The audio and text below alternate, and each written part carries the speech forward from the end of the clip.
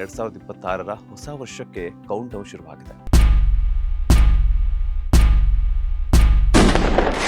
2ನೇ ತಾರೀಕು 6ನೇ ತಿಂಗಳು 2026ರಲ್ಲಿ ಗುರು ಸಂಚಾರ ಮಾಡ್ತಾರೆ.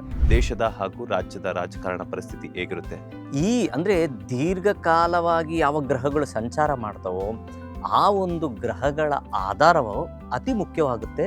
ಪ್ರಳಯ ಮತ್ತೆ ಈ ಥರದ ಅನಾನುಕೂಲಗಳೇನಾದರೂ ಆಗುತ್ತಾ ಅನ್ನುವಂಥ ಕೃತಿಯಲ್ಲಿ ಸಂಪೂರ್ಣವಾಗಿ.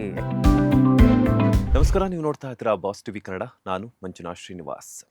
ಇನ್ನೇನು 2025 ಮುಗಿತಾ ಬಂದಿತ್ತು. 2026ರ ಹೊಸ ವರ್ಷಕ್ಕೆ ಕೌಂಟ್ ಡೌನ್ ಶುರುವಾಗಿದೆ. ಈ ವರ್ಷನಾದರೂ ತಮ್ಮ ಆಸೆ ಆಕಾಂಕ್ಷೆಗಳನ್ನು ಈಡೇರಿಸ್ಕೋಬೇಕು ಅನ್ನುವಂಥದ್ದು ಸಾಕಷ್ಟು ಜನರಿಗಿರುತ್ತೆ.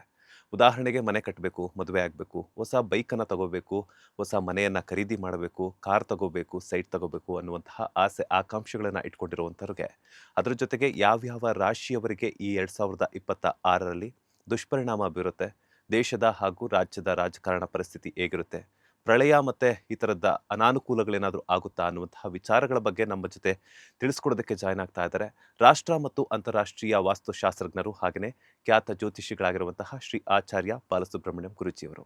ಗುರೂಜಿ, ಮೊದಲನೇದಾಗಿ ನಮಸ್ತೆ, ಕಾರ್ಯಕ್ರಮಕ್ಕೆ ಸ್ವಾಗತ. ನಮಸ್ಕಾರ. ಓಂ ಗಂ ಗಣಪತಿ ನಮಃ. ಆ ಗಜಾನನ ಪದ್ಮಾರ್ಕಂ ಗಜಾನನ ಮಹರ್ನಿಶಂ ಅನೇಕದಂತಂ ಭಕ್ತಾನಾಂ ಏಕದಂತಂ ಮಹೋತ್ಸಹೇ. ಓಂ ನಮಃ ಶಿವಾಯ. ಓಂ ಹ್ರೀಂ ದುಂ ದುರ್ಗೇ ನಮಃ. ಓಂ ನಮೋ ಭಗವತೆ ವಾಸುದೇವಾಯ. ಓಂ ಶ್ರೀಮಾತ್ರೇ ನಮಃ. ನಮಸ್ಕಾರ. ಸಮಸ್ತ ಭಾಸ್ವಾಹಿನಿ ವೀಕ್ಷಕರಿಗೆ ನಾನು ನಿಮ್ಮ ಆಚಾರ್ಯ ಬಾಲಸುಬ್ರಹ್ಮಣ್ಯಂ ಮಾಡುವ ನಮಸ್ಕಾರಗಳು. ವರ್ಷ ಭವಿಷ್ಯ ಒಂದು ವಿಶೇಷವಾದಂತಹ ಒಂದು ಕಾರ್ಯಕ್ರಮ. ಎಲ್ಲರೂ ವೀಕ್ಷಣೆ ಮಾಡಿ. ಖಂಡಿತ ಯಾರ್ಯಾರ ಒಂದು ನಮ್ಮ ಮಂಜುನಾಥ್ ಅವರು ಮೊದಲೇ ಹೇಳ್ದಂಗೆ ಗ್ರಹಗತಿಗಳು ಅಂದಿದ ತಕ್ಷಣ ಎಲ್ಲರೂ ಒಂದು ಮನಸ್ಸಿನಲ್ಲೂ ನನ್ನ ಮಕ್ಕಳದಿರ್ಬೋದು, ಅಥವಾ ನನ್ನ ಮದುವೆ ವಿಚಾರ ಆಗಿರ್ಬೋದು, ಅಥವಾ ನನ್ನ ಆಸ್ತಿ ಪಾಸ್ತಿ ವಿಚಾರ ಆಗ್ಬೋದು, ಯಾವುದೋ ಅರಿಯರ್ಸ್ ಬರುವಂಥದ್ದು ವಿಚಾರ, ಎಲ್ಲ ವಿಚಾರವನ್ನು ಸಂಕ್ಷಿಪ್ತವಾಗಿ ನಾನು ತಿಳಿಸ್ಕೊಳ್ಳಿಕ್ಕೆ ಬಂದಿದ್ದೇನೆ. ಎಲ್ರಿಗೂ ಅದೇ ರೀತಿ ಒಂದು ಒಳ್ಳೆಯ ಜೀವನವನ್ನು ಸಾಗಿಸಲಿ, ಒಳ್ಳೆಯ ಮನಸ್ಕರನಾಗಿ ಜೀವನವನ್ನು ಒಂದು ಸಮೃದ್ಧಿಯಾಗಿ ಬಾಳಲಿ ಅಂತ ನಾನು ಎಲ್ಲರಲ್ಲೂ ಆಶಿಸ್ತೇನೆ. ಅದೇ ರೀತಿ ಭಗವಂತನಲ್ಲೂ ಸಹ ಬೇಡ್ಕೊಳ್ತೇನೆ, ಎಲ್ಲರೂ ಸಮಾನ ಮನಸ್ಕರಾಗಿ ಜೀವನ ಮಾಡೋಣ. ಗುರುಜಿ, 2025 ಅಂತೂ ಮುಗಿತಾ ಬಂದಿದೆ. 2026ರಲ್ಲಿ ಯಾವೆಲ್ಲ ರಾಶಿಯವರಿಗೆ ಶುಭ ಇದೆ, ಯಾವೆಲ್ಲ ರಾಶಿಯವರಿಗೆ ಅಶುಭ ಇದೆ ಅನ್ನೋದ್ರ ಬಗ್ಗೆ ತಿಳಿಸ್ಕೊಡೋದಾದ್ರೆ ನೋಡಿ, ಮೊಟ್ಟ ಮೊದಲನೇದಾಗಿ ರಾಶಿ ಗೋಚಾರ ಫಲವನ್ನು, ಅಂದರೆ ವರ್ಷ ರಾಶಿ ಗೋಚಾರ ಫಲವನ್ನು ನಾವು ನಿರ್ಣಯ ಮಾಡಬೇಕು ಅಂದರೆ ನಮ್ಮ ಸನಾತನ ಧರ್ಮದಲ್ಲಿ ಉಗಾದಿ ಹಬ್ಬದಿಂದಲೇ ನಾವು ಯುಗದ ಹಾದಿಯನ್ನು ನಾವು ಪ್ರಕ್ರಿಯೆ ಮೊದಲಿಂದ ಬಂದಿರುವಂಥದ್ದು. ಈಗ ನಾವು ಕ್ಯಾಲೆಂಡರ್ ತಿರುವಾಕೋ ಅಂಥ ಪ್ರಕ್ರಿಯೆಯಲ್ಲಿ ಇರೋದ್ರಿಂದ ಕ್ಯಾಲೆಂಡರ್ ವರ್ಷ ಅಂದರೆ ಸಾಮಾನ್ಯವಾಗಿ ನಾವು ದಿನನಿತ್ಯ ನೋಡುವಂಥದ್ದು ಕ್ಯಾಲೆಂಡರ್. ಯಾರು ಪಂಚಾಂಗ ನೋಡಲ್ಲ, ಯಾರೋ ಕೆಲವರು ಮಾತ್ರ ಪಂಚಾಂಗಗಳು, ತಿಥಿವಾರ, ನಕ್ಷತ್ರ, ಯೋಗ ಕರಣಗಳನ್ನು ನೋಡ್ತಾ ಇರ್ತಾರೆ. ಆದರೆ ಈಗಿನ ಕಾಲಘಟ್ಟಕ್ಕೆ ನಾವು ಅನುಗುಣವಾಗಿ ಈ ಕ್ಯಾಲೆಂಡರ್ ವರ್ಷದ ರೀತಿಯಲ್ಲಿ ಜನವರಿಯನ್ನು ಆಚರಣೆ ಮಾಡ್ತಾ ಇರೋದ್ರಿಂದ ಆ ಒಂದು ನಿಟ್ಟಿನಲ್ಲಿ ಯಾವ್ಯಾವ ಗ್ರಹಗಳ ಒಂದು ಆಧಾರ ಆಗಿರ್ಬೋದು ಅಥವಾ ಅದರ ಒಂದು ಪರಿಣಾಮಗಳಾಗಿರ್ಬೋದು ಅನ್ನೋದನ್ನ ನಾವೊಂದಷ್ಟು ವಿಚಾರಗಳನ್ನ ತಿಳಿಸ್ಕೊಡ್ತೀವಿ. ಮೊದಲನೇದಾಗಿ ಈ ಒಂದು 2026 ಕ್ಯಾಲೆಂಡರ್ ವರ್ಷದ ಮೇ ತಿಂಗಳ ನಂತರ, ಅಂದರೆ ಸರಿಸುಮಾರು 2ನೇ ತಾರೀಕು 6ನೇ ತಿಂಗಳು 2026ರಲ್ಲಿ ಗುರು ಸಂಚಾರ ಮಾಡ್ತಾರೆ. ಯಾವ ಒಂದು ವರ್ಷ ಭವಿಷ್ಯವನ್ನು ನಾವು ನಿರ್ಣಯ ಮಾಡಬೇಕು ಅಂದರೆ 4 ಗ್ರಹಗಳು ಅತಿ ಮುಖ್ಯವಾಗುತ್ತೆ. ಒಂದು ಬಂದು ಗುರುಗ್ರಹ, ಆಯಿತಾ, ಮತ್ತೊಂದು ಬಂದು ಶನಿಗ್ರಹ, ತದನಂತರ ರಾಹು ಮತ್ತು ಕೇತು ಗ್ರಹಗಳ. ಅಂದರೆ ದೀರ್ಘಕಾಲವಾಗಿ ಯಾವ ಗ್ರಹಗಳು ಸಂಚಾರ ಮಾಡ್ತಾವೋ ಆ ಒಂದು ಗ್ರಹಗಳ ಆಧಾರವು ಅತಿ ಮುಖ್ಯವಾಗುತ್ತೆ ವರ್ಷ ಭವಿಷ್ಯಕ್ಕೆ. ದಿನ ಭವಿಷ್ಯಕ್ಕೆ ಚಂದ್ರನ ಸಂಚಾರ, ಮಾಸ ಭವಿಷ್ಯಕ್ಕೆ ಅದೇ ರೀತಿ ರವಿಯ ಸಂಚಾರ. ಇನ್ನು ಇದರ ಒಟ್ಟಿಗೆ ಶುಕ್ರ ಹಾಗೂ ಕುಜ, ಬುಧರ ಒಂದು ಸಂಯೋಗವನ್ನು ಅಥವಾ ಚಲನೆಯನ್ನು, ಪಥಚಲನೆಯನ್ನು ನಾವು ತುಲನೆ ಮಾಡಿ ನಂತರ ರಾಶಿ ಗೋಚಾರವನ್ನು ತಿಳಿಸಬೇಕು ಅಂತ ಹೇಳ್ತದೆ.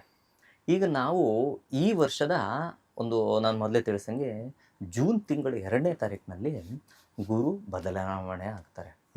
ಅಲ್ಲಿ ತನಕ ಹೇಗಿರುತ್ತೆ ಅನ್ನೋದು ಒಂದು ವಿಚಾರ ಇರ್ತದೆ. ತದನಂತರ ಕೊನೆಯ ಭಾಗದಲ್ಲಿ, ಅಂದರೆ ನಾವು ಡಿಸೆಂಬರ್ ತಿಂಗಳ ಸರಿಸುಮಾರು 7ನೇ ತಾರೀಕು ರಾಹು ಮತ್ತು ಕೇತುವಿನ ಬದಲಾವಣೆ. ಇನ್ನು ಶನಿ ಮಹಾತ್ಮರ ಬದಲಾವಣೆ ಯಾವ ರೀತಿಯಲ್ಲೂ ಇರೋದಿಲ್ಲ. ಅವರು ಯಥಾಸ್ಥಿತಿ ತಾವು ನಿಂತಹ ಜಾಗದಲ್ಲೇ ಇರ್ತಾರೆ. ಇದಿಷ್ಟು ಒಂದು ಗ್ರಹಗಳ ಆಧಾರ. ಇನ್ನು ಅದನ್ನು ಹೊರತುಪಡಿಸಿ ಈ ವರ್ಷ ಅಂದರೆ 2026ರಲ್ಲಿ ಏನಾದರೂ ಪ್ರಕೃತಿ ವಿಕೋಪಗಳಾಗಿರ್ಬೋದು, ಅಥವಾ ರಾಜಕೀಯದಲ್ಲಿ ವ್ಯತ್ಯಾಸಗಳಾಗಿರ್ಬೋದು, ಅಥವಾ ಬೇರೆ ಬೇರೆ ರೀತಿಯ ಬೇರೆ ಬೇರೆ ರಂಗದಲ್ಲಿ ಏನು ವ್ಯತ್ಯಾಸ ಆಗುತ್ತೆ ಅನ್ನೋದನ್ನ ನೋಡೋದಾದರೆ, ನೋಡಿ 2026 ಫೆಬ್ರವರಿ ತಿಂಗಳು 23ನೇ ತಾರೀಕು, ನೋಟ್ ಮಾಡಿ ಇಟ್ಕೊಳ್ಳಿ, 23 ಫೆಬ್ರವರಿ 2026. ಅಲ್ಲಿಂದ 11ನೇ ತಾರೀಕು 6ನೇ ತಿಂಗಳು 2026, ಈ ಒಂದು ಸ್ಪ್ಯಾನಲ್ಲಿ ಏನೋ ಒಂದು ವಿಶೇಷವಾದಂತಹ ಅವಘಡಗಳು ನಡೆಯುತ್ತೆ. ನಾವು ಯಾಕೆ ಅಂದರೆ ಅಲ್ಲಿ 2 ಗ್ರಹಗಳ ಸಂಯೋಗವಾಗುವಂತಹ ಒಂದು ಒಂದು ಬಂದು ವಿಶೇಷವಾದಂತಹ ಜಲತತ್ವ ರಾಶಿಯಲ್ಲಿ ಶನಿ ಮತ್ತು ಕುಜರ ಸಂಯೋಗ, ಅದೇ ರೀತಿ ರಾಹು ಹಾಗೂ ಕುಜರ ಸಂಯೋಗ ಸಹ ಕುಂಭರಾಶಿಯಲ್ಲಿ ಜರುಗುವಂಥದ್ದು. ಈ ಒಂದು ನಿಟ್ಟಿನಲ್ಲಿ ನೋಡಿದಾಗ ನಾವು ಹಳೆಯ ಗ್ರಂಥದಲ್ಲಿ ತುಲನೆ ಮಾಡಿ, ಅಂದರೆ ಅದನ್ನ ಪರಿಶೀಲನೆ ಮಾಡಿ ನೋಡಿದಾಗ ಅಲ್ಲಿ ಜಲತತ್ವ ರಾಶಿಯಲ್ಲಿ ವ್ಯತ್ಯಾಸಗಳು, ಅಂದರೆ ಈ ನೀರಿಗೆ ಸಂಬಂಧಪಟ್ಟಂಥದ್ದು. ಕುಂಭರಾಶಿಯಲ್ಲಿ ಅಂದಾಗ ಖಂಡಿತವಾಗ್ಲೂ ಯಾವುದೋ ಒಂದು ಗೌಪ್ಯವಾಗಿ ಯಾವುದೋ ಒಂದು ಅವಘಡಗಳು ನಡೆಯುವಂಥದ್ದು ಸಾಧ್ಯತೆಗಳು ಹೆಚ್ಚಾಗಿರ್ತದೆ.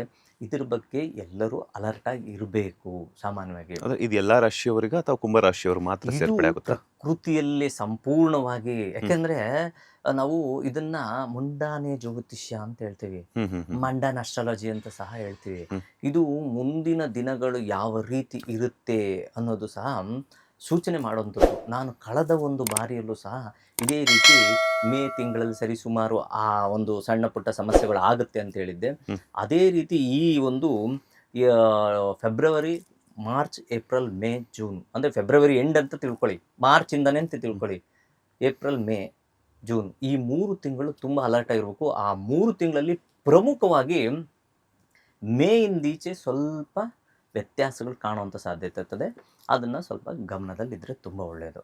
ಓಕೆ, ನೀವು ಹೇಳ್ತಾ ಒಂದು ಮಾತು ಹೇಳಿದ್ರಿ, ಮೇಯಿಂದ ಈಚೆ ಅಂತಂದ್ರೆ ಮೇಗಿಂತ ಮುಂಚೆನ ಮೇ ಆದ್ಮೇಲ ಅಂತ? ಮೇ ಆದ್ಮೇಲೆ, ಮೇ ಅಂದ್ರೆ ಮೇ ಮುಂಚೆ ಅಂದ್ರೆ ಏಪ್ರಿಲ್, ಮೇ. ಯಾಕಂದ್ರೆ ಜಲತತ್ವ ರಾಶಿಯಾದಂತಹ ಮೀನ ರಾಶಿಯಲ್ಲಿ ಶನಿ ಹಾಗೂ ಕುಜರ ಸಂಚಾರ, ಕುಂಭ ರಾಶಿಯಲ್ಲಿ ಕುಜ ಮತ್ತು ರಾಹುವಿನ ಸಂಚಾರ. ಇದನ್ನೊಂದು ವಿಶೇಷ. ಈ ಎರಡೂ ರಾಶಿಯಲ್ಲಿ ಸಂಚಾರ ಮಾಡಬೇಕಾದ್ರೆ ಕುಜರು ಈ ನೈಸರ್ಗಿಕ ಪಾಪಗ್ರಹಗಳ ಜೊತೆಗೆ ಇನ್ನೊಂದು ನೈಸರ್ಗಿಕ ಪಾಪಗ್ರಹ ಸ್ಥಿತರಾದಾಗ ಅತ್ಯಂತ ಅವಘಡಗಳು ಜರುಗುತ್ತೆ ಅನ್ನೋದು ಒಂದು ಗ್ರಂಥದಲ್ಲಿ ಉಲ್ಲೇಖ ಆಗಿರುವಂಥದ್ದು. ಓಕೆ, 2026ರಲ್ಲಿ ನಡೆಯುವಂತಹ ಒಂದಷ್ಟು ವಿಶೇಷ ಅವಘಡಗಳ ಬಗ್ಗೆ ತಿಳಿಸ್ಕೊಟ್ರೆ ನೀವು. ಓಕೆ, ಸೊ ಏನೆಲ್ಲ ರಾಜಕೀಯ ಮಟ್ಟದಲ್ಲಿ ಬದಲಾವಣೆಗಳಾಗುತ್ತೆ ಅನ್ನೋದ್ರ ಬಗ್ಗೆ? ರಾಜಕೀಯದಲ್ಲಂತೂ ತುಂಬಾ ವ್ಯತ್ಯಾಸಗಳು ಕಾಣುತ್ತೆ. ಏನಾಗುತ್ತೆ ಅಂದ್ರೆ ರಾಜ ಅಂದಿದ ತಕ್ಷಣ ನಾವು ರವಿಯನ್ನ ನಾವು ತೆಗೆದುಕೊಳ್ತೇವೆ. ಅದ್ರ ಒಟ್ಟಿಗೆ ಈ ಗುಪ್ತ ರಾಶಿ ಅನ್ನೋ ರೀತಿಯಲ್ಲಿ ನಾವು ವೃಶ್ಚಿಕ ರಾಶಿ ಅಂತ ತೆಗೆದುಕೊಳ್ತೀವಿ. ಅದರ ಅಧಿಪತಿ ಅಂತ ತೆಗೆದುಕೊಂಡಾಗ ಕುಜ ಅಂತ ತೆಗೆದುಕೊಳ್ತೀವಿ. ಆ ಕುಜ ಸ್ಥಿತಸ್ಥಾನ ನಾನು ಮೊದಲೇ ತಿಳಿಸ್ದಂಗೆ ಕುಂಭ. ಅದು ಸಹ ಕುಂಭ ಅಂದ್ರೆ ನಾವು ಒಂದು ರೀತಿಯಾದಂತಹ ಬಚ್ಚಿಟ್ಕೊಳ್ಳುವಂಥದ್ದು ಅಂತ ಹೇಳ್ತೀವಿ. ಅದೇ ರೀತಿ ಮೀನ ಅಂದ್ರೆ ಜಲತತ್ವ. ಈ ಎರಡೂ ರಾಶಿಯಲ್ಲಿ ಅವಘಡಗಳು ಆಗುವಂಥ ಸಂದರ್ಭದಲ್ಲೂ ರಾಜಕೀಯದಲ್ಲೂ ಸಹ ತುಂಬ ವ್ಯತ್ಯಾಸಗಳು ಕಾಣುವಂಥ ಸಾಧ್ಯತೆಗಳಿರ್ತದೆ. ಏನೋ ಒಂದು ಗೊತ್ತಿಲ್ಲದೇನೆ ತುಂಬ ಒಂದು ದೊಡ್ಡ ದೊಡ್ಡ ವ್ಯಕ್ತಿಗಳಲ್ಲೂ ಸಹ ವ್ಯತ್ಯಾಸ ಬರೋದು, ಆಪಾದ ನಿಂದನೆಗಳು ಬರುವಂಥದ್ದು, ಇದೆಲ್ಲವೂ ಸಹ ಕಾಣುವಂಥ ಸಾಧ್ಯತೆಗಳು ಹೆಚ್ಚಾಗಿದೆ. ಓಕೆ, ಪ್ರಕೃತಿ ಮುಂದೆ ನಾವೆಲ್ಲರೂ ಚಿಕ್ಕವರು. ಸೊ ಪ್ರಕೃತಿಯಲ್ಲಿ ಯಾವೆಲ್ಲ ವಿಕೋಪಗಳಾಗುತ್ತೆ, ಅದರ ಜೊತೆಗೆ ಈ ಪ್ರಾಣಿ ಪಕ್ಷಿಗಳಲ್ಲಿ ಏನೆಲ್ಲ ಬದಲಾವಣೆಗಳಾಗುತ್ತೆ ಅನ್ನೋದ್ರ ಬಗ್ಗೆ ತಿಳಿಸ್ಕೊಡೋದಾದ್ರೆ? ಈಗ ನಾನು ಪ್ರಕೃತಿಯಲ್ಲಿ ಪ್ರಮುಖವಾಗಿ ಜಲಕ್ಕೆ ಸಂಬಂಧಪಟ್ಟಂತಹ ಅವಘಡ, ಅಂದ್ರೆ ಪ್ರಮುಖವಾಗಿ ನೀರಿಗೆ ಸಂಬಂಧಪಟ್ಟಂತಹ ಅವಘಡಗಳು ಹೆಚ್ಚಾಗುತ್ತೆ. ಇನ್ನು ಪ್ರಾಣಿ ಪಕ್ಷಿಗಳಲ್ಲೂ ಯಥಾತೀತವಾಗಿ ಅವು ಅದ್ರ ಪಾಡಿಗೆ ಅದಿರ್ತದೆ. ಯಾಕಂದ್ರೆ ಮನುಷ್ಯನು ತಾನಿದ್ದ ಜಾಗದಲ್ಲಿ ನಾವು ಜೀವಿಸುತ್ತಿದ್ದೇವೆ. ಈಗ ಯಾಕೆ ಹೆಚ್ಚಾಗಿ 70% ಜನಕ್ಕೆ 80% ಜನಕ್ಕೆ ಈ ಸರ್ಪದೋಷಗಳು ಕಾಣಿಸ್ತಾ ಇದೆ ಅಂದ್ರೆ, ಸರ್ಪಗಳು ವಾಸಿಸ್ತಿದ್ದಂತಹ ಜಾಗದಲ್ಲಿ ನಾವೀಗಿದ್ದೇವೆ. ಸೊ ಅವನ್ನ ನಿರ್ಮೂಲನೆ ಮಾಡಿ ನಾವು ಮನೆಗಳು ಕಟ್ಕೊತಾ ಇದ್ವಿ. ಆ ಕಾರಣದಿಂದ ಸ್ವಲ್ಪ ಈ ಕಾಳಸರ್ಪ ದೋಷ, ಇವೆಲ್ಲ ಸರ್ಪದೋಷಗಳು ಬರುವಂಥದ್ದು, ಮಂಡುಕ ದೋಷ, ಮಾರ್ಜಾಲ ದೋಷ, ಇಂಥವೆಲ್ಲ ಬೇರೆ ಬೇರೆ ದೋಷಗಳು. ಅಂದರೆ ಬೆಕ್ಕಕ್ಕೆ ಸಂಬಂಧಪಟ್ಟಿರುವಂಥದ್ದು, ಹ್ಮ್. ಶ್ವಾನಕ್ಕೆ ಅಂದರೆ ನಾಯಿಗಳಿಗೆ ಸಂಬಂಧಪಟ್ಟಿರುವಂಥದ್ದು, ಈ ಥರವೆಲ್ಲ ದೋಷಗಳು ನಾವು ಯಾಕೆ ಬಂದಿರೋದಂದ್ರೆ ಈ ಕಾರಣದಿಂದ ಬಂದಿರುವಂಥದ್ದು.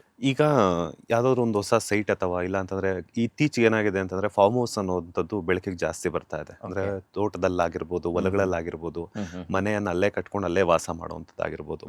ಅಲ್ಲಿ ಒಂದು ಜಾಗದಲ್ಲಿ ಹುತ್ತ ಏನಾದ್ರು ಇತ್ತು ಅಂತಂದ್ರೆ ಆ ಹುತ್ತವನ್ನ ತೆಗೆದ್ಬಿಟ್ಟು ಅಲ್ಲೇನೆ ಮನೆ ಕಟ್ಬಿಟ್ಟು ಸಾಕಷ್ಟು ಜನರು ಅವರ ಮನೆಯನ್ನ ನಿರ್ಮಾಣ ಮಾಡ್ಕೊಳ್ತಾ ಇರ್ತಾರೆ.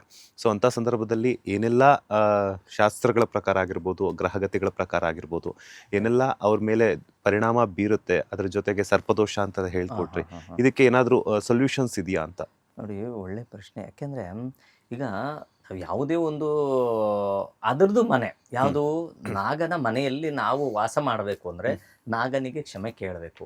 ಮೊಟ್ಟ ಮೊದಲಾಗಿ ಅದು ಯಾವ ರೀತಿಯಾದಂಥ ಹುತ್ತ ಅಂತ ನೋಡಬೇಕು. ಅಂದರೆ ಸರ್ಪ ವಾಸಸ್ಥಳವೋ ಅಥವಾ ಮೂಗುತ್ತ ಅಂತ ಹೇಳ್ತಾರೆ, ಅಥವಾ ಕೆಲವು ಸುಮ್ಮನೆ ಆ ಒಂದು ಅದರದ್ದೇ ಅದೊಂದು ಈ ಗೆದ್ದಲುಗಳು ಕಟ್ಟಿರುವಂಥ ಹುತ್ತುಗಳು ಇರ್ತದೆ. ಈ ರೀತಿ ವಿಭಿನ್ನವಾದಂತಹ ಹುತ್ತಗಳಿರ್ತದೆ. ಆ ಒಂದು ಸ್ಥಳವನ್ನು ನಾವು ಪರಿಶೀಲನೆ ಮಾಡೋದು ಅತಿ ಮುಖ್ಯ.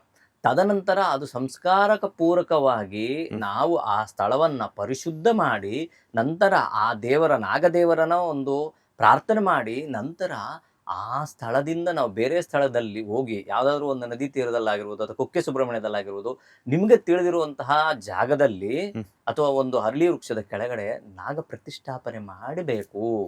ನೀವು ಮನೆ ನಿರ್ಮಾಣವಾಗಕ್ಕಿಂತ ಮುಂಚೆನಾದ್ರೂ ಸರಿ ನಾಗ ಪ್ರತಿಷ್ಠಾಪನೆ ಮಾಡಿ ನಂತರ ನೀವು ಮನೆ ಒಳಗಡೆ ಸೇರುವಂಥದ್ದಾಗ್ಬೋದು, ಅಥವಾ ಮನೆ ಒಳಗಡೆ ಸೇರ್ಕೊಂಡಾದ್ರೂ ನೀವು ಗೃಹ ಪ್ರವೇಶ ಮಾಡಾದ್ರೂ ಅದನ್ನ ಮಾಡಿದ್ರು ಸಹ ಖಂಡಿತ ದೋಷ ಸ್ವಲ್ಪ ಮಟ್ಟಿಗೆ ಕಮ್ಮಿ ಆಗುತ್ತೆ. ಅಂದ್ರೆ ಈಗ 2026ರಲ್ಲಿ ಯಾವೆಲ್ಲ ರಾಶಿಯವರಿಗೆ ಶುಭ ಆಗುತ್ತೆ, ಯಾವೆಲ್ಲ ರಾಶಿಯವರಿಗೆ ಅಶುಭ ಕಾದಿದೆ ಅನ್ನೋದ್ರ ಬಗ್ಗೆ ಹೇಳೋದಾದ್ರೆ? ಈಗ ನಾವು ರಾಶಿ ಗೋಚಾರ ಫಲವನ್ನ ತೆಗೆದುಕೊಳ್ಳೋದಾದ್ರೆ, ಮೊಟ್ಟ ಮೊದಲನೇ ರಾಶಿ ಅಂದಿದ ತಕ್ಷಣ ಮೇಷರಾಶಿ ಅಂತ ತೋರಿಸ್ತೀವಿ. ಶಿರೋದಯ ರಾಶಿ ಅಂತ ಹೇಳ್ತೀವಿ. ಅಂದರೆ ನಾವು ಶಿರಸ್ಸನ್ನು ತೋರಿಸುವಂಥ ರಾಶಿ ಮೇಷರಾಶಿ. ಆ ಮೇಷರಾಶಿಯಲ್ಲಿ ಅಶ್ವಿನಿ, ಭರಣಿ, ಕೃತಿಕ ಈ 3 ನಕ್ಷತ್ರಗಳು ಸಂಚಾರ ಮಾಡುವಂಥದ್ದು. ಆ 3 ನಕ್ಷತ್ರಗಳು ಸ್ಥಿತವಾಗಿರ್ತದೆ. ಅಂದರೆ ಚಂದ್ರ ಸಂಚಾರ ಮಾಡಬೇಕಾದ್ರೆ ಆ 3 ನಕ್ಷತ್ರಗಳ ಹಾಗೂ ಹೋಗಬೇಕು ಅಂತ ಹೇಳ್ತದೆ. ಇನ್ನು ಆ ಮೇಷರಾಶಿಯ ಅಧಿಪತಿ ಬಂದು ಕುಜನೇ ಆಗಿರ್ತಾನೆ. ಕುಜ ಅಂದರೆ ಕೋಪಕಾರಕ, ಆತುರಕಾರಕ, ಯುದ್ಧಕಾರಕ, ಒಂದು ರೀತಿಯಾದಂಥ ಕಮಾಂಡಿಂಗ್ ಮಾಡೋವಂಥದ್ದು, ಇದೆಲ್ಲ ತೋರಿಸುವಂಥದ್ದು ಈ ಕುಜ ಆಗಿರ್ತಾನೆ. ಈ ಒಂದು ಮೇಷರಾಶಿಯ ಗುಣಧರ್ಮದ ನಂತರ ಅವರ ಒಂದು ರಾಶಿಯ ವಿಚಾರವು ಈ ವರ್ಷ ಹೇಗಿರುತ್ತೆ ಅನ್ನೋದು ನೋಡಿದ್ರೆ, ನೋಡಿ, ಈಗ ತೃತೀಯ ಸ್ಥಾನದಲ್ಲಿ ಗುರು ಸಂಚಾರ ಮಾಡ್ತಾ ಇದ್ದಾರೆ. ಅದೇ ರೀತಿ ಮೇ ನಂತರ ಅವರು ಚತುರ್ಥ ಸ್ಥಾನ, ಸುಖ ಸ್ಥಾನ, ಮಾತೃಸ್ಥಾನ ಈ ರೀತಿಯ ಒಂದು ಸ್ಥಳದಲ್ಲಿ ಭಾವದಲ್ಲಿ ಸ್ಥಿತರಾಗಿರ್ತಾರೆ ಗುರು ಭಗವಾನರು. ಆ ಒಂದು ಆಧಾರವನ್ನು ನೋಡೋದಾದರೆ, ಈಗ ಏನು ನಡೀತಾ ಇದೆಯೋ 12ನೇ ಮನೆಯಲ್ಲಿ ಶನಿ ಮಹಾತ್ಮರು, ಸಾಡೆ ಸಾತಿಯ ಒಂದು ಪರಿಣಾಮ. ಸಾಡೆ ಸಾತಿಯ ಪರಿಣಾಮ ಇದ್ದಾಗ ಏನಾಗುತ್ತೆ, ಬೇರೆಯವರಿಂದ ಸ್ವಲ್ಪ ಗೊಂದಲಗಳು, ಅಂದರೆ ಬೇರೆ ಮೂರನೇ ವ್ಯಕ್ತಿಗಳಿಂದ ಸ್ವಲ್ಪ ಸಮಸ್ಯೆ ಆಗುವಂಥದ್ದು, ಅಥವಾ ನೀವು ಏನೋ ಒಂದು ಒಳ್ಳೆಯ ವಿಚಾರಕ್ಕೆ ಅಂತ ಹೋಗಿರ್ತೀರಿ, ಯಾವುದೋ ಒಂದು ಕೆಲಸಕ್ಕೆ ಅಂತ, ಆ ಕೆಲಸದಲ್ಲಿ ಸ್ವಲ್ಪ ಅಡೆತಡೆಗಳು. ಇದು ಯಾವಾಗ ಅಂದರೆ ಸರಿಸುಮಾರು ಮೇ ತನಕ ಇದೇ ರೀತಿ ಇರ್ತದೆ. ಅದರೊಟ್ಟಿಗೆ ಸಾಡೆ ಸಾತಿಯ ಪ್ರಭಾವ ಇರೋದ್ರಿಂದ ಅಂತೂ ಖಂಡಿತವಾಗ್ಲೂ ಕೆಲವರು ಹೇಳ್ತಾರಲ್ಲ, ಮುಟ್ಟಿದ್ದೆಲ್ಲ ಚಿನ್ನ ಅಂತ. ಈ ಟೈಮಲ್ಲಿ ಸ್ವಲ್ಪ ಮುಟ್ಟಿದ್ದೆಲ್ಲ ಸಮಸ್ಯೆಗಳು ಕಾಣುವಂಥ ಸಾಧ್ಯತೆಗಳಿರ್ತದೆ. ಪ್ರಮುಖವಾಗಿ ನೀವು ಹೇಳೋದಾಗೆ ಭೂಮಿ ವಿಚಾರದಲ್ಲಿ ಅಲರ್ಟ್ ಆಗಿರಬೇಕು. ಡಾಕ್ಯುಮೆಂಟ್ಸ್ ಸರಿಯಾಗಿದೆಯೋ ಇಲ್ವೋ, ಅವರು ಪಾರ್ಟಿ ಕೊಡೋರೇನ ಅನ್ನೋದು ನೋಡ್ಕೋಬೇಕು, ರಿಜಿಸ್ಟ್ರೇಷನ್ ದಿನವನ್ನು ನೋಡ್ಕೋಬೇಕು, ಅಗ್ರಿಮೆಂಟ್ ದಿನಗಳನ್ನು ನೋಡ್ಕೋಬೇಕು. ಇದೆಲ್ಲ ನೋಡಿಕೊಂಡು ಅದರ ಒಟ್ಟಿಗೆ ತಮ್ಮ ಒಂದು ವೈಯಕ್ತಿಕ ಜಾತಕವನ್ನು ಸಹ ಪರಿಶೀಲನೆ ಮಾಡಬೇಕು. ಕೆಲವರು ಏನಂತಾರೆ, ನಾಮ ನಕ್ಷತ್ರ ಒಂದಿರ್ತದೆ, ನಂತರ ಅವರ ಜಾತಕದ ನಕ್ಷತ್ರವೇ ಬೇರೆ ಇರ್ತದೆ. ಅವರು ಏನ್ ಅನ್ಕೊಂತ ಇರ್ತಾರೆ, ನನ್ನ ನಕ್ಷತ್ರ ಇದು, ನನ್ನ ರಾಶಿ ಇದು ಅಂತ ಅನ್ಕೊಂಡಿರ್ತಾರೆ. ಆದ್ರೆ ಅವರ ಒಂದು ಜನ್ಮ ಜಾತಕದ ರೀತಿಯಲ್ಲಿ ಬೇರೆ ರೀತಿಯೇ ಇರ್ತದೆ. ಆ ಕಾರಣದಿಂದ ಮೇಷರಾಶಿಯವರಾಗಿರ್ಬೋದು, ಯಾವ ರಾಶಿಯವರಾಗಿದ್ರು, ತಮ್ಮ ಜಾತಕ ಪರಿಶೀಲನೆ ಅರ್ಹ ಜ್ಯೋತಿಷ್ಯರ ಹತ್ರ ತೋರಿಸಿ ನಂತರ ಯಾವ ಒಂದು ಖರೀದಿ ಮಾಡೋಂತಾಗಿರ್ಬೋದು, ಮದುವೆ ವಿಚಾರ ಆಗಿರ್ಬೋದು ಮಾಡ್ಕೊಂಡ್ರೆ ತುಂಬ ಒಳ್ಳೆಯದು. ಇನ್ನು ಮೇ ನಂತರ ಅಂದರೆ ಜೂನ್ ಸರಿಸುಮಾರಲ್ಲಿ ಸ್ವಲ್ಪ ಎಲ್ಲ ವಿಚಾರಗಳು ಅಂದರೆ ಒಳ್ಳೆಯ ವಿಚಾರಗಳು ಇವ್ರ ಕಣ್ಮುಂದೆ ಬರುವಂಥ ಸಾಧ್ಯತೆಗಳು ಹೆಚ್ಚಾಗಿರ್ತವೆ. ಹೊಸ ಕೆಲಸಕ್ಕೆ ಅಪ್ಲಿಕೇಶನ್ ಹಾಕುವಂಥದ್ದಾಗಿರ್ಬೋದು, ಮಕ್ಕಳಲ್ಲಿ ವಿದ್ಯಾಭ್ಯಾಸದಲ್ಲಿ ಅತಿ ಹೆಚ್ಚಿನ ಶುಭಫಲಗಳನ್ನು ಕಾಣುವಂಥದ್ದು, ಅದೇ ರೀತಿ ಉತ್ತರೋತ್ತರ ಅಭಿವೃದ್ಧಿನೂ ಸಹ ಕಾಣುವಂಥ ಸಾಧ್ಯತೆಗಳು ಹೆಚ್ಚಾಗಿರ್ತದೆ ವಿದ್ಯಾಭ್ಯಾಸದಲ್ಲಿ ಓದುವಂತಹ ಮಕ್ಕಳಲ್ಲಿ. ಇನ್ನು ಯಾರೆಲ್ಲ ಸ್ವಂತ ವೃತ್ತಿ ಸೇವಾ ವೃತ್ತಿ ಎರಡು ರೀತಿಯಂಥ ವೃತ್ತಿ ಇರ್ತದೆ. ಆ ಸ್ವಂತ ವೃತ್ತಿ ಯಾರು ಮಾಡ್ತಾ ಇರ್ತಾರೋ ಅವ್ರಿಗೂ ಸ್ವಲ್ಪ ದಿನೇ ದಿನೇ ಚೇತರಿಕೆಯನ್ನು ಕಾಣ್ತಾರೆ. ಏನೋ ಒಂದು ರೀತಿಯಂಥ ಬೆಳಕು, ನಾನು ಇಷ್ಟು ದಿವಸ ಸ್ವಲ್ಪ ಮಟ್ಟಿಗೆ ಕಮ್ಮಿ ಇತ್ತು ಕೆಲಸ ಕಾರ್ಯಗಳು, ಈಗ ಒಂದು ಸ್ವಲ್ಪ ಚುರುಕುಗೊಂಡಿದೆ, ಆ ಕೆಲಸ ಕಾರ್ಯಗಳು ಸ್ವಲ್ಪ 4 ಕಾಸು ಕಾಣುವಂಥದ್ದು ಸಾಧ್ಯತೆಗಳು ಸಹ ಮಧ್ಯಾರ್ಧದ ನಂತರ ಅಂದರೆ ವರ್ಷದ ಮಧ್ಯಾರ್ಧದ ನಂತರ ಖಂಡಿತ ಕಾಣುವಂಥ ಸಾಧ್ಯತೆಗಳು ಹೆಚ್ಚಾಗಿರ್ತದೆ. ಆದರೆ ತಾಯಿಯ ಆರೋಗ್ಯದಲ್ಲಿ ಸ್ವಲ್ಪ ವ್ಯತ್ಯಾಸವನ್ನು, ಯಾವ ಮೇಷರಾಶಿಯ ತಾಯಿಯರು ಇರ್ತಾರಲ್ಲ ಅವರಲ್ಲಿ ಸ್ವಲ್ಪ ಈ ಕಫಕ್ಕೆ ಸಂಬಂಧಪಟ್ಟಿರೋದು, ಕೆಮ್ಮಿಗೆ ಸಂಬಂಧಪಟ್ಟಿರೋದು ಸಣ್ಣ ಪುಟ್ಟ ವ್ಯಾಧಿಗಳು ಕಾಣುವಂಥ ಸಾಧ್ಯತೆಗಳಿರ್ತದೆ. ಮಿಕ್ಕೆಲ್ಲ ವಿಚಾರಗಳಲ್ಲಿ ಮೇಷರಾಶಿಯವರು ಸಂಪೂರ್ಣ ಶುಭಫಲಗಳನ್ನು ಕಾಣಬಹುದು.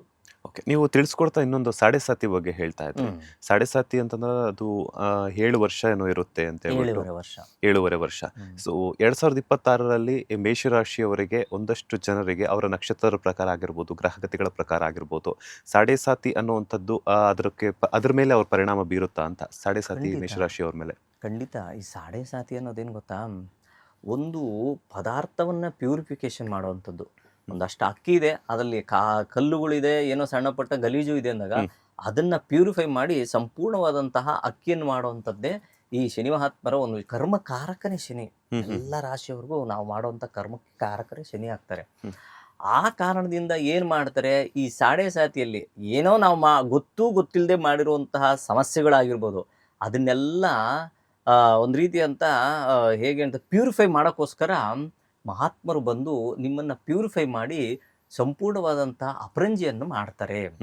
ಆ ಟೈಮಲ್ಲಿ ಏನಾಗುತ್ತೆ, ಬೆಂಕಿಯಲ್ಲಿ ಇಟ್ಟಾಗ ಏನಾಗುತ್ತೆ, ಕಾವ್ಯ ಜಾಸ್ತಿ ಆಗುತ್ತೆ. ಅದೇ ರೀತಿ ಕಷ್ಟಗಳು ಜಾಸ್ತಿ ಆಗುವಂಥದ್ದು, ಏನೋ ಒಂದು ರೀತಿಯ ದುಃಖ ದುಗುಮಾನಗಳು ಜಾಸ್ತಿ ಆಗುವಂಥದ್ದು, ಈ ರೀತಿ ಹೆಚ್ಚಾಗುವಂಥ ಸಾಧ್ಯತೆಗಳಿರ್ತದೆ. ಹಾಗಂತ ಹೇಳ್ಬಿಟ್ಟು ಖಂಡಿತ ಭಯ ಪಡೋವಂಥದ್ದೇನಿಲ್ಲ. ಯಾಕಂದರೆ ಸಾಡೆ ಸಾತಿ ಬಂದಾಗ ನಾವು ಖಂಡಿತ ಎಷ್ಟೋ ಜನ ಮನೆ ಕಟ್ಟಿರೋರು ಇದ್ದಾರೆ, ನನ್ನ ಕಣ್ಮುಂದೆ ನಿದರ್ಶನಗಳಿದೆ, ಮದುವೆ ಮಾಡ್ಕೊಂಡಿರೋರು ಇದ್ದಾರೆ, ವಿದೇಶ ಪ್ರಯಾಣವಾಗಿರುವಂಥದ್ದಿದ್ದಾರೆ. ಯಾಕೆ ಅಂದರೆ ನಮ್ಮಲ್ಲಿರುವಂತಹ ಒಂದು ಕಿಂಚಿತ್ತಾದರೂ ಒಳ್ಳೆತನ ಇರ್ತದಲ್ಲ, ಅದಕ್ಕೂ ಸಹ ಪರಮಾತ್ಮ ಒಂದು ಪ್ಲಸ್ ಪಾಯಿಂಟ್ ಕೊಟ್ಟೇ ಕೊಡ್ತಾರೆ. ಅದೇ ರೀತಿ ಒಂದು ರೀತಿಯಾದಂಥ ಚೇಂಜಸ್ಸು ಇರ್ತದೆ. ಭಯ ಪಡೋದು ಬೇಡ. ಪರಿಹಾರ ನಾನು ಹೇಳ್ಕೊಡ್ತೀನಿ, ಸಿಂಪಲ್ ಪರಿಹಾರ. ಪ್ರತಿನಿತ್ಯ ಹನುಮಂತನ ಸ್ಮರಣೆ ಮಾಡಿ, ಮಂಗಳವಾರ ಶನಿವಾರ ಹನುಮಂತನ ದೇವಸ್ಥಾನಕ್ಕೆ ಹೋಗಿ. ಇದು ಸಾಡೆ ಸಾತಿಗೆ ಖಂಡಿತ ಸಂಪೂರ್ಣ ಶುಭ ಫಲಗಳನ್ನು ಕೊಡ್ತೀವಿ. ಇನ್ನೂ ಶಕ್ತಾನುಸಾರ ಇದ್ದರೆ ಖಂಡಿತ ಒಂದು ಯಾವುದಾದ್ರೂ ಶನಿಮಾತ್ಮ ದೇವಸ್ಥಾನದಲ್ಲಿ ನೀವು ಶನಿ ಶಾಂತಿ ಮಾಡಿಸುವಂಥದ್ದಾಗಿರ್ಬೋದು, ಹನುಮಂತನ ದೇವಸ್ಥಾನದಲ್ಲಿ ಎಳ್ಳೆಣ್ಣೆ ಕೊಟ್ಟು ಅಭಿಷೇಕ ಮಾಡುವಂಥದ್ದು, ಅಥವಾ ಉದ್ದಿನೊಡೆಯ ಒಂದು ಹಾರವನ್ನು ಹಾಕುವಂಥದ್ದು, ಈ ರೀತಿಯಾದಂಥ ಫಲಗಳಿರ್ತದೆ. ಜನ್ಮ ಜಾತಕದಲ್ಲಿ ಮಹಾತ್ಮರಾದಂತಹ ಶನಿ ಮಹಾತ್ಮರು ಎಲ್ಲಿ ಸ್ಥಿತರಾಗಿದ್ದಾರೆ, ಅದು ಭಾವಗಳು ಸಹ ಸ್ಥಿತವಾದಂತಹ ಭಾವಗಳು ಸಹ ಕಾರಣವಾಗುತ್ತದೆ. ಅವರು ಒಳ್ಳೆ ಕ್ಷೇತ್ರದಲ್ಲಿ ಸ್ಥಿತರಾಗಿದ್ದರೆ ಖಂಡಿತವಾಗ್ಲೂ ನಿಮ್ಗೆ ಒಳ್ಳೆಯ ಫಲವನ್ನು ಸಹ ನೀಡುವಂಥ ಸಾಧ್ಯತೆಗಳು ಹೆಚ್ಚಾಗಿರುತ್ತದೆ. ಇದು ವೈಯಕ್ತಿಕ ಜಾತಕ ವಿಶ್ಲೇಷಣೆ ಮಾಡಿದಾಗ ಮಾತ್ರ ಗೊತ್ತಾಗುವಂಥದ್ದು. ಓಕೆ, ಈಗ ನೀವು ಉದ್ದಿನ ವಡೆಗೂ ಈ ಸಾಡೆ ಸಾತಿಗೂ ಏನು ಸಂಬಂಧ ಅಂತ? ಇಲ್ಲ, ಉದ್ದಿನ ವಡೆ ಅನ್ನೋದು ಏನಾಗುತ್ತೆ ಗೊತ್ತಾ, ಉದ್ದು ಅಂದಿದ ತಕ್ಷಣ ರಾಹು ಅಂತ ಹೇಳ್ತೀವಿ. ಏನು ಹೇಳ್ತದೆ ಶಾಸ್ತ್ರ, ಶನಿವತ್ ರಾಹು ಕುಜವತ್ ಕೇತು ಅಂತ ಹೇಳ್ತೀವಿ. ಶನಿಯ ಫಲವನ್ನು ಅರ್ಧ ಮುಕ್ಕಾಲು ಭಾಗದಷ್ಟು ರಾಹುಗ್ರಹವು ಸಹ ಕೊಡುತ್ತೆ ಅಂತ ಹೇಳ್ತೀವಿ. ಆ ಒಂದು ಕಾರಣದಿಂದ ಈ ಉದ್ದಿನೊಡೆಯನ್ನು ಆ ಮಹಾತ್ಮನಾದ ಹನುಮಂತನಿಗೆ ಹಾರವಾಗಿ ಹಾಕಿದಾಗ ಶನಿ ಮಹಾತ್ಮನು ಸಹ ಸಪ್ರೆಸ್ ಆಗ್ತಾರೆ.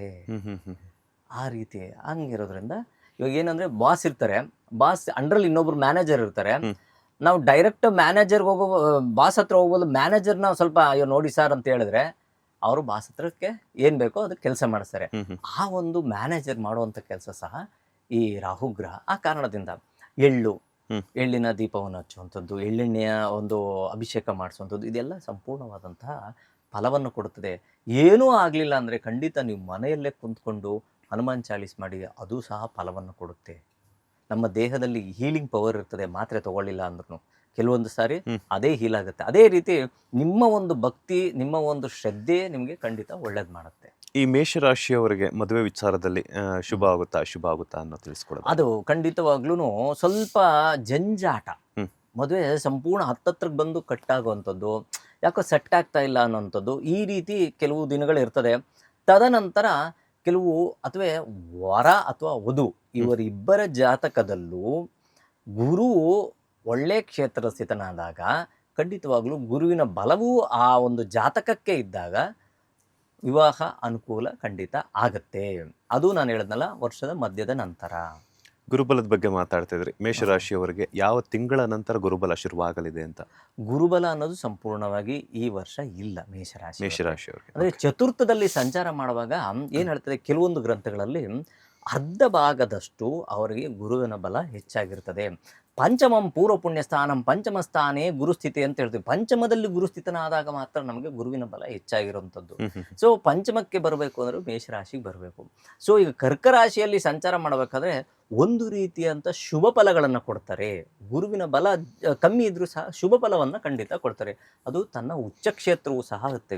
ಗುರುವಿನ ಕ್ಷೇತ್ರದಕ್ಕೆ ಗುರುವಿಗೆ ಆ ಕರ್ಕ ರಾಶಿಯೂ ಸಹ ಉಚ್ಚ ಕ್ಷೇತ್ರವಾಗುತ್ತೆ.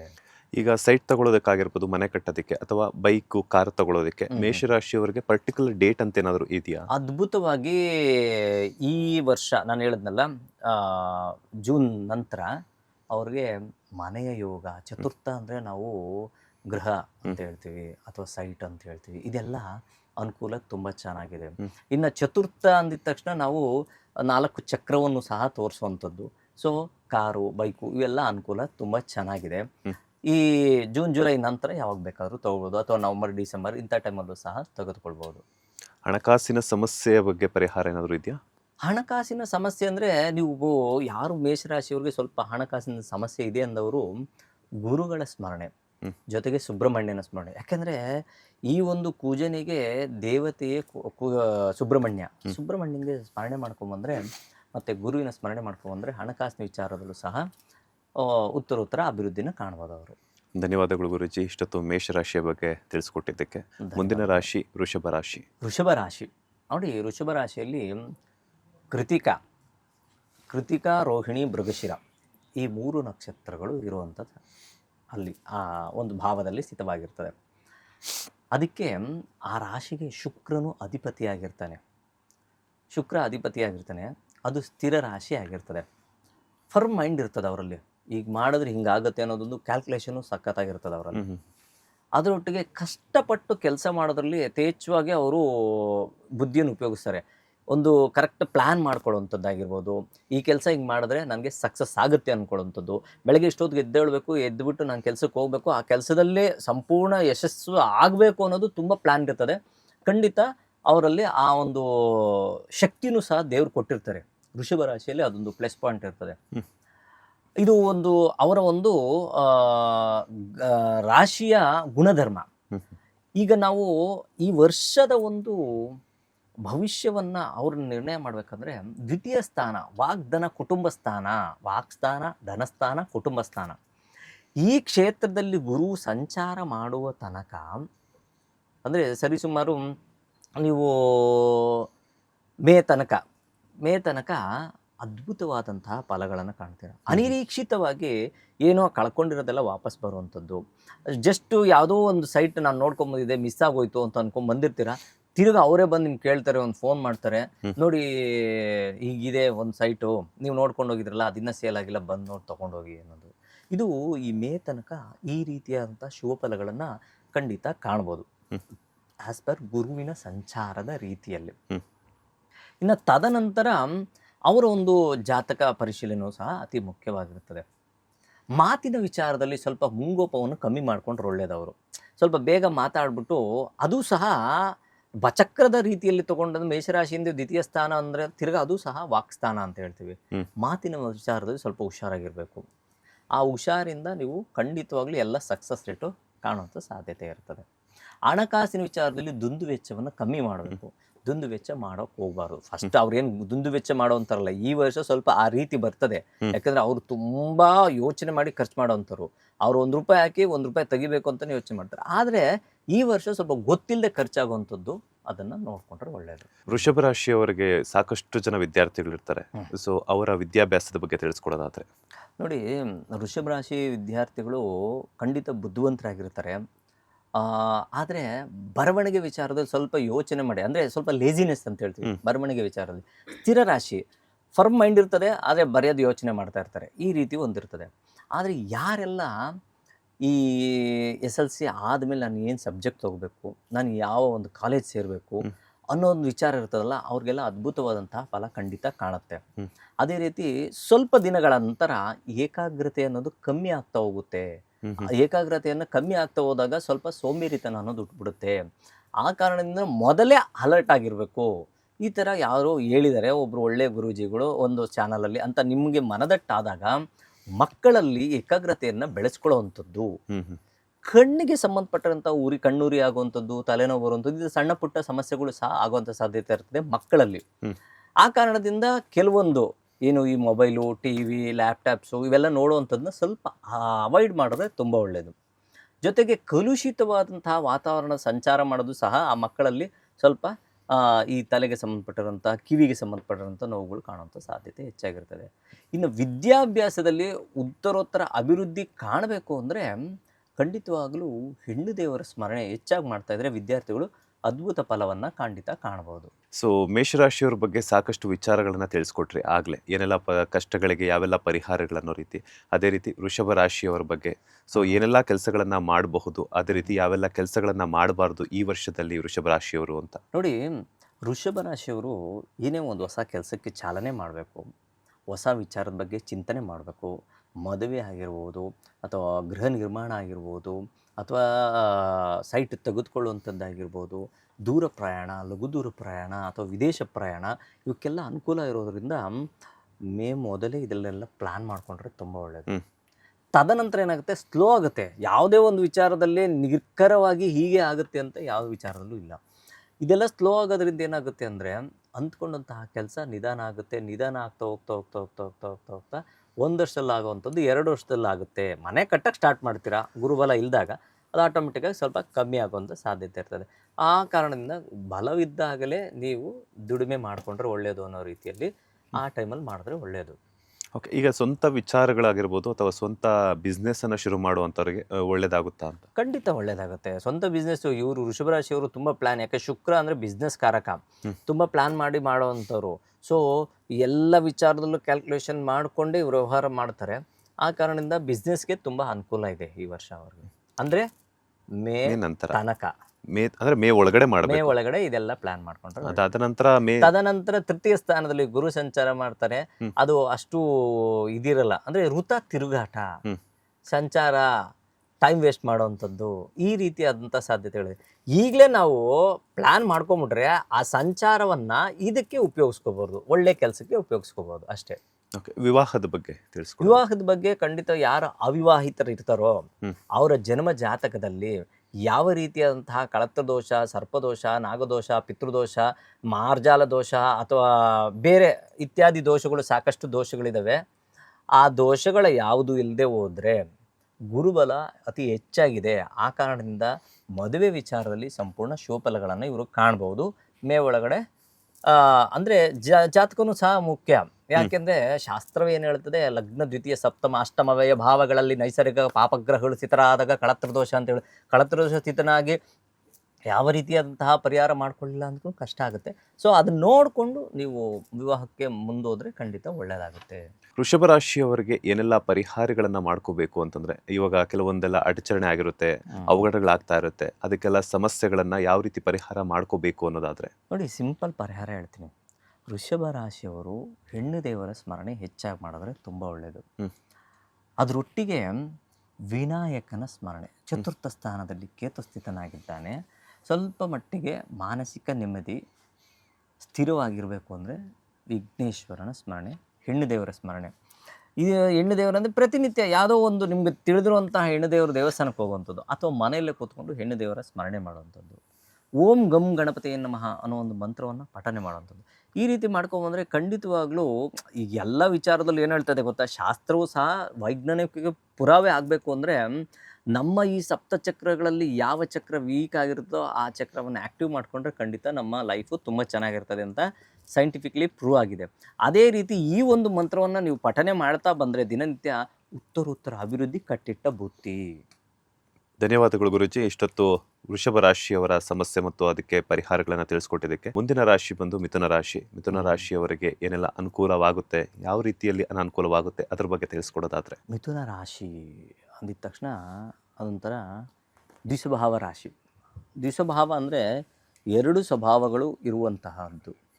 ಮಿಥುನ ಅಂದ್ರೂ ಸಹ ಎರಡು, ಅಂದರೆ ಅವ್ರ ಮೈಂಡು ಸಹ ಡ್ಯೂಯಲ್ ಮೈಂಡ್ ಆಗಿರ್ತದೆ. ಯಾವುದು ಸ್ಥಿರವಾಗಿ ಕೆಲಸ ಮಾಡ್ಲಿಕ್ಕೆ ಇಷ್ಟಪಡಲ್ಲ. ಮತ್ತು ಜೊತೇಲಿ ಯಾರಾದರೂ ಒಬ್ರು ಇರಲೇಬೇಕು. ಎಲ್ಲಾದರೂ ಕರ್ಕೊಂಡು ಹೋಗ್ಬೇಕು ಅಂದರೆ ಈ ಬೈಕಲ್ಲಿ ಒಂದು ನಿಮಿಷ ಬನ್ನಿ ಇಲ್ಲೇ ಹೋಗ್ಬರೋಣ ಅಂತ ಹೇಳೋಂಥದ್ದು. ಅವರು ಜೊತೇಲಿದ್ದರೆ ಬೇಗ ಕೆಲಸ ಮುಗಿಸ್ಕೊತಾರೆ. ಯಾರು ಜೊತೇಲಿ ಇಲ್ಲ ಅಂದರೆ ಅವ್ರಿಗೆ ಸ್ವಲ್ಪ ಕನ್ಫ್ಯೂಸ್ ಆಗುತ್ತೆ. ತುಂಬ ಮುಂದಾಳತ್ವ ಎಲ್ಲ ತಗೋಬೇಕು ಅಂತ ಪ್ಲಾನ್ ಮಾಡ್ಕೊತಾರೆ. ಯಾರಾದರೂ ಒಬ್ಬರ ಜೊತೇಲಿ ಒಬ್ಬ ಮಗುನಾದರೂ ಸುಮ್ಮನೆ ಎತ್ಕೊಂಡು ಹೋಗ್ಬೇಕು, ಅವ್ರಿಗೆ ಆ ರೀತಿಯಂಥ ನೇಚರ್ ಇರ್ತದೆ. ಮತ್ತು ಅದಕ್ಕೆ ಆ ರಾಶಿಗೆ ಅಧಿಪತಿ ಬಂದು ಬುಧ. ಬುಧ ಆಗಿರೋದ್ರಿಂದ ಒಳ್ಳೆ ನಿಪುಣರಾಗಿರ್ತಾರೆ, ಒಳ್ಳೆ ಜ್ಞಾನಿಗಳಾಗಿರ್ತಾರೆ, ಎಲ್ಲ ವಿಚಾರದಲ್ಲೂ ಕರೆಕ್ಟಾಗಿ ಥಿಂಕ್ ಮಾಡ್ತಾರೆ, ಸ್ವಲ್ಪ ಎಡುತ್ತಾರೆ. ಥಿಂಕಿಂಗ್ ಕರೆಕ್ಟಾಗಿರುತ್ತೆ. ಯಾಕಂದರೆ ಅವ್ರಿಗೆ ಸಪೋರ್ಟ್ ಇಲ್ಲ ಅಂದರೆ ವಾಬ್ಲಿಂಗ್ ಆಗುತ್ತೆ. ಆ ರೀತಿಯಾದಂಥ ನೇಚರ್ ಹೆಚ್ಚಾಗಿರ್ತದೆ. ಇಷ್ಟಿದ್ದಾಗ ಆ ದ್ವಿಸ್ವಭಾವ ರಾಶಿಯ ಅಧಿಪತಿ ಬುಧನಾಗಿದ್ದಾಗ ಈ ಒಂದು ವರ್ಷದ ಅಂದರೆ 2026 ಕ್ಯಾಲೆಂಡರ್ ವರ್ಷದಲ್ಲಿ ಯಾವ ಯಾವ ರೀತಿಯಾದಂಥ ವ್ಯತ್ಯಾಸಗಳು ಕಾಣುವಂಥದ್ದು. ಮೊಟ್ಟ ಮೊದಲಾಗಿ ಗುರುವು ಆ ಕ್ಷೇತ್ರದಿಂದ ತನ್ನ ಕ್ಷೇತ್ರ ಅಂದರೆ ತಾನು ಸ್ಥಿತ ಕ್ಷೇತ್ರ ಮಿಥುನ ರಾಶಿಯಲ್ಲಿ ಈಗ ಸ್ಥಿತನಾಗಿದ್ದಾನೆ. ತದನಂತರ ಕರ್ಕ ರಾಶಿಯಲ್ಲಿ ಸಂಚಾರ ಮಾಡ್ತಾರೆ. ಕರ್ಕ ರಾಶಿಯಲ್ಲಿ ಸಂಚಾರ ಮಾಡಬೇಕಾದ್ರೆ ಖಂಡಿತ ಎಲ್ಲ ವಿಚಾರಗಳಲ್ಲೂ ಶುಭ ಫಲಗಳನ್ನು ಕಟ್ಟಿಟ್ಟ ಬುತ್ತಿಯಂತೆ ಕಾಣಬಹುದು. ಸೊ 2026ರಲ್ಲಿ ಮಿಥುನ ರಾಶಿಯವರು ಏನೆಲ್ಲ ಕೆಲಸಗಳನ್ನ ಮಾಡಬೇಕು, ಏನೆಲ್ಲ ಕೆಲಸಗಳನ್ನ ಮಾಡಬಾರ್ದು, ಇದರ ಬಗ್ಗೆ ತಿಳಿಸ್ಕೊಡೋದಾದ್ರೆ. ನೋಡಿ, 2026 ಮೇ ನಂತರ ಇವ್ರಿಗೆ ಅದ್ಭುತ ಫಲವನ್ನು ಖಂಡಿತ ಕಾಣ್ಬೋದು. ವಿವಾಹದ ವಿಚಾರವನ್ನಂತಾದರೂ ಖಂಡಿತ ಇವ್ರಿಗೆ ಒಳ್ಳೆಯ ವಧುವಿಗೆ ಒಳ್ಳೆ ವರ, ಒಳ್ಳೆ ವರನಿಗೆ ಒಳ್ಳೆ ವಧು ಸಿಗುವಂಥ ಸಾಧ್ಯತೆಗಳು. ಅದೇ ರೀತಿ ವಿವಾಹದ ಅನುಕೂಲವೂ ಸಹ ಅದ್ಭುತವಾಗಿದೆ. ಇವರು ಯಾವ ಒಂದು ಶುಭ ಕಾರ್ಯಗಳು ಮಾಡಬೇಕಾದ್ರೂ ಒಳ್ಳೆಯ ದಿನಗಳನ್ನು ನೀವು ಯಾಕೆಂದರೆ ಗುರುವಿನ ಬಲ ಸಿಗುತ್ತೆ. ದ್ವಿತೀಯ ಸ್ಥಾನದಲ್ಲಿ ಗುರು ಸಂಚಾರ ಮಾಡಬೇಕಾದ್ರೆ ದ್ವಿತೀಯ ಕರ್ಕ ರಾಶಿಯಲ್ಲಿ ಸಂಚಾರ ಮಾಡಿದ್ರೆ ಮಿಥುನ ರಾಶಿಯವರಿಗೆ ಗುರುವಿನ ಸಂಚಾರ ಅತಿ ಅದ್ಭುತವಾದಂತಹ ಫಲವನ್ನು ಕೊಡುವಂಥ ಸಾಧ್ಯತೆಗಳು ಹೆಚ್ಚಾಗಿರ್ತವೆ. ಇದೊಂದು ವಿಶೇಷ. ದಶಮ ಸ್ಥಾನದಲ್ಲಿ ಕರ್ಮಸ್ಥಾನದಲ್ಲಿ ಶನಿ ಮಹಾತ್ಮರು ಸ್ಥಿತರಾದಾಗ ಕರ್ಮದಲ್ಲೂ ವ್ಯತ್ಯಾಸವನ್ನು ಕಾಣುವಂಥ ಸಾಧ್ಯತೆ ಇರ್ತದೆ. ನಾವು ಮಾಡುವಂಥ ಕೆಲಸದಲ್ಲಿ ಸ್ವಲ್ಪ ವ್ಯತ್ಯಾಸ ಕಾಣಿಸುತ್ತೆ. ನೀವೇನಾದರೂ ಕರ್ಮಾನುಸಾರ ಕರೆಕ್ಟಾಗಿ ಮಾಡಿದ್ದೇ ಆದರೆ ನಿಮಗೆ ಒಳ್ಳೆಯ ಯೋಗ, ವಿದೇಶ ಯೋಗ ಆಗಿರ್ಬೋದು, ಅಥವಾ ನಿಮ್ಮ ಕೆಲಸದಲ್ಲಿ ಬಡ್ತಿ ಸಿಗುವಂಥದ್ದು, ಪ್ರಮೋಷನ್ ಅಂತ ಹೇಳ್ತೀವಲ್ಲ, ಪ್ರಮೋಷನ್ ಸಿಗುವಂಥದ್ದು, ಅಥವಾ ನಿಮ್ಮ ಒಂದು ಯಾವುದೋ ಒಂದು ಪ್ರಾಜೆಕ್ಟ್ ಇಟ್ಕೊಂಡಿದೆ, ಅದ್ರ ಜೊತೆಗೆ ಇನ್ನೊಂದು ಪ್ರಾಜೆಕ್ಟ್ ಬಂತು, ಆ ಎರಡು ಪ್ರಾಜೆಕ್ಟಲ್ಲೂ ಒಳ್ಳೆ ಸಂಪಾದನೆ ಮಾಡ್ತಾ ಇದ್ದೀನಿ. ಈ ರೀತಿಯಾದಂತಹ ಅನುಕೂಲ ಸಹ ಶನಿಯ ಬಲದಿಂದನೂ ಸಹ ನಾವು ಕಾಣಬಹುದು. 2026ರಲ್ಲಿ ಮಿಥುನ ರಾಶಿಯವರು ಯಾವ ರೀತಿಯಂತಹ ಕಷ್ಟ ಕಾರ್ಪಣ್ಯಗಳನ್ನು ಅನುಭವಿಸ್ತಾರೆ ಅನ್ನುವಂಥದ್ರ ಬಗ್ಗೆ ಏನಾದರೂ ಐಡಿಯಾ ಇದೆಯಾ ಅಂತ? ಈಗ ಇಲ್ಲಿ ಕಷ್ಟ ಕಾರ್ಪಣ್ಯಗಳು ಅನ್ನೋದು ಥರದ್ದು ಏನಿಲ್ಲ. ಅವರಲ್ಲಿ ಏನಾಗುತ್ತೆ ಅಂದರೆ ಈ ಗೊಂದಲದ ಸ್ವಭಾವದಿಂದ ಏನು ಕನ್ಫ್ಯೂಸ್ ಅಂತ ಹೇಳ್ತೀವಲ್ಲ, ಆ ಕನ್ಫ್ಯೂಸಿಂದ ಏನಾಗುತ್ತೆ ಅಂದರೆ ಯಾವುದೋ ಒಂದು ಹೂಡಿಕೆ, ಯಾವುದಾದ್ರೂ ಆಗಿರೋ ಭೂಮಿ ವಿಚಾರಕ್ಕಾಗಿರ್ಬೋದು, ಈಗ ಆನ್ಲೈನಲ್ಲಿ ಏನೋ ನಾನು ಇದು ಮಾಡ್ಕೊತೀವಿ, ಅದರಲ್ಲಿ ಏನಾದರೂ ನಾವು ಗೈನ್ ಮಾಡ್ಬೋದು ಅಂತ ಅಂದ್ಕೊಂಡು ಅಂಥ ವಿಚಾರದಲ್ಲಾಗಿರ್ಬೋದು, ಅಥವಾ ಯಾರಿಗೋ ಒಂದು ನಾನು ಬಡ್ಡಿ ವ್ಯವಹಾರ ಮಾಡ್ಬಿಡೋಣ ಅಂದ್ಕೊಳ್ಳೋವಂಥದ್ದು, ಅಂಥ ವಿಚಾರದಲ್ಲಿ ಸ್ವಲ್ಪ ಅಲರ್ಟ್ ಆಗಿರಬೇಕು. ಕೊಟ್ಟು ತೆಗೆದುಕೊಳ್ಳುವಂತಹ ವಿಚಾರ ಅಂತ ಹೇಳ್ತೀವಿ ಇದಕ್ಕೆ. ಅದರಲ್ಲೂ ಪ್ರಮುಖವಾಗಿ ಚೆಕ್ಕು, ಶ್ಯೂರಿಟಿ ಅಥವಾ ಚೀಟಿ ವ್ಯವಹಾರಗಳು, ಅದರಲ್ಲಿ ಏನಾದರೂ ಸ್ವಲ್ಪ ವ್ಯತ್ಯಾಸ ಅಂತ ಕಾಣುವಂಥ ಸಾಧ್ಯತೆ ಇರ್ತದೆ. ಇದ್ರ ಬಗ್ಗೆ ಸ್ವಲ್ಪ ಅಲರ್ಟ್ ಆಗಿದ್ರೆ ಸಾಕು. ತುಂಬ ಮಾಯನೂ ಮಾಡಬೇಡಿ, ಮನೇಲಿ ಕೂತ್ಕೊಳ್ಳಿ ಅಂತ ಹೇಳಲ್ಲ. ಯಾಕಂದರೆ ನಾವು ಏನೋ ಒಂದು ಜೀವನದಲ್ಲಿ ಉದ್ಧಾರ ಆಗಬೇಕು ಅಂದರೆ ಒಂದು ವ್ಯವಹಾರ ಮಾಡಬೇಕು, ಒಂದು ಕೆಲಸ ಕಾರ್ಯಗಳು ಮಾಡಬೇಕು, ಅದರಿಂದನೇ ನಾವು ಬೆಳಕನ್ನು ಕಾಣುವಂಥ ಸಾಧ್ಯತೆ ಇರ್ತದೆ. ಆ ಕಾರಣದಿಂದ ಅಲರ್ಟ್ ಆಗಿದ್ದರೆ ಒಳ್ಳೆಯದು. ಬಟ್ ಮೇ, ಜೂನ್, ಜುಲೈ ನಂತರ ಸ್ವಲ್ಪ ಮಟ್ಟಿಗೆ ಬೆಳಕಿನ ಹಾದಿ ಕಾಣಿಸುತ್ತೆ. ಆ ಬೆಳಕಿನಿಂದ ನೀವು ಜೀವನವನ್ನು ಇನ್ನೂ ಅದ್ಭುತವಾಗಿ ಕಾಣುವಂಥ ಸಾಧ್ಯತೆ ಹೆಚ್ಚಾಗಿದೆ. 2026ರಲ್ಲಿ ಮಿಥುನ ರಾಶಿಯವರು ಕೊಟ್ಟು ತಗೊಳ್ಳುವಂಥ ವಿಚಾರದಲ್ಲಿ ಹುಷಾರಾಗಿರಬೇಕು ಅಂತ ಹೇಳಿದ್ರಿ. ಅದೇ ರೀತಿ ಅಂದರೆ ಈಗ ಹೊಸ ಬೈಕ್ ತಗೊಳ್ಳುವಂಥದ್ದಾಗಿರ್ಬೋದು, ಕಾರು, ಸೈಟು, ಮನೆ, ಈ ಥರದಲ್ಲೂ ಕೂಡ ಇದು ಕೂಡ ಅನ್ವಯ ಆಗುತ್ತಾ ಈ 4 ಕೂಡ ಅಂತ? ಅದು ಅನ್ವಯ ಆಗುತ್ತೆ, ಆದರೆ ಈಗ ಸದ್ಯಕ್ಕೆ ಬೇಡ ಅಂತ ಹೇಳ್ತೀವಿ. ನಾವು ಯಾವಾಗ ಗುರುವು ಆ ಮಿಥುನ ರಾಶಿಯಲ್ಲಿ ಸಂಚಾರ ಮಾಡ್ತಾ ಇದ್ದಾರೋ ಆವಾಗ ಗುರುವಿನ ಬಲ ಕಮ್ಮಿ. ಅದಕ್ಕೆ ನಾವು ಗುರು ಗುರುವಿಗೆ ಕೇಂದ್ರಾಧಿಪತ್ಯ ದೋಷ ಅಂತ ಹೇಳ್ತೀವಿ. ಅಂದರೆ ಕೇಂದ್ರದಲ್ಲಿ ಸ್ಥಿತನಾದಾಗ ಕೇಂದ್ರಾಧಿಪತ್ಯ, ಶುಭ ಗ್ರಹಗಳು ಕೇಂದ್ರದಲ್ಲಿ ಸ್ಥಿತನಾದಾಗ ಕೇಂದ್ರಾಧಿಪತ್ಯ ದೋಷ ಹೇಳ್ತೀವಿ.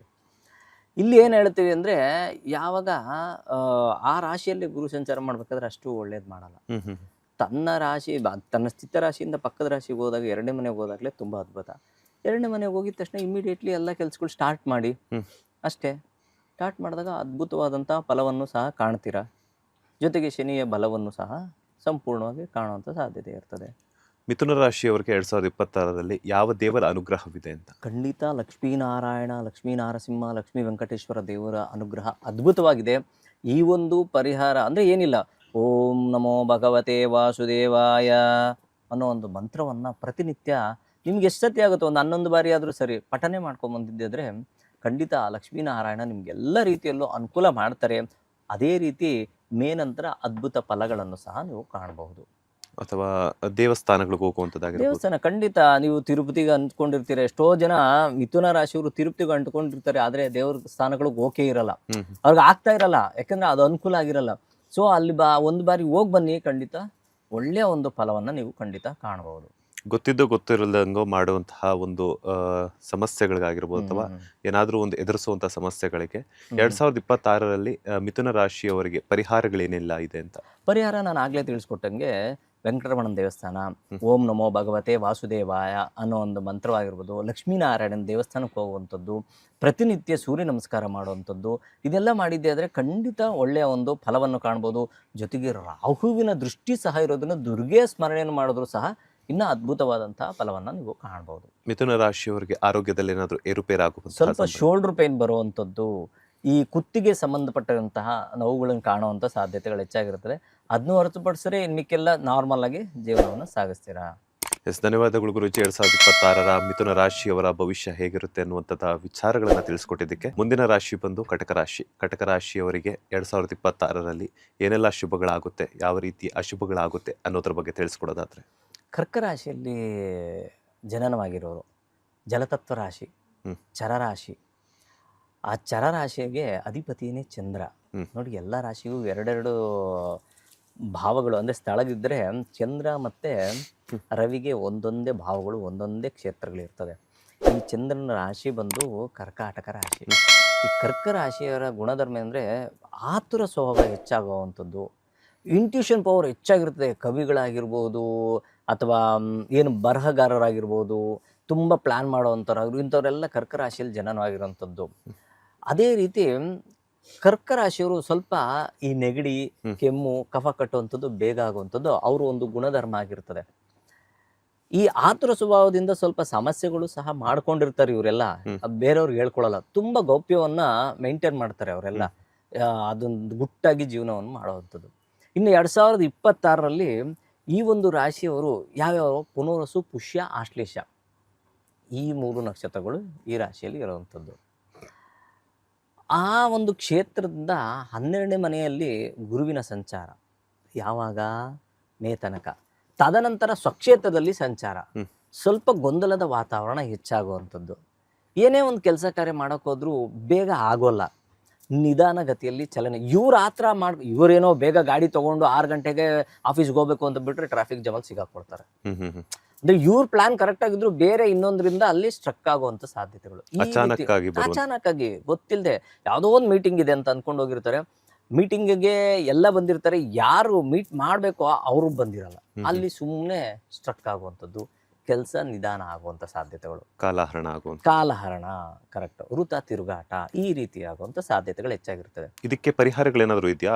ಖಂಡಿತ ಪರಿಹಾರಗಳಿದೆ, ಖಂಡಿತ ಎಲ್ಲ ರೀತಿ. ನೋಡಿ, ಪರಿಹಾರ ಅನ್ನೋದು ಹೆಂಗ್ ಗೊತ್ತಾ, ನಾವು ಸೂರ್ಯನ ಬೆಳಕು ಸಿಗದ ಇದ್ದಾಗ ಒಂದು ದೀಪವನ್ನು ಇಟ್ಕೊಂಡು ಹೋಗುವಂಥದ್ದು, ಅದೇ ಪರಿಹಾರ. ಆ ರೀತಿ ಖಂಡಿತ ಮಳೆ ಬರ್ತಾ ಇದೆ ಅಂದ್ರೆ ನಾವು ಮಳೆ ನಿಲ್ಸಕ್ಕಾಗಲ್ಲ, ಕೊಡೆ ಇಟ್ಕೊಂಡು ಹೋಗಿ, ಅದೇ ಪರಿಹಾರ.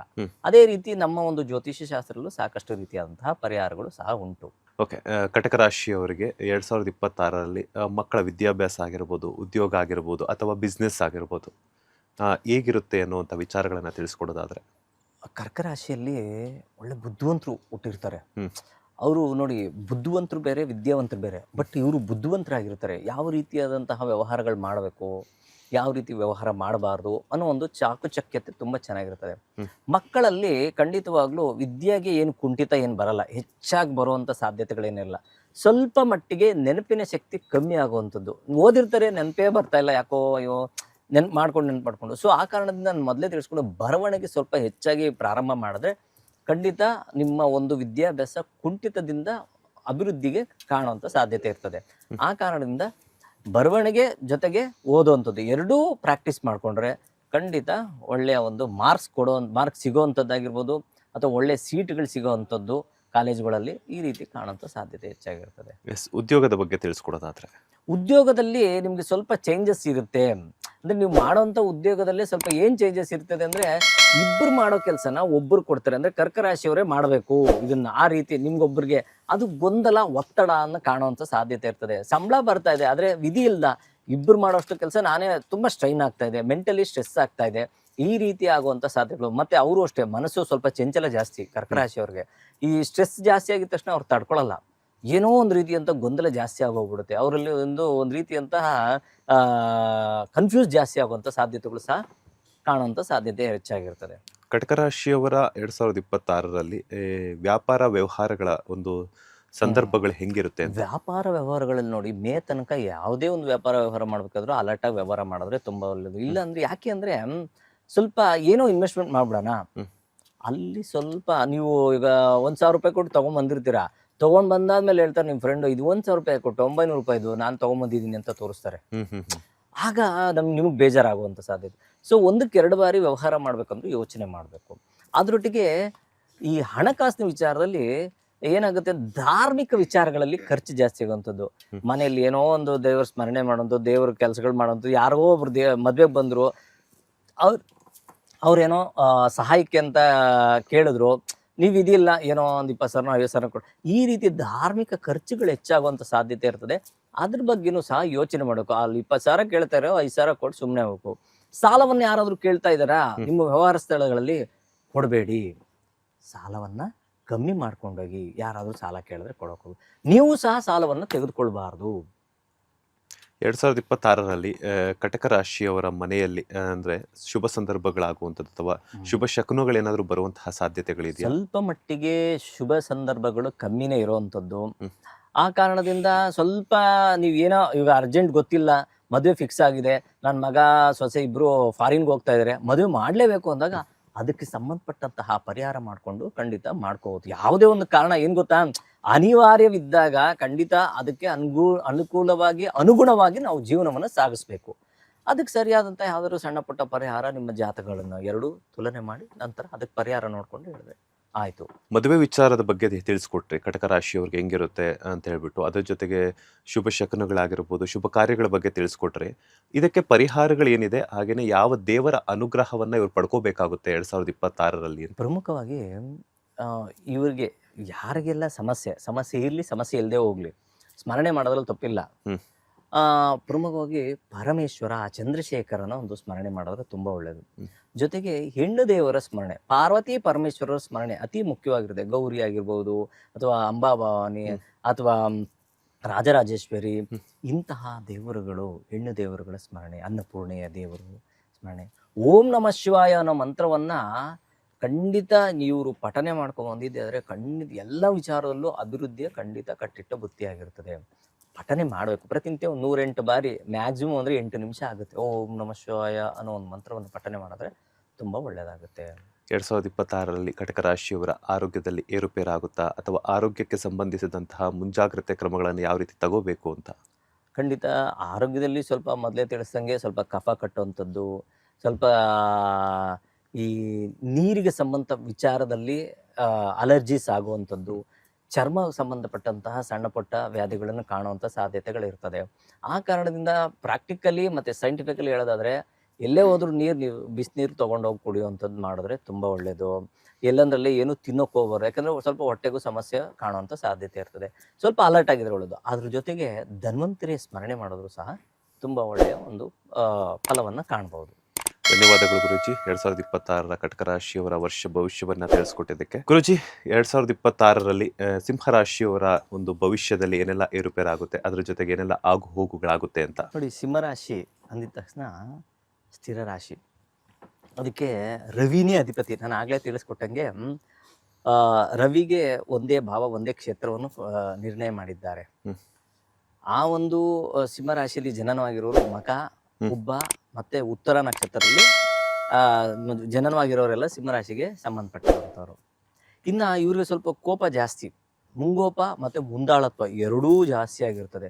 ನಾನತ್ವವನ್ನು ಸಹ ಹೆಚ್ಚಾಗಿ ಕಾಣುವಂಥದ್ದು. ಜೊತೆಗೆ ಸರ್ಕಾರಿ ಉದ್ಯೋಗದಲ್ಲಿ ಅತಿ ಹೆಚ್ಚಿನ ಕಾಳಜಿಯನ್ನು ವಹಿಸುವಂಥವ್ರು ಸರ್ಕಾರಿ ಉದ್ಯೋಗದಲ್ಲೂ ಸಹ ಸಾಕಷ್ಟು ಜನ ಇರುವಂಥವ್ರು ಸಹ ಇರ್ತಾರೆ. ಸರ್ಕಾರದ ಉದ್ಯೋಗದಲ್ಲಿ ಇಲ್ಲ ಅಂದ್ರೂ ಸರ್ಕಾರದಿಂದ ಏನಾದರೂ ನಾನು ತಗೋಬೇಕು ಅನ್ನೊಂದು ಆಸೆ ಆಕಾಂಕ್ಷೆಗಳು ಸಹ ಹೆಚ್ಚಾಗಿರ್ತದೆ.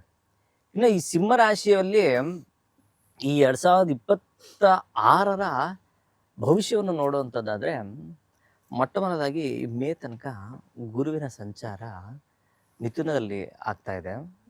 ಹಾಗಂದಾಗ ಒಳ್ಳೆಯ ಒಂದು ಗುರುಬಲ. ಲಾಭಸ್ಥಾನದಲ್ಲಿ ಗುರು ಸಂಚಾರ ಮಾಡಬೇಕಾದ್ರೆ ಲಾಭವನ್ನು ತಂದು ಕೊಡುತ್ತಾರೆ ಅಂತ ಹೇಳ್ತೀವಿ. ಅದ್ರ ಒಟ್ಟಿಗೆ ಅಷ್ಟಮದಲ್ಲಿ ಶನಿ, ಅಷ್ಟಮದಲ್ಲಿ ಶನಿ ಸ್ಥಿತನಾದಾಗ ಸ್ವಲ್ಪ ನಷ್ಟವನ್ನು ಸಹ ಸೂಚಿಸ್ತಾರೆ ಅನ್ನೋದು ಸಹ ಬರ್ತಾ ಇದೆ. ಎಲ್ಲೋ ಒಂದ್ ಕಡೆ ಒಂದು ಬೇರೆ ತರ ಫ್ಲೋನು ಸಹ ಆಗ್ತಾ ಇದೆ, ಅಂದ್ರೆ ಹಣ ಖರ್ಚು ಜಾಸ್ತಿ ಆಗ್ತಾ ಇದೆ ಅನ್ನೋದು ಸಹ ಉಂಟು. ಆ ಕಾರಣದಿಂದ ಎಲ್ಲಿ ಫ್ಲೋ ಹೆಚ್ಚಾಗಿ ಖರ್ಚು ಆಗ್ತಾ ಇದೆ ಅನ್ನೋದಕ್ಕೆ ಸಣ್ಣದೊಂದು ಪೊಲೀಸ್ ಸ್ಟಾಪ್ ಇಟ್ಟರೆ ಖಂಡಿತ ಹಣ ನಿಮ್ಮಲ್ಲಿ ಒಂಚೂರು ಶೇಖರಣೆ ಮಾಡ್ಬೋದು. ಅಂದ್ರೆ ನಾವು ಏನೋ ಬ್ಯಾಂಕಲ್ಲಿ ಸೇವಿಂಗ್ ಮಾಡ್ಬೋದು ಅಂತ ಇರ್ತದಲ್ಲ, ಅದು ಮಾಡ್ಕೋಬಹುದು ಹಣಕಾಸಿನ ವಿಚಾರದಲ್ಲಿ. ಇನ್ನು ಗುರುವಿನ ಬಲ ಯಥೇಚ್ಛಾಗಿರೋದ್ರಿಂದ ಹೊಸ ಕೆಲಸ ಆಗಿರ್ಬೋದು, ಹೊಸ ಏನೋ ಒಂದು ಯೋಜನೆಗಳಾಗಿರ್ಬೋದು, ಅದೆಲ್ಲ ಸಂಪೂರ್ಣ ಶುಭಫಲಗಳನ್ನ ಕಾಣ್ಬೋದು. ಈಗ ಮನೆ ಖರೀದಿ ಆಗಿರ್ಬೋದು, ಸೈಟ್ ಆಗಿರ್ಬೋದು, ಹೊಸ ವಾಹನಗಳನ್ನ ಖರೀದಿ ಮಾಡುವಂಥದ್ದು. ಸೊ ಇದ್ರ ಬಗ್ಗೆ ಅವ್ರಿಗೆ ಯಾವ ಒಂದು ಸಮಯ ಸಂದರ್ಭ ಒಳ್ಳೇದು, ಅಂದ್ರೆ ಯಾವ ತಿಂಗಳ ನಂತರ ಅಥವಾ ಪರ್ಟಿಕ್ಯುಲರ್ ಡೇಟ್ ಅನ್ನೋದ್ರೇನಾದ್ರು ಇದೆಯಾ ಅಂತ? ಈಗ ನೋಡಿ, ಅವ್ರಿಗೆ ಫೆಬ್ರವರಿ ತಿಂಗಳು ತುಂಬಾ ಚೆನ್ನಾಗಿದೆ. ಆ ತಿಂಗಳಲ್ಲಿ ಅವರು ವಾಹನ ಖರೀದಿ ಆಗಿರ್ಬೋದು, ಅಥವಾ ಭೂಮಿಯ ವಿಚಾರ ಆಗಿರ್ಬೋದು, ಅಥವಾ ವಿವಾಹದ ವಿಚಾರ ಆಗಿರ್ಬೋದು, ಖಂಡಿತ ನೋಡಿದ್ದೇ ಆದ್ರೆ ಎಲ್ಲ ರೀತಿಯ ಅನುಕೂಲ ಸಿಗುವಂತ ಸಾಧ್ಯತೆ ಹೆಚ್ಚಾಗಿರ್ತದೆ. ಸೊ ಅವಿವಾಹಿತರಿಗೆ ಬಗ್ಗೆ ಅವಿವಾಹಿತರಿಗೆ ಗುರುವಿನ ಬಲ ಯಥೇಚ್ಛವಾಗಿ ಇರೋದ್ರಿಂದ ಖಂಡಿತವಾಗ್ಲೂ ಯಾರೆಲ್ಲ ಹುಡುಕ್ತಾ ಇರ್ತಾರೆ, ತುಂಬಾ ದಿನದಿಂದ ಹುಡುಕ್ತಾ ಇದ್ದೀನಿ ಅಂದರು, ಜನವರಿ ಫೆಬ್ರವರಿಯಿಂದಾನೇ ಸ್ಟಾರ್ಟ್ ಆಗುತ್ತೆ. ಡಿಸೆಂಬರ್ ಎಂಡಿಂದಾನೇ ಸ್ಟಾರ್ಟ್ ಆಗ್ಬಿಡುತ್ತೆ. ಸ್ವಲ್ಪ ಕರೆಕ್ಟಾಗಿ ಯೋಚನೆ ಮಾಡಿ ಹುಡುಗಿದ್ದೆ ಆದ್ರೆ ಖಂಡಿತ ಅನುಕೂಲ ಕಟ್ಟಿಟ್ಟ ಬುತ್ತಿ. ಅದೇ ರೀತಿ ಜನ್ಮ ಜಾತಕದಲ್ಲಿ ಏನ್ ನಾವ್ ಅನ್ಕೊಂತೀವಿ, ಮಕ ನಕ್ಷತ್ರ, ಪುಬ್ಬ ನಕ್ಷತ್ರ, ಉತ್ತರ ನಕ್ಷತ್ರ ಅಂದ್ಕೊಂಡಿರ್ತಾರೆ. ಅವರ ಒಂದು ಜನ್ಮ ಜಾತಕದಲ್ಲಿ ಯಾವುದೋ ಬೇರೆ ನಕ್ಷತ್ರ, ರೋಹಿಣಿ ನಕ್ಷತ್ರನೂ ಆಗಿರ್ತದೆ, ಅದು ಮೃಗಶಿರ ನಕ್ಷತ್ರ, ಈ ರೀತಿ ನಕ್ಷತ್ರಗಳು. ಜನ್ಮ ಜಾತಕವನ್ನು ಸಹ ನೋಡಿದ ತಕ್ಷಣ ಓ ಈ ಜಾತಕದಲ್ಲಿ ಹೀಗಿದೆ, ಇವರ ನಕ್ಷತ್ರ ರಾಶಿ ಇದು ಹೀಗಿದೆ, ಆ ಒಂದು ಆ ಜಾತಕವನ್ನು ಸಹ ನೋಡಿ ನಂತರ ಅವ್ರಿಗೆ ವಿವಾಹದ ಅನುಕೂಲ ಇದೆಯೋ ಇಲ್ವೋ ಅನ್ನೋದು ನೋಡಿದ್ರೆ ಸಂಪೂರ್ಣ ಶುಭ ಫಲಗಳು ಖಂಡಿತ ಆಗುತ್ತೆ. ವಿವಾಹ ಆಗುವಂತ ಸಾಧ್ಯತೆಗಳು ಹೆಚ್ಚಾಗಿದೆ. ಸೊ ಸಿಂಹರಾಶಿಯವರಿಗೆ 2026ರಲ್ಲಿ ಆರೋಗ್ಯದ ಸಮಸ್ಯೆಗಳೇನಾದ್ರು ಕಾಡುತ್ತಾ, ಅದಕ್ಕೆ ಏನೆಲ್ಲ ಸಮಸ್ಯೆಗಳಿಗೆ ಪರಿಹಾರಗಳಿದೆ ಅಂತ? ಸಿಂಹರಾಶಿಯವರಿಗೆ ಸ್ವಲ್ಪ ಉದರಕ್ಕೆ, ಹೊಟ್ಟೆಗೆ ಸಂಬಂಧಪಟ್ಟಿರುವಂಥ ಸಣ್ಣ ಪಟ್ಟ ಸಮಸ್ಯೆಗಳು, ಗ್ಯಾಸ್ಟ್ರೈಟಿಸ್ ಜಾಸ್ತಿ ಆಗುವಂಥದ್ದು, ಅಪ್ಪರ್ ಅಬ್ಡಮನ್ನ ತೋರಿಸುವಂಥ ರಾಶಿ ಅಂತ ತೋರಿಸ್ತೀವಿ. ಸೊ ಸ್ವಲ್ಪ ಉಷ್ಣವಾಯು ಅಂತ ಹೇಳ್ತೀವಿ. ಉಷ್ಣದ ಓವರ್ ಹೀಟ್ ಆಗಿ ಗ್ಯಾಸ್ಟ್ರೈಟಿಸ್ ಆಗುವಂಥ ಸಾಧ್ಯತೆಗಳು ಹೆಚ್ಚಾಗಿರ್ತದೆ. ಆ ಕಾರಣದಿಂದ ಸರಿಯಾದ ಸಮಯಕ್ಕೆ ಡಯಟ್ ಫಾಲೋ ಮಾಡೋದು ತುಂಬಾ ಒಳ್ಳೇದು. ಇವರು ಸ್ಕಿಪ್ ಮಾಡೋದು ಜಾಸ್ತಿ. ಈಗ ಬೇಡ, ಟಿಫನ್ ಈಗ ಬೇಡ, ಮಧ್ಯಾಹ್ನ ಊಟ ಮತ್ತೆ ಟಿಫನ್ ಎರಡೂ ಸೇರಿಸಿ ಒಟ್ಟಿಗೆ ತಿನ್ಬಿಡೋಣ, ಸ್ವಲ್ಪ ದಪ್ಪ ಆಗೋದು ಬೇಡ, ಕೊಲೆಸ್ಟ್ರಾಲ್ ಜಾಸ್ತಿ ಮಾಡ್ಕೊಳ್ಳೋದು ಬೇಡ, ಈ ರೀತಿಯಾದಂತಹ ಕಾಳಜಿ ಜಾಸ್ತಿ ವಹಿಸೋದ್ರಿಂದ, ಈ ಸ್ಕಿಪ್ ಮಾಡೋದ್ರಿಂದ ಅದರಿಂದ ಬೇರೆ ರೀತಿಯಾದಂತಹ ಸಮಸ್ಯೆಗಳನ್ನು ಅನುಭವಿಸ್ತಾರೆ. ಸೊ ಆ ಕಾರಣದಿಂದ ಏನ್ ಮಾಡ್ತೀವಿ, ಸರಿಯಾದ ಸಮಯಕ್ಕೆ ಸರಿಯಾದಂತಹ ಆಹಾರ ವಿಹಾರವನ್ನು ಮಾಡಿದ್ರೆ ಖಂಡಿತ ಒಳ್ಳೇದು. 2026ರಲ್ಲಿ ಸಿಂಹರಾಶಿಯವರಿಗೆ ಯಾವ ದೇವರ ಅನುಗ್ರಹವಿದೆ, ಹಾಗೇನೆ ದೇವತಾ ಕಾರ್ಯಗಳೇನಾದರೂ ಆಗುತ್ತಾ ಮನೆಯಲ್ಲಿ, ಶುಭ ಸಮಾರಂಭಗಳು? ಅದ್ರ ಜೊತೆಗೆ ಇನ್ನೊಂದೇನಂತಂದ್ರೆ, ಯಾವ ದೇವರ ಅನುಗ್ರಹವನ್ನ ಸಿಂಹರಾಶಿಯವರು 2026ರಲ್ಲಿ ಮುಖ್ಯವಾಗಿ ಪಡ್ಕೋಬೇಕು ಅನ್ನುವಂಥದ್ದು? ನೋಡಿ, ಸಿಂಹರಾಶಿಯವರು ಸಾಮಾನ್ಯವಾಗಿ ಸೂರ್ಯನಾರಾಯಣನ ಸ್ಮರಣೆ ಅತಿ ಮಾಡಬೇಕಾಗಿರುವಂಥದ್ದು. ಜೊತೆಗೆ ನಾವು ರಾಶಿ ಅಂದಿದ ತಕ್ಷಣ ರಾಶಿ ಒಂದೇನೆ ಲೆಕ್ಕ ಮಾಡೋಕ್ಕಾಗಲ್ಲ. ತಮ್ಮ ಲಗ್ನ ಆಗಿರ್ಬೋದು, ಲಗ್ನ ಪಂಚಮ ಸ್ಥಾನ, ಪೂರ್ವ ಪುಣ್ಯ ಸ್ಥಾನವಾಗಿರ್ಬೋದು, ಅಥವಾ ರಾಶ್ಯಾಧಿಪತಿ ಆಗಿರ್ಬೋದು, ಲಗ್ನಾಧಿಪತಿಗಳಾಗಿರ್ಬೋದು, ಇದನ್ನೆಲ್ಲ ನೋಡಿದಾಗ ಈ ಪರ್ಟಿಕ್ಯುಲರ್ಲಿ ರಾಶಿಯವರು ಯಾವ ಒಂದು ದೇವರ ಸ್ಮರಣೆ ಮಾಡಬೇಕು ಅನ್ನೋದನ್ನ ಹೇಳ್ಬೋದು. ಬಟ್ ಈಗ ಒಂದು ಯೂನಿವರ್ಸಲ್ ಆಗಿ ನಾವು ಒಂದು ರಾಶಿ ಗೋಚಾರ ಫಲವನ್ನ ನಿರ್ಣಯ ಮಾಡ್ಬೇಕಾದ್ರೆ ಸಿಂಹರಾಶಿಯವರು ಸೂರ್ಯನಾರಾಯಣನ ಸ್ಮರಣೆ ಮಾಡುವಂಥದ್ದು, ಪ್ರತಿನಿತ್ಯ ಸೂರ್ಯನ ಸ್ಮರಣೆ ಮಾಡುವಂಥದ್ದು ಅಥವಾ ಸೂರ್ಯನಿಗೆ ಅರ್ಘ್ಯವನ್ನು ಕೊಡುವಂಥದ್ದು ಮಾಡಿದ್ರೆ ತುಂಬಾ ಒಳ್ಳೇದು. ಅದ್ರ ಒಟ್ಟಿಗೆ ಸಪ್ರೇಟ್ ಆಗಿ ಮಾಡ್ಬೇಕಂತದ್ದು ಗುರುಗಳ ಸ್ಮರಣೆ. ಗುರುವಿನ ಪಂಚಮ ಪೂರ್ವ ಪುಣ್ಯ ಸ್ಥಾನಂ ಅಂತಾಗ ಪಂಚಮ ಸ್ಥಾನ ಗುರುವಿನ ಸ್ಥಾನ. ಆ ಗುರುವಿನಂದ್ರೆ ಸಾಯಿಬಾಬಾ, ದತ್ತಾತ್ರೇಯ, ರಾಘವೇಂದ್ರ, ಗಣೇಶ ಇಂಥ ದೇವರುಗಳ ಸ್ಮರಣೆ ಮಾಡುವಂಥದ್ದು. ಪ್ರತಿನಿತ್ಯ ಓಂ ಗ್ರಾಂ ಗ್ರೀಂ ಗ್ರೌಂ ಸಹ ಗುರುವೇ ನಮಃ ಅನ್ನೋ ಒಂದು ಮಂತ್ರವನ್ನು ಪಠನೆ ಮಾಡಿದ್ರೆ ಸಾಕು, ಖಂಡಿತ ಗುರುವಿನ ಒಂದು ಬಲವೂ ಹೆಚ್ಚಾಗುತ್ತೆ, ಗುರುವಿನ ಒಂದು ಶಕ್ತಿಯೂ ಸಹ ಬರುತ್ತೆ. ಯಾವ ದೇವರ ಒಂದು ದರ್ಶನವನ್ನ ಪಡ್ಕೊಂಡ್ರೆ ಹೆಚ್ಚಿನದಾಗಿ ಒಳ್ಳೇದಾಗುತ್ತೆ ಅಂತ? ನೋಡಿ, ಇವರು ಸಾಮಾನ್ಯವಾಗಿ ಸಿಂಹರಾಶಿಯವರು ಪರಮೇಶ್ವರ, ಈಶ್ವರನ ಸ್ಮರಣೆ ಮಾಡಬೇಕು. ಪ್ರತಿ ಸೋಮವಾರಗಳು ಈಶ್ವರನ ದೇವಸ್ಥಾನಕ್ಕೆ ಹೋಗುವಂಥದ್ದು, ನಮಸ್ಕಾರ ಬರುವಂಥದ್ದು ಅಥವಾ ಹಾಲು ಕೊಟ್ಟು ಅಭಿಷೇಕ ಮಾಡಿಸುವಂಥದ್ದು, ಈ ರೀತಿ ಮಾಡ್ಕೊಂಬಂದ್ರೆ ಖಂಡಿತವಾಗ್ಲೂ ಎಲ್ಲ ರೀತಿಯಂಥ ಪರಮೇಶ್ವರನ ಅನುಗ್ರಹ ಸಿಗುತ್ತೆ. 2026ರಲ್ಲಿ ಸಿಂಹರಾಶಿಯವರ ಬಾಳಲ್ಲಿ ಏನೆಲ್ಲ ಬದಲಾವಣೆಗಳಾಗುವಂತಹ ಸಾಧ್ಯತೆ ಇದೆ? 2026 ಅಂಟಿಲ್ ಮೇ ತನಕ ಇವ್ರಿಗೆಲ್ಲ ವಿಚಾರದಲ್ಲೂ ಗೊತ್ತಿಲ್ಲದೆ ಆಗೋಗುತ್ತೆ. ಅನಿರೀಕ್ಷಿತವಾಗಿ ಲಾಭವನ್ನು ಗಳಿಸುವಂತ ಸಾಧ್ಯತೆಗಳು, ಅನಿರೀಕ್ಷಿತವಾಗಿ ಶುಭ ಕಾರ್ಯಗಳು ಜರುಗುವಂಥದ್ದು, ಈ ರೀತಿ ಆಗುವಂತ ಸಾಧ್ಯತೆಗಳು, ಉದ್ಯೋಗದಲ್ಲಿ ವ್ಯತ್ಯಾಸಗಳು ಕಾಣುವಂಥದ್ದು, ಬಡ್ತಿ ಕಾಣುವಂಥದ್ದು, ಈ ರೀತಿ ಎಲ್ಲ ವ್ಯತ್ಯಾಸ. ಮತ್ತೆ ಲಾಭ, ಯಾವುದೋ ಒಂದು ಸೈಟು ಸೇಲ್ ಮಾಡಬೇಕು ಅಂತ ಇಟ್ಟಿದ್ದೆ, ಸೇಲ್ ಆಗಲಿಲ್ಲ, ಬಟ್ ಅದಕ್ಕಿಂತ ಇವಾಗ ಒಳ್ಳೆ ಲಾಭ ಬಂದಿದೆ, ಅದು ಸಹ ಸೂಚನೆ ಅಂತದ್ದು, ಲಾಭದಾಯಕವಾದಂಥದ್ದು. ಧನ್ಯವಾದಗಳು ಗುರುಜಿ. ಇಷ್ಟೊತ್ತು ಸಿಂಹರಾಶಿಯವರ 2026ರ ವರ್ಷ ಭವಿಷ್ಯವನ್ನು ತಿಳಿಸ್ಕೊಟ್ಟಿದ್ದಕ್ಕೆ. ಮುಂದಿನ ರಾಶಿ ಕನ್ಯಾ ರಾಶಿ. 2026ರ ಕನ್ಯಾ ರಾಶಿಯವರಿಗೆ ಭವಿಷ್ಯದ ಫಲ ಏನೆಲ್ಲ ಸಿಗಬಹುದು ಅಂತ? ಕನ್ಯಾ ರಾಶಿ, ಕನ್ಯಾ ರಾಶಿಯಲ್ಲಿ ಉತ್ತರ, ಹಸ್ತ, ಚಿತ್ತ ಈ ನಕ್ಷತ್ರಗಳು ಸ್ಥಿತರಾಗಿರ್ತದೆ. ಇದಕ್ಕೆ ಅಧಿಪತಿ ಬಂದು ಬುಧ ಅಧಿಪತಿಯಾಗಿರ್ತಾನೆ. ಬುಧ ಬುದ್ಧಿವಂತ, ಜ್ಞಾನವಂತ, ಯೋಚನಾಶೀಲವಂತ, ದ್ವಿಸ್ವಭಾವ ರಾಶಿ ಆಗುತ್ತೆ. ಮತ್ತು ಪಾತಾಳ ರಾಶಿ ಅಂತ ಸಹ ಸೂಚನೆ, ಭೂತತ್ವ ರಾಶಿ ಅಂತಹ ಸೂಚನೆ ಮಾಡುವಂಥದ್ದು. ಈ ರಾಶಿಯ ಒಂದು ಗುಣಧರ್ಮ ಅಂದರೆ ಅಲೋನಾಗಿ ಯೋಚನೆ ಮಾಡುವಂಥದ್ದು, ಒಬ್ಬರೇ ಕುಂತ್ಕೊಂಡು ತುಂಬ ಪ್ಲ್ಯಾನ್ ಮಾಡುವಂಥದ್ದು, ಆಮೇಲೆ ಅದನ್ನ ಬೇರೆಯವ್ರ ಹತ್ರ ಹಂಚ್ಕೊಳ್ತದೆ. ಆದರೆ ಒಬ್ಬರೇ ಕುಂತ್ಕೊಂಡು ತುಂಬ ಯೋಚನೆ ಮಾಡುವಂಥದ್ದು. ಮತ್ತು ಕರುಣೆಯ ರಾಶಿ, ಒಂದೊಳ್ಳೆಯ ಮಮತೆಯ ರಾಶಿ ಅಂತ ಹೇಳ್ತೀವಿ, ಕರುಣೆಯ ರಾಶಿ ಅಂತ ಹೇಳ್ತೀವಿ. ಮತ್ತು ಅತಿ ಹೆಚ್ಚು ಕಷ್ಟಗಳನ್ನು ಭರಿಸ್ಕೊಳ್ಳೋವಂಥ ಅಂದರೆ ಅದನ್ನ ಸಹಿಸ್ಕೊಳ್ಳೋವಂಥ ರಾಶಿ ಅಂತ ಸಹ ಹೇಳ್ತೀವಿ ಕನ್ಯಾ ರಾಶಿಯನ್ನು. ಈ ಕನ್ಯಾ ರಾಶಿಯಲ್ಲಿ ಜನನವಾಗಿರೋದು ಏನು ವಿಶೇಷ ಅಂದರೆ ಅವ್ರು ಮಾಡೋ ಕಷ್ಟಕ್ಕೆ ಸರಿಯಾದಂತಹ ಫಲ ಸಿಗಲ್ಲ, ಅದೊಂದು ಬೇಜಾರಾಗೋ ವಿಚಾರ. ಎಲ್ಲ ಸ್ವಲ್ಪ ನಿಧಾನ ನಿಧಾನ ನಿಧಾನ ನಿಧಾನ ನೊಂದ್ಕೊಳ್ತಾರೆ, ಬೇರೆಯವ್ರ ಬಗ್ಗೆನೂ ನೊಂದ್ಕೊಳ್ತಾರೆ, ಅವ್ರಿಗೇನೇ ಸಮಸ್ಯೆ ಆದರೂ ಸಹ ನೊಂದ್ಕೊಳ್ಳೋಂಥ ಜಾಸ್ತಿ ಅವರ ಒಂದು ಗುಣಧರ್ಮ ಆಗಿರ್ತದೆ. ಇನ್ನೂ ಸಾಕಷ್ಟು ಕಾರಕತ್ವಗಳಿರ್ತದೆ. ಒಂದು ರಾಶಿಗೆ ಒಂದು ಚಕ್ರದಲ್ಲಿ 12 ರಾಶಿಗಳಿದ್ರೆ 12 ರಾಶಿಗೆ 1200 ಕಾರಕತ್ವಗಳಿರ್ತದೆ ಅಂತ ಹೇಳ್ತದೆ ಶಾಸ್ತ್ರ. ಒಂದೊಂದು ರಾಶಿಗೆ 1200 ಕಾರಕತ್ವಗಳನ್ನು 12 ರಾಶಿಗೆ ಎಷ್ಟಿರ್ಬೋದು ಅಂತ ನೀವು ಯೋಚನೆ ಮಾಡಿ.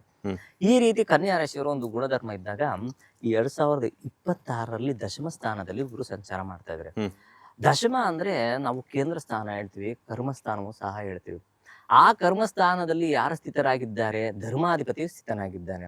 ಧರ್ಮದಿಂದ ನಡ್ಕೊಳ್ತೀರಾ, ಖಂಡಿತ ನಿಮ್ಮ ಕರ್ಮ ಅಭಿವೃದ್ಧಿ ಕಾಣುತ್ತೆ.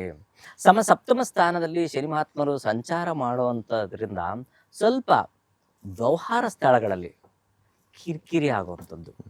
ಅದೇ ರೀತಿ ಪತಿ ಪತ್ನಿಯಲ್ಲಿ ಸ್ವಲ್ಪ ಸಣ್ಣ ಪುಟ್ಟ ಮನಸ್ತಾಪಗಳು ಬರುವಂಥ ಸಾಧ್ಯತೆಗಳು ಹೆಚ್ಚಾಗಿರ್ತದೆ. ಇದ್ರ ಬಗ್ಗೆ ಸ್ವಲ್ಪ ಯಾಕೆ ಅಂದರೆ ಅಲರ್ಟ್ ಆಗಿದ್ರೆ ನಾವು ಅಟ್ಲೀಸ್ಟ್ ಹೆಂಗೆ ಜೀವನ ಮಾಡ್ಬೋದು ಅನ್ನೋದು ಗೊತ್ತಾಗುತ್ತೆ. ಇದು ಒಂದು ಅವರ ಒಂದು ರಾಶಿ ಮತ್ತೆ ಅವರ ಯಾರ್ಯಾರ ಆ ರಾಶಿಯಲ್ಲಿ ಜನನಾಗಿರ್ತಾರೆ ನಕ್ಷತ್ರಗಳ ಒಂದು ವಿಚಾರ ಆಗಿರ್ತದೆ. ನೀವು ಆಗ್ಲೇ ಮಾತಾಡ್ತಾ ತಿಳಿಸ್ಕೊಟ್ರಿ ವ್ಯವಹಾರ ಸ್ಥಳಗಳಲ್ಲಿ ಸ್ವಲ್ಪ ಕಿರಿಕಿರಿ ಉಂಟಾಗುತ್ತೆ ಅಂತ ಹೇಳ್ಬಿಟ್ಟು, ಅದು ಉದ್ಯೋಗ ಸ್ಥಳಕ್ಕೂ ಕೂಡ ಅನ್ವಯವಾಗುತ್ತಾ ಅಂತ? ಹೌದು, ಉದ್ಯೋಗ ಸ್ಥಳದಲ್ಲೂ ಸಹ ಅನುಕೂಲ ಆಗುತ್ತೆ. ಅಂದ್ರೆ ಒಬ್ಬ ವ್ಯಕ್ತಿಗೆ 2 ರೀತಿಯಾದಂತಹ ಕೆಲಸಗಳಿರ್ತದೆ. ಒಂದು ಸರ್ಕಾರಿ ಉದ್ಯೋಗ, ಒಂದು ಸೇವಾ ಉದ್ಯೋಗ, ಮತ್ತೊಂದು ಸ್ವಂತ ಉದ್ಯೋಗ. ಈ ಮೂರು ರೀತಿಯಲ್ಲಿ ಇರುತ್ತೆ. ಸರ್ಕಾರಿ ಉದ್ಯೋಗ ಅಂದ್ರೆ ನಾವು ಸರ್ಕಾರದ ಕೆಲಸ ಮಾಡುವಂಥದ್ದು. ಸೇವಾ ವೃತ್ತಿ ಅಂದ್ರೆ ಬೇರೆಯವ್ರ ಕಂಪ್ನಿಲಿ ನಾನು ಬೇರೆ ಕಂಪ್ನಿಲಿ ಒಂದು ಸೇವಾ ವೃತ್ತಿ ಮಾಡ್ತಾ ಇದ್ದೀನಿ, ನಾನು ಬಾಸ್ ಅಲ್ಲ, ಬಟ್ ಬೇರೆ ನಾನೇ ಬಾಸ್ ಆಗಿ ಮಾಡ್ತಾ ಇರೋದು ಸ್ವಂತ ವೃತ್ತಿ ಆಗುತ್ತೆ. ಈ ರೀತಿಯಾದಂತ 3 ವಿಚಾರಗಳಿರ್ತದೆ. ಅದರಲ್ಲಿ ನೀವು ಹೇಳಿದ್ರಲ್ಲ, ಇವಾಗ ಯಾವ ಒಂದು ಸರ್ಕಾರಿ ವೃತ್ತಿಯಲ್ಲಾಗಿರ್ಬೋದು, ಸ್ವಂತ ವೃತ್ತಿಯಲ್ಲಾಗಿರ್ಬೋದು, ಸೇವಾ ವೃತ್ತಿಯಲ್ಲಿ ಆಗಿರ್ಬೋದು, ಅಲ್ಲಿ ಏನೋ ಮಾತಾಡಕ್ ಹೋಗ್ಬಿಟ್ಟಿರ್ತೀರಾ. ಮಾತಾಡಾದ್ಮೇಲೆ ಯೋಚನೆ ಮಾಡಿ ಈ ಮಾತಾಡಬಾರ್ದಾಗಿತ್ತಲ್ಲ ಅನ್ನೋಂಥದ್ದು. ಆ ಮಾತಾಡಿದ್ಮೇಲೆ ಯೋಚನೆ ಮಾಡ್ಕೊಂತೀರಾ ಹಿಂಗ್ ಹೇಳ್ಬಾರ್ದಾಗಿತ್ತು ಅಂತ, ಅಷ್ಟ್ರಲ್ಲಿ ಅವಾಗ್ಲೇ ನಿಮ್ ಬಗ್ಗೆ ಸ್ವಲ್ಪ ಬೇರೆ ರೀತಿಯಾದಂತ ಅಭಿಪ್ರಾಯ ಅವರಲ್ಲಿ ಬಂದ್ಬಿಟ್ಟಿರ್ತದೆ. ಹ್ಮ್. ನಿಮ್ಮ ಬಾಸ್ ಆಗಿರ್ಬೋದು, ನೀವು ಗ್ರಾಹಕರಾಗಿರ್ಬೋದು, ನೀವೇನೋ ತೆಗೆದುಕೊಂಡಿರ್ತೀರಾ, ಇದಾಗುತ್ತೆ ಕಟ್ ಅಂಡ್ ಶೀಟ್ ಅಲ್ಲಿ ಏನೋ ಮಾತಾಡ್ಬಿಡ್ತೀರಾ, ಅವ್ರು ಹೋಗ್ಲಿ ಅಂತ ಏನೋ ಬೇಜಾರ್ ಮಾಡ್ಕೊಂಡು ಹೋಗ್ಬಿಡ್ತಾರೆ. ಅವಾಗ ವ್ಯಾಪಾರದಲ್ಲಿ ಲಾಸ್ ಆಗುವಂತ ಸಾಧ್ಯತೆಗಳು ಸಹ ಉಂಟು. ಆ ಕಾರಣದಿಂದ ಸ್ವಲ್ಪ ಹುಷಾರಾಗಿ ಚಾಕುಚಕ್ಯತೆಯಿಂದ ಮಾತಾಡಿದ್ರೆ ತುಂಬಾ ಒಳ್ಳೇದು. ಸಪ್ತಮ ಸ್ಥಾನ ವ್ಯವಹಾರ ಸ್ಥಾನವನ್ನು ಸೂಚಿಸುತ್ತೆ. ವ್ಯವಹಾರ ಸ್ಥಾನದಲ್ಲಿ ಹುಷಾರಾಗಿ ಇರಬೇಕು. ಸಾಕಷ್ಟು ಜನ ಕನ್ಯಾ ರಾಶಿಯವರು ಅವಿವಾಹಿತರಾಗಿರ್ತಾರೆ. ಅಂಥದ್ರಲ್ಲಿ ಸಾಕಷ್ಟು ಜನ ಮದುವೆ ಆಗಲಿಕ್ಕೆ ಕನ್ಯೆಯನ್ನು ಹುಡುಕ್ತಾ ಇರ್ತಾರೆ. ಕನ್ಯಾ ರಾಶಿಯವರಿಗೆ ಈ ವರ್ಷದಲ್ಲಿ 2026ರಲ್ಲಿ ಕನ್ಯೆ ಸಿಗುತ್ತಾ, ಏನು ಹಿಂಗೆ ಮದುವೆ ಆಗುತ್ತಾ, ಇದ್ರ ಬಗ್ಗೆ, ಅಥವಾ ಈ ಮದುವೆ ಆಗೋದಕ್ಕೆ ಏನಾದರೂ ದೋಷಗಳಿದ್ರೆ ಆ ದೋಷಗಳಿಗೆ ಪರಿಹಾರಗಳೇನು ಅಂತ? ಕನ್ಯಾ ರಾಶಿಯವ್ರಿಗೆ ಮೊಟ್ಟ ಮೊದಲಾಗಿ ಏನ್ ಗೊತ್ತಾ, ಮದುವೆ ನಿಧಾನ. ಕನ್ಯಾ ರಾಶಿಯವರು ನೀವು ಸಾಕಷ್ಟು ಜನನ ಅಬ್ಸರ್ವ್ ಮಾಡಿ, ಲೇಟ್ ಮ್ಯಾರೇಜು, ತಡೆ ವಿವಾಹ ಅಂತ ಹೇಳ್ತೀವಿ. ಅದ್ರೊಟ್ಟಿಗೆ ಸ್ವಲ್ಪ ಏಜ್ ಆಗ್ತಾ ಆಗ್ತಾ ಆಗ್ತಾ ಅವ್ರಿಗೆ ಇನ್ನ ಮದುವೆ ಡ್ರ್ಯಾಗ್ ಆಗೇ ಹೋಗ್ತಾ ಇರ್ತದೆ.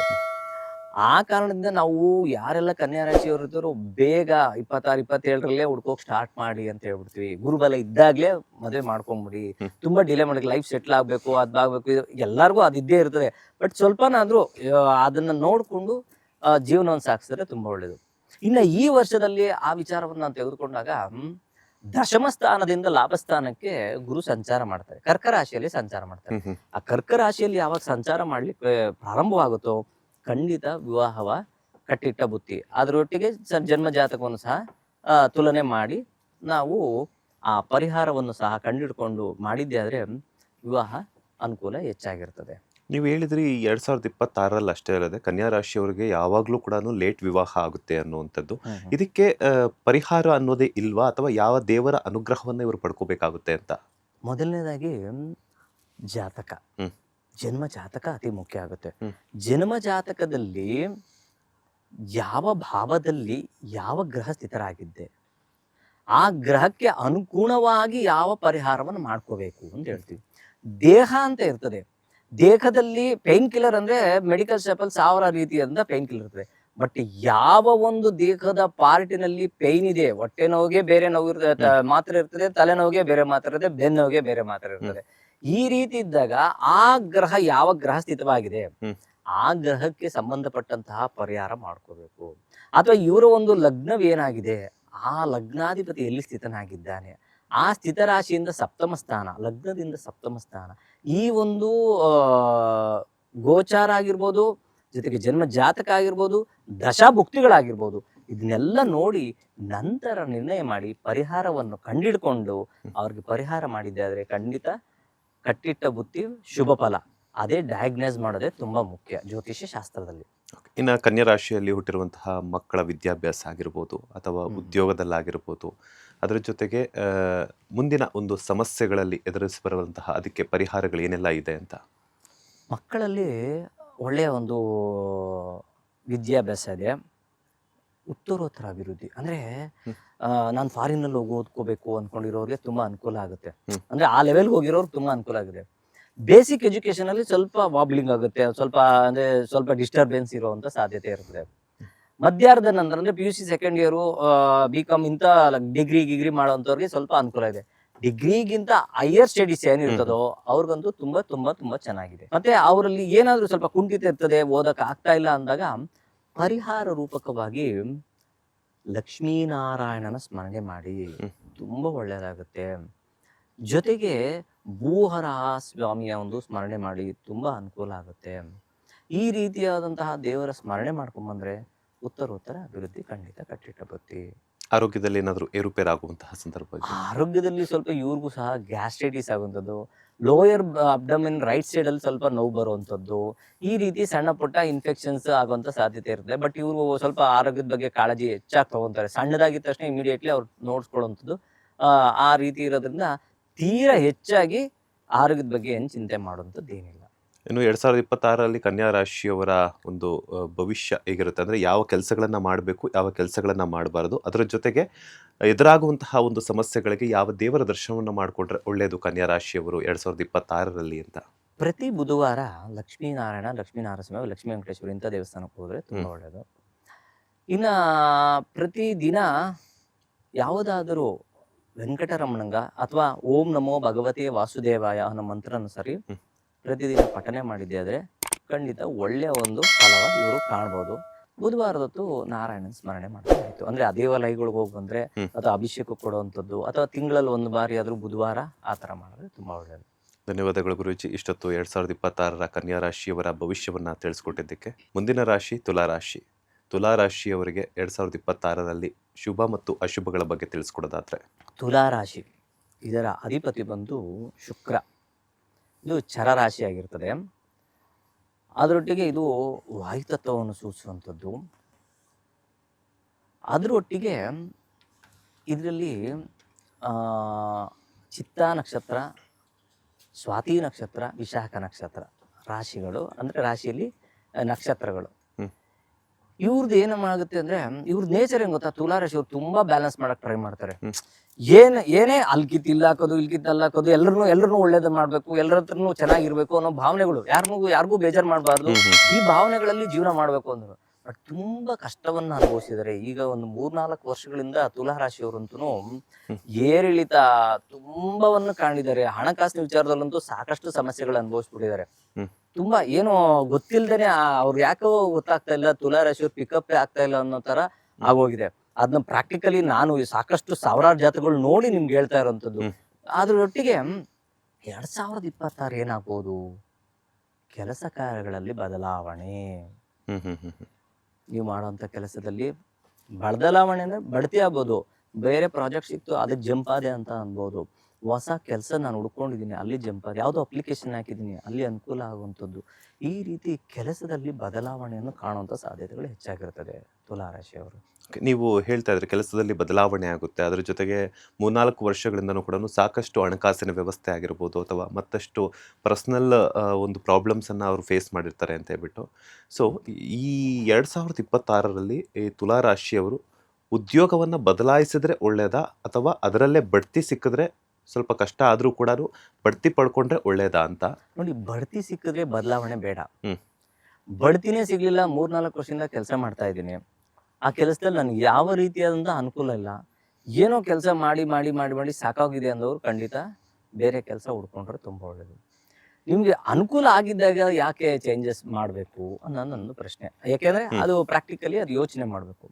ಸೊ ಆ ರೀತಿ ನೀವು ಬದಲಾವಣೆ ಮಾಡಲೇಬೇಕು ಅಂದ್ಕೊಂಡವರು ಖಂಡಿತ ಬದಲಾವಣೆ ಮಾಡಿಕೊಂಡ್ರೆ ತುಂಬ ಒಳ್ಳೆಯದು.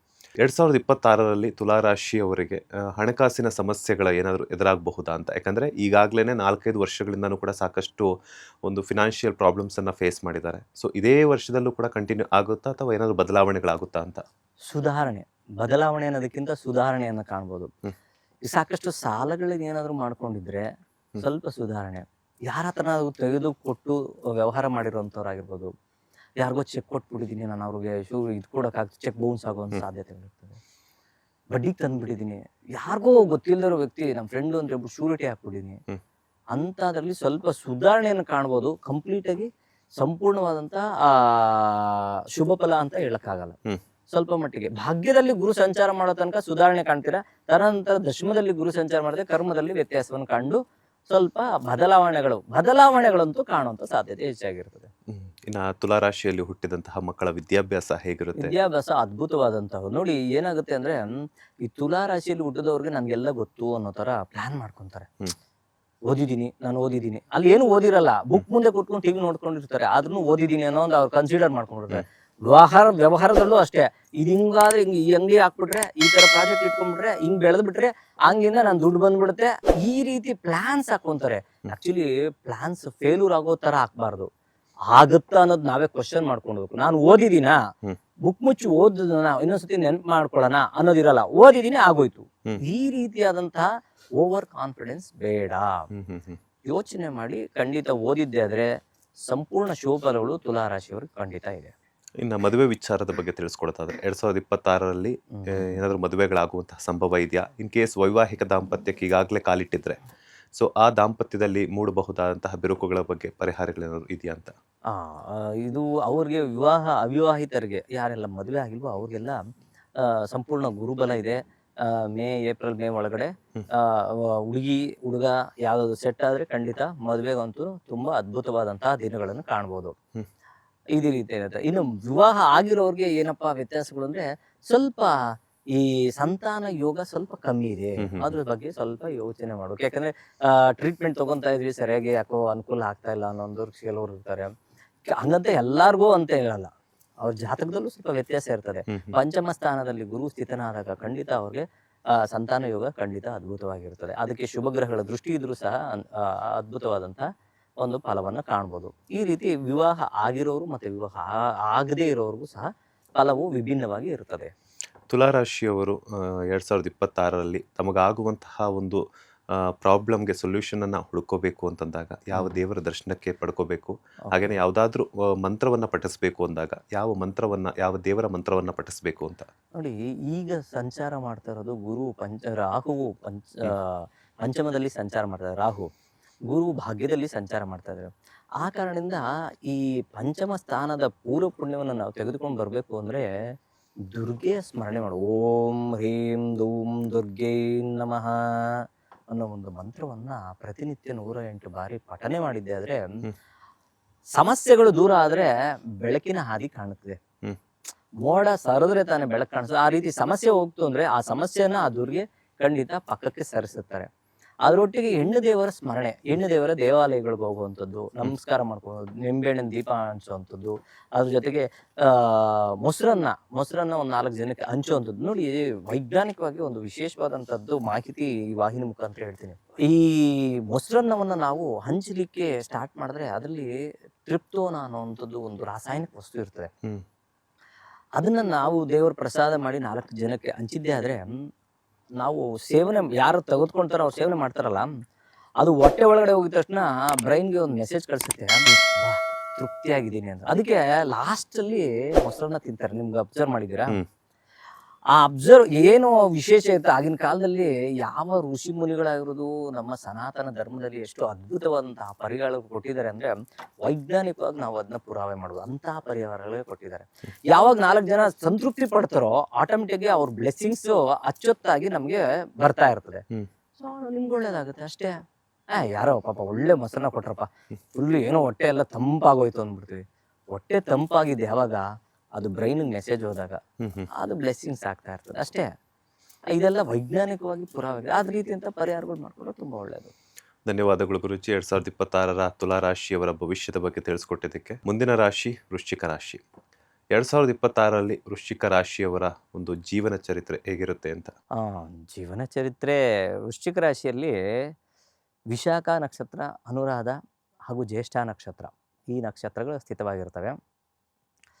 ಇದು ಹೇಗೆ ಅಂದರೆ ಕುಜ ಅಧಿಪತಿಯಾಗಿರ್ತಾನೆ. ಇವ್ರು ಹೇಗೆ ಅಂದರೆ ತುಂಬ ಜನ ಫ್ರೆಂಡ್ಸ್ ಇರ್ತಾರೆ ಇವ್ರಿಗೆ, ತುಂಬ ಜನ ಪ್ಲ್ಯಾನಿಂಗ್ ಮಾಡೋವಂಥದ್ದು ಜಾಸ್ತಿ. ಮತ್ತು ಅದೇ ರೀತಿ ಬೇಗ ಈ ಯಾವುದೋ ಒಂದು ಬಿಸ್ನೆಸ್ಗೋ, ಯಾವುದೋ ಒಂದು 1 to double, ಯಾವುದೋ ಒಂದು ಹಣ 1ಕ್ಕೆ 2ರಷ್ಟು ಆಗೋಗುತ್ತೆ, ಈ ರೀತಿ ಪ್ಲ್ಯಾನ್ ಮಾಡೋವಂಥದ್ದು ಜಾಸ್ತಿ ಇವರೆಲ್ಲ. ಆ ಥರ ಪ್ಲ್ಯಾನ್ ಮಾಡಿ ಸ್ವಲ್ಪ ಅವಘಡಗಳು ಮಾಡ್ಕೊಳ್ಳೋಂಥ ಸಾಧ್ಯತೆ ಇರ್ತದೆ ಇವರು. ಮತ್ತು ಇದು ಉದರಕ್ಕಿಂತ ಕೆಳಭಾಗವನ್ನು ಗೌಪ್ಯ ರಾಶಿ ಅಂತ ಸಹ ಹೇಳ್ತೀವಿ.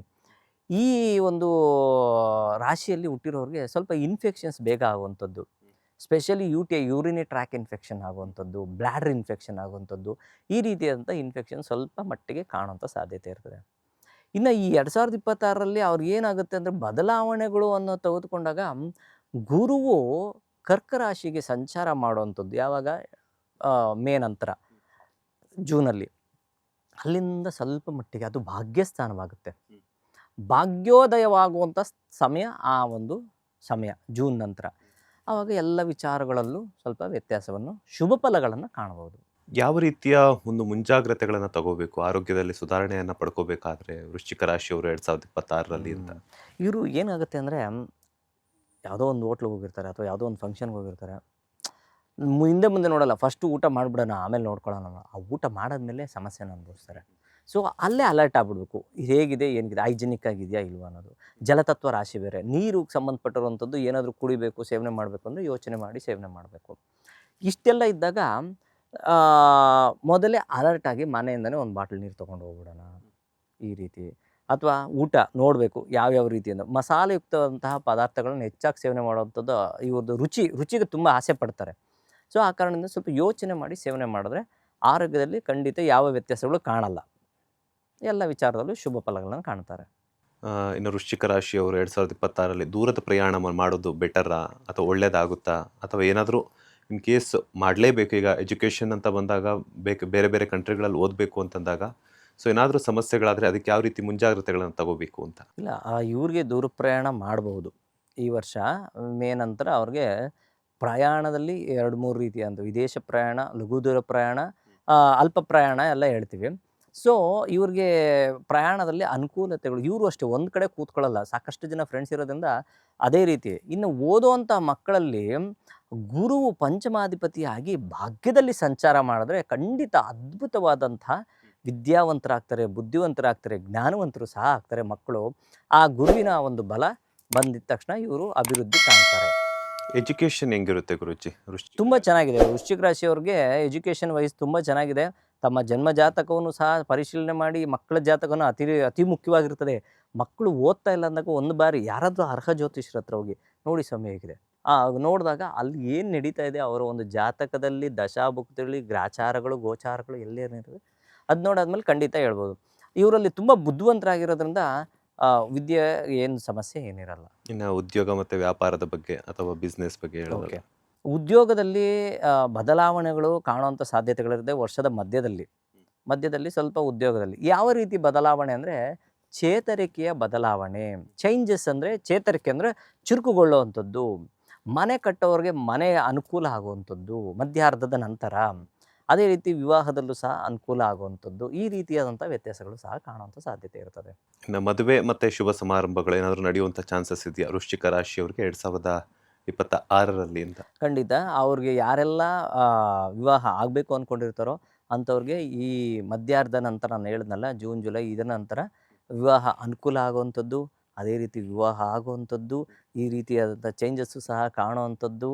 ಪ್ರಮುಖವಾಗಿ ಸ್ವಲ್ಪ ಇಷ್ಟಪಟ್ಟು ಮದುವೆ ಮಾಡ್ಕೊಳ್ಳುವಂಥ ಸಾಧ್ಯತೆಗಳು ಹೆಚ್ಚಾಗಿರ್ತದೆ, ಅದು ಸಹ ಉಂಟು. 2026ರಲ್ಲಿ ವೃಶ್ಚಿಕ ರಾಶಿಯವರಿಗೆ ಎದುರಾಗುವಂತಹ ಸಮಸ್ಯೆಗಳನ್ನು ಪರಿಹಾರ ಮಾಡ್ಕೋಬೇಕು ಅಂತಂದಾಗ ಯಾವ ದೇವರ ಅನುಗ್ರಹವನ್ನು ಪಡ್ಕೋಬೇಕು, ಮತ್ತು ಅದ್ರ ಜೊತೆಗೆ ಯಾವ ಒಂದು ದೇವರ ದರ್ಶನವನ್ನು ಪಡ್ಕೋಬೇಕಾಗುತ್ತೆ ಅಂತ? ಸುಬ್ರಹ್ಮಣ್ಯನ ಸ್ಮರಣೆ ಅತಿ ಮುಖ್ಯ. ಸುಬ್ರಹ್ಮಣ್ಯನ ಸ್ಮರಣೆ ಪ್ರತಿ ಮಂಗಳವಾರ ಅಂತೂ ಸುಬ್ರಹ್ಮಣ್ಯನ ದೇವಸ್ಥಾನಕ್ಕೆ ಹೋಗಲೇಬೇಕು. ಇವರು ಹೋಗಿ ನಮಸ್ಕಾರ ಮಾಡ್ಕೊಂಬರುವಂಥದ್ದು, ಅಥವಾ ಒಂದು 3-5 ಪ್ರದಕ್ಷಿಣೆ ಮಾಡ್ಕೊಂಬರುವಂಥದ್ದು. ಇಲ್ಲ ನಮ್ಮ ಊರಲ್ಲಾಗಿರ್ಬೋದು ಅಥವಾ ನಮ್ಮ ಏರಿಯಾದಲ್ಲಿ ಎಲ್ಲೂ ಸುಬ್ರಹ್ಮಣ್ಯನ ದೇವಸ್ಥಾನ ಇಲ್ಲಾಂದರೆ ನಾಗರಕಟ್ಟೆ ಇದ್ರೆ ಸಾಕು, ಆ ನಾಗರಕಲ್ಲಿಗೆ ಸ್ಮರಣೆ ಮಾಡ್ಕೊಂಬರುವಂಥದ್ದು.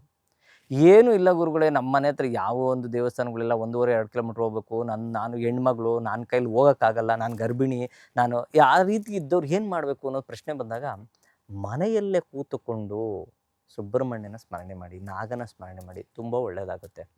ಗುರುಗಳ ಸ್ಮರಣೆ ಮಾಡಿ. ಗುರುವಿನ ಸ್ಮರಣೆ ಅತಿ ಈಸಿ.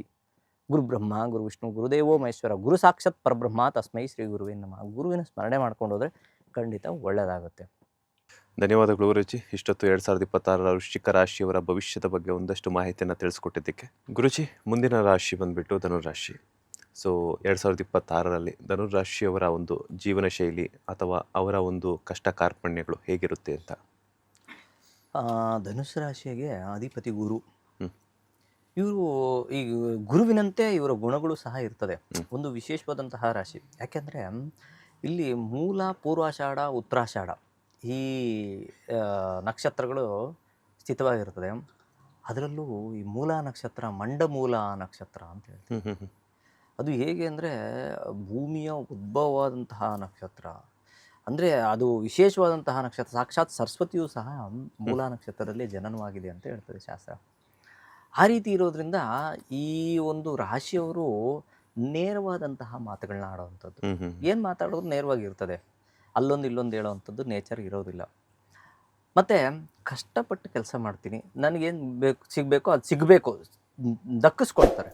ಆ ರೀತಿಯಾದಂಥ ಒಂದು ಧರ್ಮ ಗುಣ ಆಗಿರ್ತದೆ. ಸ್ವಲ್ಪ ಅಗ್ನಿತತ್ವ ರಾಶಿಯಾಗಿರ್ತದೆ. ಸ್ವಲ್ಪ ಕೋಪ ಅದು ಸಹ ಇರ್ತದೆ. ಯಾವುದೋ ಒಂದು ಕೆಲಸ ಮಾಡಬೇಕು ಅಂದರೆ ಕೂತ್ಕೊಂಡು ಮಾಡಿ ಮುಗಿಸ್ಬೇಕು ಅನ್ನೋ ಒಂದು ನಿಟ್ಟಿನಲ್ಲಿ ಅವ್ರ ಜೀವನವನ್ನು ಸಾಗಿಸೋವಂಥದ್ದು.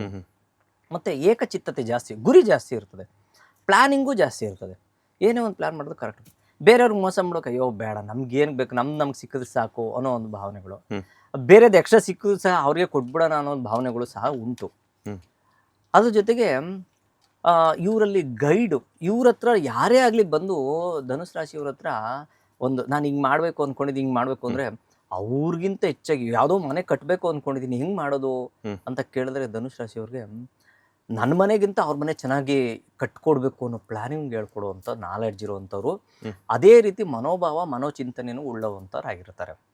ಆ ಕಾರಣದಿಂದ ಧನುಸ್ ರಾಶಿಯವರು ಒಂದು ರೀತಿಯಂತಹ ದ್ವಿಸ್ವಭಾವ ರಾಶಿಯು ಸಹ ಅವರು ಸ್ವಂತ ವೃತ್ತಿಯಲ್ಲಿ ಏನಾಗಿರ್ತದೆ ಅಂದರೆ ಒಂದೊಂದು ರೀತಿ ಒಂದೊಂದು ಸತಿ ಎರಡೆರಡು ಮೈಂಡ್ ಬಂದ್ಬಿಟ್ಟಿರ್ತದೆ. ಒಂದೊಂದು ಬಾರಿ ಯಾವಾಗಲೂ ಒಂದೊಂದು ಬಾರಿ ಎರಡೆರಡು ಮೈಂಡು ಚಂಚಲತೆ ಬರುವಂಥ ಸಾಧ್ಯತೆಗಳು ಸಹ ಉಂಟು. ಓವರ್ ಆಲ್ ನೋಡಿದ್ರೆ ಅವರು ಒಂದು ರೀತಿಯಾದಂಥ ನೇರವಾದಿಗಳಾಗಿರ್ತಾರೆ ಅಂತ ನಾವು ಹೇಳ್ಬೋದು. ಇನ್ನು ಈ 2026 ಒಂದು ರಾಶಿಯ ಗುಣಧರ್ಮಗಳು ಆಗಿರ್ಬೋದು, ರಾಶಿಯ ಭವಿಷ್ಯಗಳಾಗಿರೋದು ನೋಡೋದಾದರೆ, ಸಪ್ತಮ ಸ್ಥಾನದಿಂದ ಅಷ್ಟಮ ಸ್ಥಾನಕ್ಕೆ ಏನಾದರೂ ಗುರು ಸಂಚಾರ ಮಾಡೋಕ್ಕೆ ಪ್ರಾರಂಭವಾಗ್ತಾರೆ ಮೇ ನಂತರ, ಹಾಗೆಯೇ ಸ್ವಲ್ಪ ವ್ಯತ್ಯಾಸಗಳು ತುಂಬ ಹೆಚ್ಚೇನಲ್ಲ. ಯಾಕಂದರೆ ರಾಷ್ಟ್ರಾಧಿಪತಿ ಆಗಿರೋದ್ರಿಂದ ತನ್ನ ಮನೆಯನ್ನು ತಾನು ಕಾಪಾಡಿಕೊಳ್ಳಬೇಕು ಅನ್ನೋ ಒಂದು ಹೆಚ್ಚಾಗಿರ್ತದೆ. ಚತುರ್ಥ ಸ್ಥಾನದಲ್ಲಿ ಶನಿ ಮಹಾತ್ಮರ ಸಂಚಾರ, ತೃತೀಯದಲ್ಲಿ ರಾಹುವಿನ ಸಂಚಾರ ಅಂತ ಹೇಳ್ತೀವಿ. ಈ ಅಷ್ಟಮದಲ್ಲಿ ಗುರು ಸಂಚಾರ ಮಾಡಬೇಕಾದ್ರೆ ಹೂಡಿಕೆ ಜಾಸ್ತಿ ಆಗುವಂಥದ್ದು. 1, 4, 2 ಸೈಟ್ ಇರ್ತದೆ ಅವರಲ್ಲಿ, ಆದರೂ ಇನ್ನೊಂದು ಸೈಟ್ ತೊಗೊಳ್ಳೋಣ, ಮನೆ ಕಟ್ಟೋಣ ಅನ್ನೋ ಪ್ಲ್ಯಾನಿಂಗ್ ಜಾಸ್ತಿ ಮಾಡುವಂಥದ್ದು, ಧರ್ಮ ಕಾರ್ಯಗಳಿಗೆ ಹೆಚ್ಚಿನ ಹಣಕಾಸಿನ ವ್ಯಯ ಮಾಡುವಂಥದ್ದು, ದೇವಸ್ಥಾನಗಳ ಖರ್ಚು ಮಾಡುವಂಥದ್ದು, ವಿದೇಶ ಪ್ರಯಾಣವನ್ನು ಸಹ ಸೂಚಿಸುವಂಥದ್ದು, ಈ ರೀತಿ ಸಹ ಉಂಟು. ಅದರೊಟ್ಟಿಗೆ ಇನ್ನೊಂದೇನೆಂದರೆ ಕೊಟ್ಟಿರೋ ದುಡ್ಡು ಇವ್ರಿಗೆ ವಾಪಸ್ ಬೇಗ ಬರಲ್ಲ, ಅದೊಂದು ದೊಡ್ಡ ಸಮಸ್ಯೆ. ಅದು ನಿಧಾನವಾಗಿ ಬರ್ತದೆ. ಇವ್ರಿಗೆ ಹೆಂಗೆ ಗೊತ್ತಾ, ಇವರು 1 ಲಕ್ಷ ರೂಪಾಯಿ ಕೊಟ್ಟಿರ್ತಾರೆ, ಇವ್ರಿಗೆ 20,000 ರೂಪಾಯಿ ಕೊಟ್ಟರು ಖುಷಿ ಪಟ್ಬಿಡ್ತಾರೆ, ಅಲ್ಪ ತೃಪ್ತರು ಅಂತ ಹೇಳ್ಬೋದು. ಈ ರೀತಿಯಾದಂಥ ಒಂದು ವ್ಯತ್ಯಾಸಗಳು ಕಾಣುವಂಥ. ಅಷ್ಟಮದಲ್ಲಿ ಗುರು ಸಂಚಾರ ಮಾಡೋದು ಸ್ವಲ್ಪ ನಷ್ಟಮಂ ಅಂತ ಹೇಳ್ತೀವಿ, ಸ್ವಲ್ಪ ನಷ್ಟವನ್ನು ಸಹ ಅನುಭವಿಸ್ತಾರೆ. ಅದು ಆರೋಗ್ಯದ ವಿಚಾರ ಆಗಿರ್ಬೋದು, ಅಥವಾ ಆರ್ಥಿಕ ವಿಚಾರ ಆಗ್ಬೋದು, ಮಾನಸಿಕ ವಿಚಾರದಲ್ಲೇ ಆಗಿರ್ಬೋದು, ಆ ರೀತಿಯಾದಂಥ ಫಲವನ್ನು ಕಾಣಬಹುದು. ಈಗ 2026ರಲ್ಲಿ ಧನಸ್ಸು ರಾಶಿಯವರಿಗೆ ಧನಪ್ರಾಪ್ತಿ ಆಗುವಂಥ ಸಂಭವ ಇದೆಯಾ? ಯಾಕಂತಂದ್ರೆ ನೀವು ಆಗಲೇ ಹೇಳ್ತಾ ಇದ್ರಿ, ಕೊಟ್ಟಿರುವಂಥ ದುಡ್ಡನ್ನು ವಾಪಸ್ ಪಡ್ಕೋಬೇಕು ಅಂತಂದಾಗ 20,000 ಸಾವಿರ ಕೊಟ್ಟರು ಕೂಡ ಅಲ್ಪತೃಪ್ತರು ಅಂತ ಹೇಳ್ಬಿಟ್ಟು, ಅದ್ರ ಜೊತೆಗೆ ಅದನ್ನು ಅವ್ರ ಕಡೆಯಿಂದ ಕೊಟ್ಟಿರುವಂಥ ದುಡ್ಡನ್ನು ವಸೂಲಿ ಮಾಡ್ಕೋಬೇಕು ಅಥವಾ ಕಲೆಕ್ಟ್ ಮಾಡ್ಕೋಬೇಕು ಅಂತ ಸಾಕಷ್ಟು ಕಷ್ಟಗಳನ್ನು ಅನುಭವಿಸ್ಬೇಕಾಗುತ್ತೆ ಅಂತ. ಈ ಅವರ ಮುಂದಿನ ನಡೆಯಿಂದ 2026ರಲ್ಲಿ ಹೊಸ ಡಿಸಿಷನ್ ಏನಾದ್ರು ತಗೊಂಡಾಗ ಆಕಸ್ಮಿಕವಾಗಿ ಆಗಿರ್ಬೋದು, ಅಥವಾ ಅವರ ಕಷ್ಟಕ್ಕೆ ಪ್ರತಿಫಲವಾಗಿ ಧನಪ್ರಾಪ್ತಿ ಆಗುವಂತಹ ಸಂಭವ ಇದೆಯಾ ಅಂತ? ಈಗ ಏನಾಗುತ್ತೆ ಅಂದರೆ, ಇವ್ರಿಗೆ ಬರುವಂತಹ ದುಡ್ಡಾಗಿರ್ಬೋದು, ಇವ್ರ ಸಾಲವನ್ನು ತೀರಿಸುವಂಥ ಸಂಭವನೂ ಸಹ ಉಂಟು, ಇವ್ರಿಗೆ ಸಾಲ ಬರುವಂಥ ಸಂಭವನೂ ಉಂಟು. ಮೇ ಜೂನ್ ಮೇಯಿಂದ ಒಳಗಡೆ ಏನು ನಾವು ಫೆಬ್ರವರಿ, ಮಾರ್ಚ್, ಏಪ್ರಿಲ್ ಈ ತಿಂಗಳಲ್ಲೇ ಸಾಲ ಮುಕ್ತವನ್ನು ಮಾಡುವಂಥ ಸಾಧ್ಯತೆ, ಇವ್ರಿಗೆ ಬರುವಂಥದ್ದು, ಅಥವಾ ವಿವಾಹ ಆಗದೇ ಇರೋರಿಗೆ ವಿವಾಹ ಆಗುವಂಥ ಸಾಧ್ಯತೆಗಳು ಹೆಚ್ಚಾಗಿರುತ್ತೆ. ಸಪ್ತಮ ಸ್ಥಾನದಲ್ಲಿ ಗುರು ಸಂಚಾರ ಮಾಡಬೇಕಾದ್ರೆ ಖಂಡಿತ ಯಾರೆಲ್ಲ ಅವಿವಾಹಿತರಾಗಿರ್ತಾರೋ ಅವ್ರಿಗೆಲ್ಲ ವಿವಾಹ ಅನುಕೂಲ, ಅತಿ ಅದ್ಭುತವಾದಂತಹ ಕಾರ್ಯ ಮಾಡೋವಂಥದ್ದು. ಅದರೊಟ್ಟಿಗೆ ಯಾರಿಗೆಲ್ಲ ಹಣಕಾಸಿನ ಗೊಂದಲ ಇರ್ತದೋ ಸ್ವಲ್ಪ ರಿಲ್ಯಾಕ್ಸ್ ಆಗುವಂಥದ್ದು ಸಂದರ್ಭಗಳು ಸಹ ಉಂಟು. ಇವ್ರು ಏನು ಮಾಡ್ತಾರೆ ಅಂದರೆ, ಒಂದಷ್ಟು ಹಣ ಸಂಗ್ರಹಿಸಿದ ತಕ್ಷಣ ಸೈಲೆಂಟ್ ಆಗ್ಬಿಡ್ತಾರೆ, ಇನ್ನು ಹೆಚ್ಚಕ್ಕೆ ಆಸೆ ಪಡಕ್ಕೆ ಹೋಗಲ್ಲ. ಸಾಕು ಬಿಡಿ, ನಮ್ಗೆ ಎಷ್ಟೋ ಬಂದಷ್ಟು ಬರಲಿ ಅಂತ ಹೇಳಿ ಸುಮ್ಮನೆ ಹೋಗ್ತಾರೆ.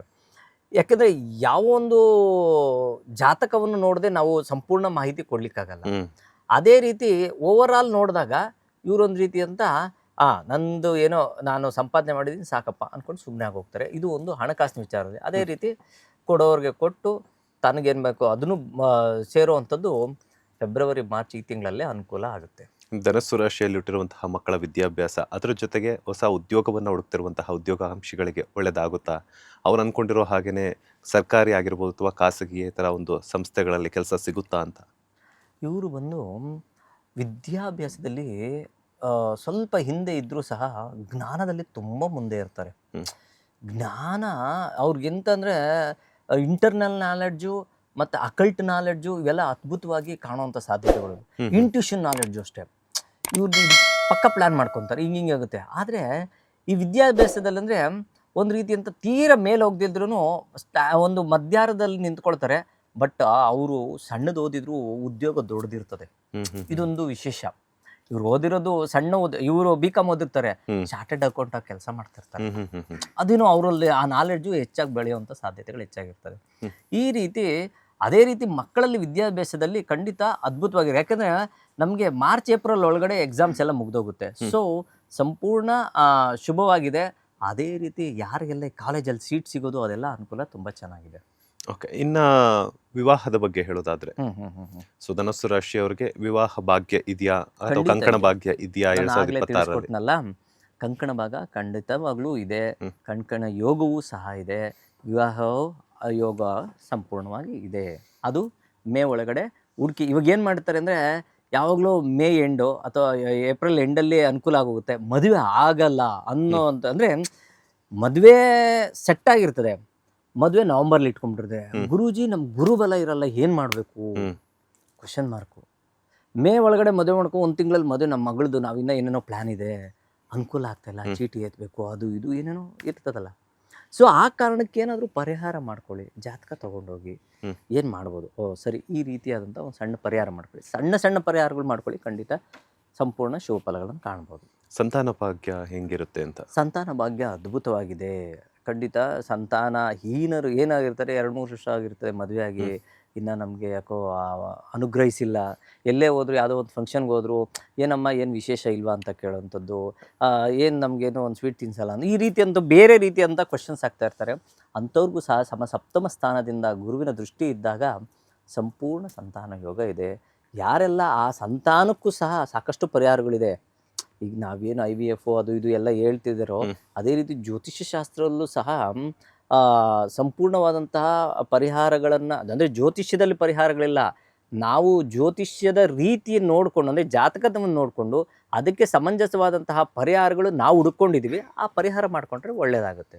ಇನ್ನು 2026ರಲ್ಲಿ ಧನಸ್ಸು ರಾಶಿಯವರು ಎದುರಿಸಬಹುವಂತಹ ಸಮಸ್ಯೆಗಳಿಗೆ ಪರಿಹಾರ ಏನು? ಯಾವ ದೇವರ ದರ್ಶನವನ್ನು ಪಡ್ಕೋಬೇಕು? ಹಾಗೆಯೇ ಯಾವ ದೇವರ ಮಂತ್ರವನ್ನು ಪಠಿಸಿದ್ರೆ ಆ ದೇವರ ದೈವಾನುಗ್ರಹ ಈ ಒಂದು ರಾಶಿಯವ್ರಿಗೆ ಇರುತ್ತೆ ಅಂತ? ಸಾಮಾನ್ಯವಾಗಿ ಸಮಸ್ಯೆಗಳನ್ನ ಕಮ್ಮಿನೇ ಇದೆ. ಸಣ್ಣ ಪುಟ್ಟ ಸಮಸ್ಯೆಗಳು ಯಾರಿಗಿರಲ್ಲ, ಎಲ್ರಿಗೂ ಇದ್ದೇ ಇರ್ತದೆ. ಕಾಲಿಗೆ ಸಂಬಂಧಪಟ್ಟಂಥ ನೋವುಗಳು ಕಾಣುವಂಥದ್ದು, ಹೊಟ್ಟೆಗೆ ಸಂಬಂಧಪಟ್ಟರೆ ಸಣ್ಣ ಪುಟ್ಟ ನೋವುಗಳು ಕಾಣುವಂಥ ಸಾಧ್ಯತೆ ಇರ್ತದೆ. ಇದನ್ನು ಹೊರತುಪಡಿಸಿದ್ರೆ ಮಿಕ್ಕಿದೆಲ್ಲ ವಿಚಾರಗಳು ಸಂಪೂರ್ಣ ಆರೋಗ್ಯವಂತರಾಗಿ ಇರ್ತಾರೆ. ಇನ್ನು ಹಣಕಾಸಿನ ವಿಚಾರದಲ್ಲಿ ಒಂದು ರೀತಿಯಂಥ ಇವರು ಗ್ರಹಿಸ್ಕೊಂಡಿರುವಂಥ ಹಣದಲ್ಲೇ ಜೀವನವನ್ನು ಸಾಗಿಸ್ತಾರೆ. ಇನ್ನು ಪರಿಹಾರ ರೂಪಕವಾಗಿ ಏನು ಮಾಡಿದ್ರೆ ಒಳ್ಳೆಯದು ಅಂದರೆ, ಗುರುಗಳ ಸ್ಮರಣೆ. ಗುರುಗಳ ಸ್ಮರಣೆ ಮಾಡಿದ್ರೆ ತುಂಬ ಒಳ್ಳೆಯದಾಗುತ್ತೆ. ಜೊತೆಗೆ ವಿನಾಯಕನ ಸ್ಮರಣೆ, ವಿಘ್ನೇಶ್ವರನ ಸ್ಮರಣೆ ಮಾಡೋದು ಸಹ ಅದ್ಭುತವಾದಂತಹ ಫಲವನ್ನು ಇವರು ಕಾಣ್ಬೋದು. ಪ್ರತಿನಿತ್ಯ ಓಂ ಗಂ ಗಣಪತಿ ನಮಃ ಅನ್ನೋ ಮಂತ್ರ ಮಾಡೋವಂಥದ್ದು, ಗುರು ರಾಘವೇಂದ್ರ ಸ್ವಾಮಿಗಳಿಗೆ ಹೋಗುವಂಥದ್ದು, ದತ್ತಾತ್ರೇಯರ ದೇವಸ್ಥಾನಕ್ಕೆ ಹೋಗೋದು, ಸಾಯಿಬಾಬಾ ದೇವಸ್ಥಾನಕ್ಕೆ ಹೋಗುವಂಥದ್ದು, ಇಂಥ ದೇವರುಗಳು ಗುರುಗಳ ಸ್ಮರಣೆ ಮಾಡ್ಕೊಂಡು ಹೋದರೆ ತುಂಬ ಒಳ್ಳೆಯದಾಗುತ್ತೆ. ಧನ್ಯವಾದಗಳು ಗುರುಜಿ, ಧನಸ್ಸು ರಾಶಿಯವರ 2026ರ ವರ್ಷ ಭವಿಷ್ಯವನ್ನು ತಿಳಿಸಿದ್ದಕ್ಕೆ. ಈಗ ಮಕರ ರಾಶಿ. ಸೊ ಮಕರ ರಾಶಿಯವರ 2026ರ ಭವಿಷ್ಯದ ಆಗು ಹೋಗುಗಳು ಹೆಂಗಿರುತ್ತೆ ಅಂತ? ಮಕರ ರಾಶಿಯಲ್ಲಿ ಉತ್ತರಾಷಾಢ, ಶ್ರವಣ, ಧನಿಷ್ಠ 3 ನಕ್ಷತ್ರಗಳು ಸ್ಥಿತವಾಗಿರ್ತವೆ. ಈ ಮಕರ ರಾಶಿಯವ್ರದ್ದು ಏನಂದರೆ ಸ್ವಲ್ಪ ನಿಧಾನ, ಲೈಫೆಲ್ಲ ನಿಧಾನ. ಇದು ನಾನು ಸಾಕಷ್ಟು ಜಾತಕಗಳು ನೋಡಿ ಸಂಶೋಧನೆ ಮಾಡಿರೋದ್ರಿಂದ ನಾನು ಈ ವಿಚಾರವನ್ನು ತಿಳಿಸ್ತಾ ಇದ್ದೀನಿ. ಏನೋ ಅಂದ್ಕೊಳ್ತೀವಿ, ಯಾಕೋ ಯಾವುದು ಸಕ್ಸಸ್ ಆಗಲ್ಲ. ಎಲ್ಲ ಚಾನಲಲ್ಲೂ ಹೇಳಿರ್ತಾರೆ ನಿಮ್ಗೆ ಗುರುಬಲ ಇದೆ, ನಿಮ್ಗೆ ತುಂಬ ಅನುಕೂಲ ಆಗುತ್ತೆ, ಎಲ್ಲ ವಿಚಾರದಲ್ಲೂ ಸೂಪರ್ ಆಗಿರ್ತೀರ, ಹಂಗೆ ಏನಿದೆ. ಬಟ್ ತುಂಬ ಇವ್ರದ್ದು ನಿಧಾನಗತಿಯಲ್ಲಿ ಚಲನೆ, ಯಾವುದು ಫಾಸ್ಟಾಗಿ ಅಂದ್ಕೊಂಡಿದ್ದ ತಕ್ಷಣ ಸ್ಟಾರ್ಟ್ ಆಗಲ್ಲ, ಗಾಡಿ ಕಿಕ್ ಹೊಡೆದಿದ್ದ ತಕ್ಷಣ ಸ್ಟಾರ್ಟ್ ಆಗಲ್ಲ, 3-4 ಸತಿ ಕಿಕ್ ಹೊಡೆದ್ಮೇಲೆ ಸ್ಟಾರ್ಟ್ ಆಗುವಂಥದ್ದು ರಾಶಿಯಾಗಿರ್ತದೆ. ಜೊತೆಗೆ ಪಾಪ ಇವರು ಗುಣ ಒಳ್ಳೇದಾಗಿರ್ತದೆ, ಬೇರೆಯವರಿಂದ ಇವರು ಸಮಸ್ಯೆಗಳು ಅನುಭವಿಸುವಂಥದ್ದು. ಈಗ ಇವ್ರೇನೋ ಬೆಳಗ್ಗೆ ಎದ್ದು ಎಲ್ಲ ಡ್ಯೂಟಿಗೆ ಹೋಗ್ಬೇಕು ಅಂದ್ರೆ ಕೆಲಸಕ್ಕೆ ರೆಡಿ ಆಗಿರ್ತಾರೆ, ಯಾರೋ ಇನ್ನೊಬ್ರು ಫೋನ್ ಮಾಡ್ತಾರೆ, ಒಂಚೂರು ಇಲ್ಲೇ ಹೋಗ್ಬರೋಣ ಅಂತ, 10 ನಿಮಿಷದ ಕೆಲಸ ಅಂತ ಕರ್ಕೊಂಡು ಹೋಗ್ತಾರೆ. ಹೋದವರು ಅರ್ಧ ದಿವಸ ಆದರೂ ಆ ಕೆಲಸ ಮುಗಿಯಲ್ಲ, ಇವ್ರ ಕೆಲಸಕ್ಕೆ ಹೋಗಲ್ಲ, ಅವತ್ತು ಅಲ್ಲೇ ರಜಾ ಆಗುವುದು, ಕಟ್ ಆಗುವಂಥದ್ದು ಕೆಲಸಕ್ಕೆ, ವೃತ್ತಿಪರವಾಗಿ. ಈ ರೀತಿಯಾದಂತಹ ಗುಣಧರ್ಮ ಅವರಲ್ಲಿರ್ತದೆ. ಅದರೊಟ್ಟಿಗೆ ಚರರಾಶಿ ತುಂಬ ಬೇಗ ಪ್ಲ್ಯಾನ್ ಮಾಡ್ತಾರೆ, ಅದೇ ಥರ ಪ್ಲ್ಯಾನು ಸಹ ಫೇಲ್ ಆಗುವಂಥ ಸಾಧ್ಯತೆ ಸಹ ಉಂಟಾಗುತ್ತೆ. ಇನ್ನು ವಿದ್ಯಾಭ್ಯಾಸ ಮತ್ತು ಉದ್ಯೋಗದ ಬಗ್ಗೆ ಹೇಳೋದಾದರೆ, ಮಕರ ರಾಶಿಯವರ ವಿದ್ಯಾಭ್ಯಾಸ 2026ರಲ್ಲಿ ಉನ್ನತ ಶಿಕ್ಷಣ ವ್ಯಾಸಂಗಕ್ಕೆ ಹೋಗುವಂಥ ಚಾನ್ಸಸ್ ಇದೆಯಾ? ಇನ್ ಕೇಸ್ ಅದರಲ್ಲಿ ಏನಾದರೂ ಸಮಸ್ಯೆಗಳ ಥರ ಆದರೆ ಅದಕ್ಕೆ ಯಾವ ರೀತಿಯಾದಂಥ ಪರಿಹಾರಗಳಿದೆ ಅಂತ? ಇಲ್ಲ, ಆ ಉದ್ಯೋಗಕ್ಕಿಂತ ವಿದ್ಯಾಭ್ಯಾಸದಲ್ಲಿ ಸ್ವಲ್ಪ ಅನುಕೂಲ ಚೆನ್ನಾಗಿದೆ. ಮೇನಂತರ ವಿದ್ಯಾಭ್ಯಾಸದಲ್ಲಿ ಚೆನ್ನಾಗಿದೆ. ಬಡ್ತಿ ಅಂದರೆ ಯಾರೆಲ್ಲ ವೃತ್ತಿ ಮಾಡ್ತಾ ಇರ್ತಾರೆ ಅಂಥವ್ರಿಗೆ ಒಳ್ಳೆ ಕೆಲಸಕ್ಕೆ ಸಿಕ್ಕಿ ಅದರಲ್ಲಿ ಬಡ್ತಿ ಸಿಗೋವಂಥದ್ದು, ಅಂದರೆ ಸುಮಾರು ವರ್ಷಗಳಿಂದ ನಂಗೆ ಪ್ರಮೋಷನ್ ಆಗಿಲ್ಲ ಅನ್ನೋರಿಗೆ ಬಡ್ತಿ ಸಿಗೋವಂಥದ್ದು, ಕೆಲಸನೇ ಇಲ್ಲ ಅನ್ನೋರಿಗೆ ಕೆಲಸ ಸಿಗೋವಂಥದ್ದು, ಈ ರೀತಿಯಾದಂಥ ವ್ಯತ್ಯಾಸಗಳು ಕಾಣುವಂಥ ಸಾಧ್ಯತೆ ಹೆಚ್ಚಾಗಿರ್ತದೆ. ಇನ್ನು ಆರೋಗ್ಯದ ವಿಚಾರಕ್ಕೆ ಬಂದರೆ ಒಂದು ರೀತಿಯಾದ ಚೇತರಿಕೆ ಕಾಣುವಂಥದ್ದು, ಆದರೆ ಮಂಡಿಗೆ ಸಂಬಂಧಪಟ್ಟಿರೋಂಥದ್ದು ಹ್ಮ್. ಮೊಣಕಾಲು, ಮಂಡಿ, ಕಾಲು ಇದಕ್ಕೆ ಸಂಬಂಧಪಟ್ಟಿರುವಂಥ ನೋವುಗಳನ್ನ ಅನುಭವಿಸುವಂಥ ಸಾಧ್ಯತೆಗಳು ಸಣ್ಣ ಪುಟ್ಟ ಅಂದರೆ ಮೂಳೆಗಳಿಗೆ ಸಂಬಂಧಪಟ್ಟಂಥದ್ದು ಸಮಸ್ಯೆಯನ್ನು ಅನುಭವಿಸ್ತಾರೆ. ಮಿಕ್ಕೆಲ್ಲ ವಿಚಾರದಲ್ಲೂ ಸಂಪೂರ್ಣ ಆರೋಗ್ಯವಂತರ ಆಗಿರ್ತಾರೆ. ಹೊಸ ಮನೆ ಸೈಟು ಅಥವಾ ಇಲ್ಲಾಂದ್ರೆ ಗಾಡಿ ಆಗಿರ್ಬೋದು ಅಥವಾ ಹೊಸ ಉದ್ಯೋಗವನ್ನು ನಾವು ಆರಿಸ್ಕೊಂತೀವಿ ಅಂತಂದಾಗ ಸೊ ಇದೆಲ್ಲ ಮಾಡುವಂತಹ ಒಂದು ನಿಲುವುಗಳನ್ನು ಮಾಡ್ಕೋಬಹುದಾ ಅಂತ. ಖಂಡಿತ ಜೂನ್ ಸಮಯದಲ್ಲಿ ಇವರು ಎಲ್ಲ ಏನು ಶುಭ ಕಾರ್ಯಗಳು ಹ್ಮ್. ಅಥವಾ ಏನೋ ಕಾರು, ಮನೆ, ಸೈಟು, ಶುಭಗಳಿಗೆ ಅಥವಾ ವಿವಾಹ ಇಂಥದಕ್ಕೆಲ್ಲದಕ್ಕೂ ಜೂನಲ್ಲಿ ತುಂಬ ಅನುಕೂಲ ಇದೆ ಇವ್ರಿಗೆ. ಜೂನ್ ನಂತರ ತುಂಬ ಒಳ್ಳೆಯ ಫಲವನ್ನು ಖಂಡಿತ ಕಾಣ್ಬೋದು. ಇನ್ನು ಏನೆಲ್ಲ ಸಮಸ್ಯೆಗಳನ್ನು ಎದುರಿಸ್ತಾರೆ ಆರೋಗ್ಯದಲ್ಲಾಗಿರ್ಬೋದು, ಫಿನಾನ್ಷಿಯಲ್ ಆಗಿರ್ಬೋದು ಅಥವಾ ಉದ್ಯೋಗದಲ್ಲಾಗಿರ್ಬೋದು ಅಥವಾ ಸಂತಾನ ಅಥವಾ ವೈವಾಹಿಕ ಜೀವನದಲ್ಲಾಗಿರ್ಬೋದು. ಸೊ ಆ ಸಮಸ್ಯೆಗಳಿಗೆ ಯಾವ ದೇವರ ಒಂದು ಅನುಗ್ರಹ ಬೇಕು, ಹಾಗೆಯೇ ಯಾವ ಒಂದು ದೇವರ ದರ್ಶನವನ್ನು ಪಡ್ಕೋಬೇಕು ಅಂತ. ನೋಡಿ, ಮಕರ ರಾಶಿಯವರು ಫಸ್ಟ್ ಆಫ್ ಆಲು ಸಮಸ್ಯೆ ಏನು ಅನ್ನೋದು ತಿಳ್ಕೊಬೇಕು. ಹ್ಮ್. ಎಲ್ಲ ಪರಿಹಾರ ಮಾಡಕ್ಕೆ ಹೋಗ್ತಾರೆ, ಬಟ್ ಯಾವ ಪರಿಹಾರನೂ ಸರಿ ಹೋಗಲ್ಲ. ಸೊ ಆ ಕಾರಣದಿಂದ ಸಮಸ್ಯೆಗೆ ಪರಿಹಾರ ಸಮಂಜಸವಾದದ್ದು ಅತಿ ಮುಖ್ಯ. ನಾವು ಯೂನಿವರ್ಸಲ್ ಆಗಿ ಯೋಚನೆ ಮಾಡಿ ಇದ್ದ ರಾಶಿಗೆ ಏನು ಪರಿಹಾರ ಸೂಕ್ತವಾದಂಥದ್ದು ಅಂದರೆ ಜನರಲ್ ಆಗಿ ಹೇಳುವಂಥದ್ದು ಹನುಮಂತನ ಸ್ಮರಣೆ, ಕಾಲಭೈರವನ ಸ್ಮರಣೆ. ಅಷ್ಟಮಿ ದಿನದಂದು ಕಾಲಭೈರವ ದೇವಸ್ಥಾನಕ್ಕೆ ಹೋಗಿ ನಮಸ್ಕಾರ ಮಾಡ್ಕೊಬಂದದ್ದು ಇದು ತುಂಬ ಮುಖ್ಯ. ಅದು ಮಾಡಿದ್ರೆ ಒಳ್ಳೆಯದು. ಹನುಮಾನ್ ಚಾಳೀಸ್ ಹೋಗುವಂಥದ್ದು, ಹನುಮಂತನ ದೇವಸ್ಥಾನಕ್ಕೆ ಹೋಗುವಂಥದ್ದು, ಈ ರೀತಿಯಾದಂತಹ ಪ್ರಕ್ರಿಯೆಗಳು ಇಟ್ಕೊಂಡ್ರೆ ಖಂಡಿತ ಶುಭ ಫಲಗಳ ಕಾಣ್ಬೋದು. ನಾವು ಏನು ಗೊತ್ತಾ, ಒಂದು ವೈಬ್ಸು, ನಾವು ನಮ್ಮ ಮನಸ್ಸನ್ನು ನಿಲ್ಲಿಸುವಂಥ ಜಾಗ ದೇವರ ಆ ದೇವಸ್ಥಾನಗಳು. ಒಂದು ಸೆಕೆಂಡು ಅಥವಾ 10 ಸೆಕೆಂಡ್ ಆದರೂ ಆ ದೇವರಲ್ಲಿ ನಮ್ಮ ಒಂದು ಲೀನವಾದಾಗ ಮನಸ್ಸು ಖಂಡಿತ ಶುಭ ಫಲಗಳು ಬರ್ತದೆ. ಅದು ನಥಿಂಗ್ ಬಟ್ ಧ್ಯಾನ ಅಂತ ಅನ್ಕೋಬೋದು, ಮಾಡಬೇಕಷ್ಟೇ. ಧನ್ಯವಾದಗಳು ಗುರುಜಿ. 2026 ಮಕರ ರಾಶಿಯವರ ಭವಿಷ್ಯವನ್ನು ತಿಳಿಸಿದ್ದಕ್ಕೆ. ಮುಂದಿನ ರಾಶಿ ಕುಂಭರಾಶಿ. 2026 ಕುಂಭರಾಶಿಯವರ ಭವಿಷ್ಯ ಹೇಗಿರುತ್ತೆ, ಸೊ ಅದ್ರ ಬಗ್ಗೆ ತಿಳಿಸ್ಕೊಡೋದಾದ್ರೆ. ಕುಂಭರಾಶಿ ಧನಿಷ್ಠ, ಶತಭಿಷ, ಪೂರ್ವಭಾದ್ರ ನಕ್ಷತ್ರಗಳು ಕುಂಭರಾಶಿಯಲ್ಲಿ ಇರುವಂಥದ್ದು. ಶನಿ ಮಹಾತ್ಮರೇ ಇದಕ್ಕೆ ಅಧಿಪತಿಯಾಗಿರ್ತಾರೆ. ನಾನು ಮೊದಲೇ ತಿಳಿಸ್ಕೊಟ್ಟಂಗೆ ಕುಂಭ ಅಂದಿದ ತಕ್ಷಣ ಒಂದು ಗಡಿಗೆ ಆ ಥರದ್ದು ತೋರಿಸುತ್ತೆ. ತುಂಬ ಏನೇನೋ ಪ್ಲ್ಯಾನ್ಸ್ ಹಾಕ್ಕೊತಾರೆ. ತುಂಬ ಫ್ರೆಂಡ್ಸ್ ಇರೋದು ಕುಂಭರಾಶಿಯವ್ರಿಗೆ. ತುಂಬ ಜನ ಪ್ರಪಂಚದಲ್ಲಿ ಅಂದರೆ ನಮ್ಮ ಭಾರತದಲ್ಲೇ ಅಂತ ತಿಳ್ಕೊಳ್ಳಿ, ಎಸ್ಸಿಂದ ಸ್ಟಾರ್ಟ್ ಆಗುವಂಥದ್ದು, ಈ ಎಸ್ಸಿಂದ ಸ್ಟಾರ್ಟ್ ಆಗುವಂಥದ್ದು ಸಿಸಿಂದ ಸ್ಟಾರ್ಟ್ ಆಗುವಂಥ ಸಹ ಕುಂಭರಾಶಿಯವರೇ. ನೀವು ಯೋಚನೆ ಮಾಡಿ, 100 ಜನ ಕರ್ಕೊಂಬಂದ್ರೆ 50 ಜನ ಬರೀ ಎಸ್ಸಿಂದ ಸ್ಟಾರ್ಟ್ ಆಗೋರು ಸಿಗ್ತಾರೆ ನಿಮಗೆ.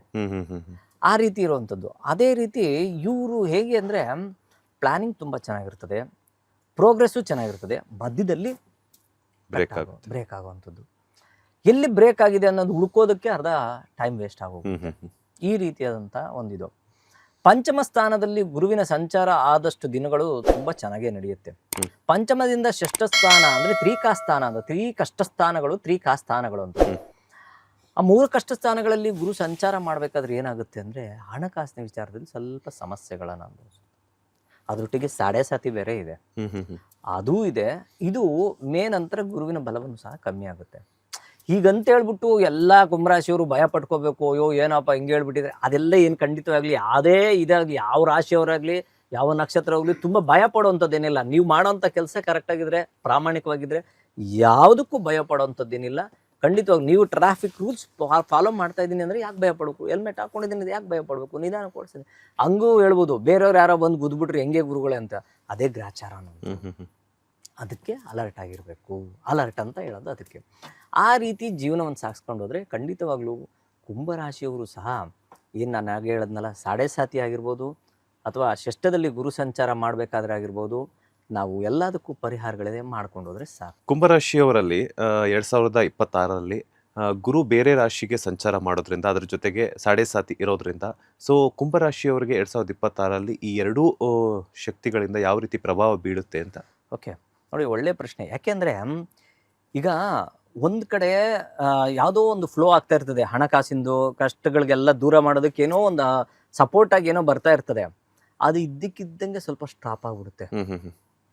ಇಲ್ಲ ಅದ್ರ ಜೊತೆಗೆ ಏನಾಗುತ್ತೆ ಅಂದರೆ ಸಮಸ್ಯೆನೂ ಸಹ ಸ್ವಲ್ಪ ಹೆಚ್ಚಾಗುವಂಥ ಸಾಧ್ಯತೆಗಳು ಸಹ ಇರ್ತದೆ. ಸಾಡೆ ಎಫೆಕ್ಟ್. ಬಟ್ ರಾಷ್ಟ್ರಾಧಿಪತಿ ಅವನೇ ಆಗಿರೋದನ್ನ ಸ್ವಲ್ಪ ನಿಭಾಯಿಸ್ಕೊಂತಾರೆ. ಹೇಗೆ ಅಂದರೆ ಮಳೆ ಬೀಳ್ತಾ ಇದೆ, ಕೊಡೆನೂ ಇದೆ, ಕೊಡೆ ಗಾಳಿಗೆ ಹಾರ್ಕೊಂಡು ಹೋಗೋಯ್ತು. ಇದಕ್ಕಿದ್ದಂಗೆ ಕೊಡೆ ಅನ್ನೋದು ಗುರುವಿನ ಬಲ ಇದ್ದಂಗೆ, ಆ ಗುರು ಬಲ ಹೋಗ್ಬಿಡ್ತಲ್ಲ, ಮಳೆ ಜೋರಾಗೋಯ್ತು ಅನ್ನೋ ಥರ ಇರ್ತದೆ.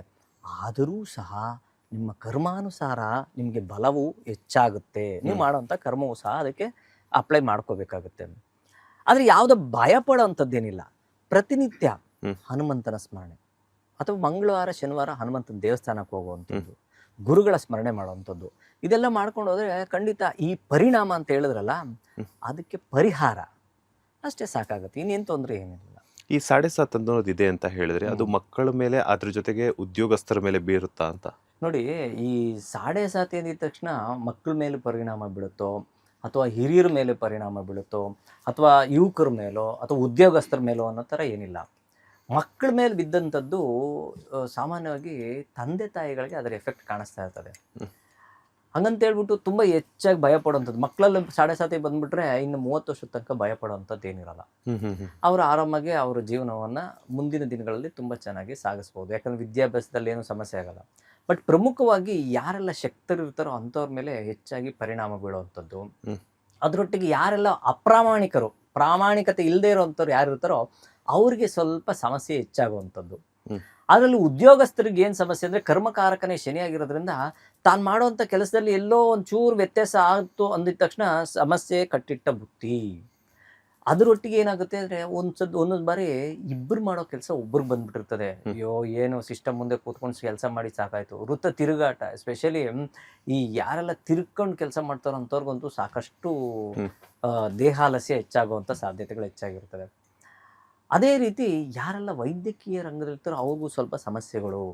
ಅದೇ ರೀತಿ ನ್ಯಾಯಾಧೀಶರು ಆಗಿರ್ಬೋದು, ಲಾಯರ್ಗಳು, ಇಂಥವ್ರಿಗೂ ಸಹ ಅಂದರೆ ಪ್ರಾಮಾಣಿಕ ಇಲ್ಲ ಅಂದಾಗ ಸ್ವಲ್ಪ ವ್ಯತ್ಯಾಸಗಳು ಕಾಣುವಂಥ ಸಾಧ್ಯತೆಗಳು ಹೆಚ್ಚಾಗಿರ್ತದೆ. ಅದನ್ನು ಹೊರತುಪಡಿಸಿದ್ರೆ ಬೇರೆ ಅತಿ ಹೆಚ್ಚು ಸಮಸ್ಯೆ ಅದೇನು ಭಯ ಪಡ್ಕೋಬೇಕು ಆ ಥರದ್ದೆಲ್ಲ ಏನಿಲ್ಲ. ಎಲ್ಲರೂ ಜೀವನದಲ್ಲಿ 7.7 3 ಬಾರಿ ನೋಡ್ತಾರೆ. ಅದ್ರ ಬಗ್ಗೆ ಏನು ತುಂಬ ಭಯ ಪಟ್ಕೊಂಡು ಜೀವನ ಮಾಡಬೇಕು ಅನ್ನೋದು ಸರಿಯಾದಂತಹ ಸಮಂಜಸವಾದಂತಹ ಪರಿಹಾರಗಳು ಮಾಡ್ಕೊಂಡು ಹೋದ್ರೆ ಸಾಕಾಗುತ್ತೆ. ಈ 7.7ಗೆ ಪರಿಹಾರಗಳು ಏನಿರುತ್ತೆ? ಕುಂಭರಾಶಿಯವರು ಏನೆಲ್ಲ ಪರಿಹಾರಗಳನ್ನು ಮಾಡ್ಕೋಬೇಕಾಗುತ್ತೆ ಅಂತ?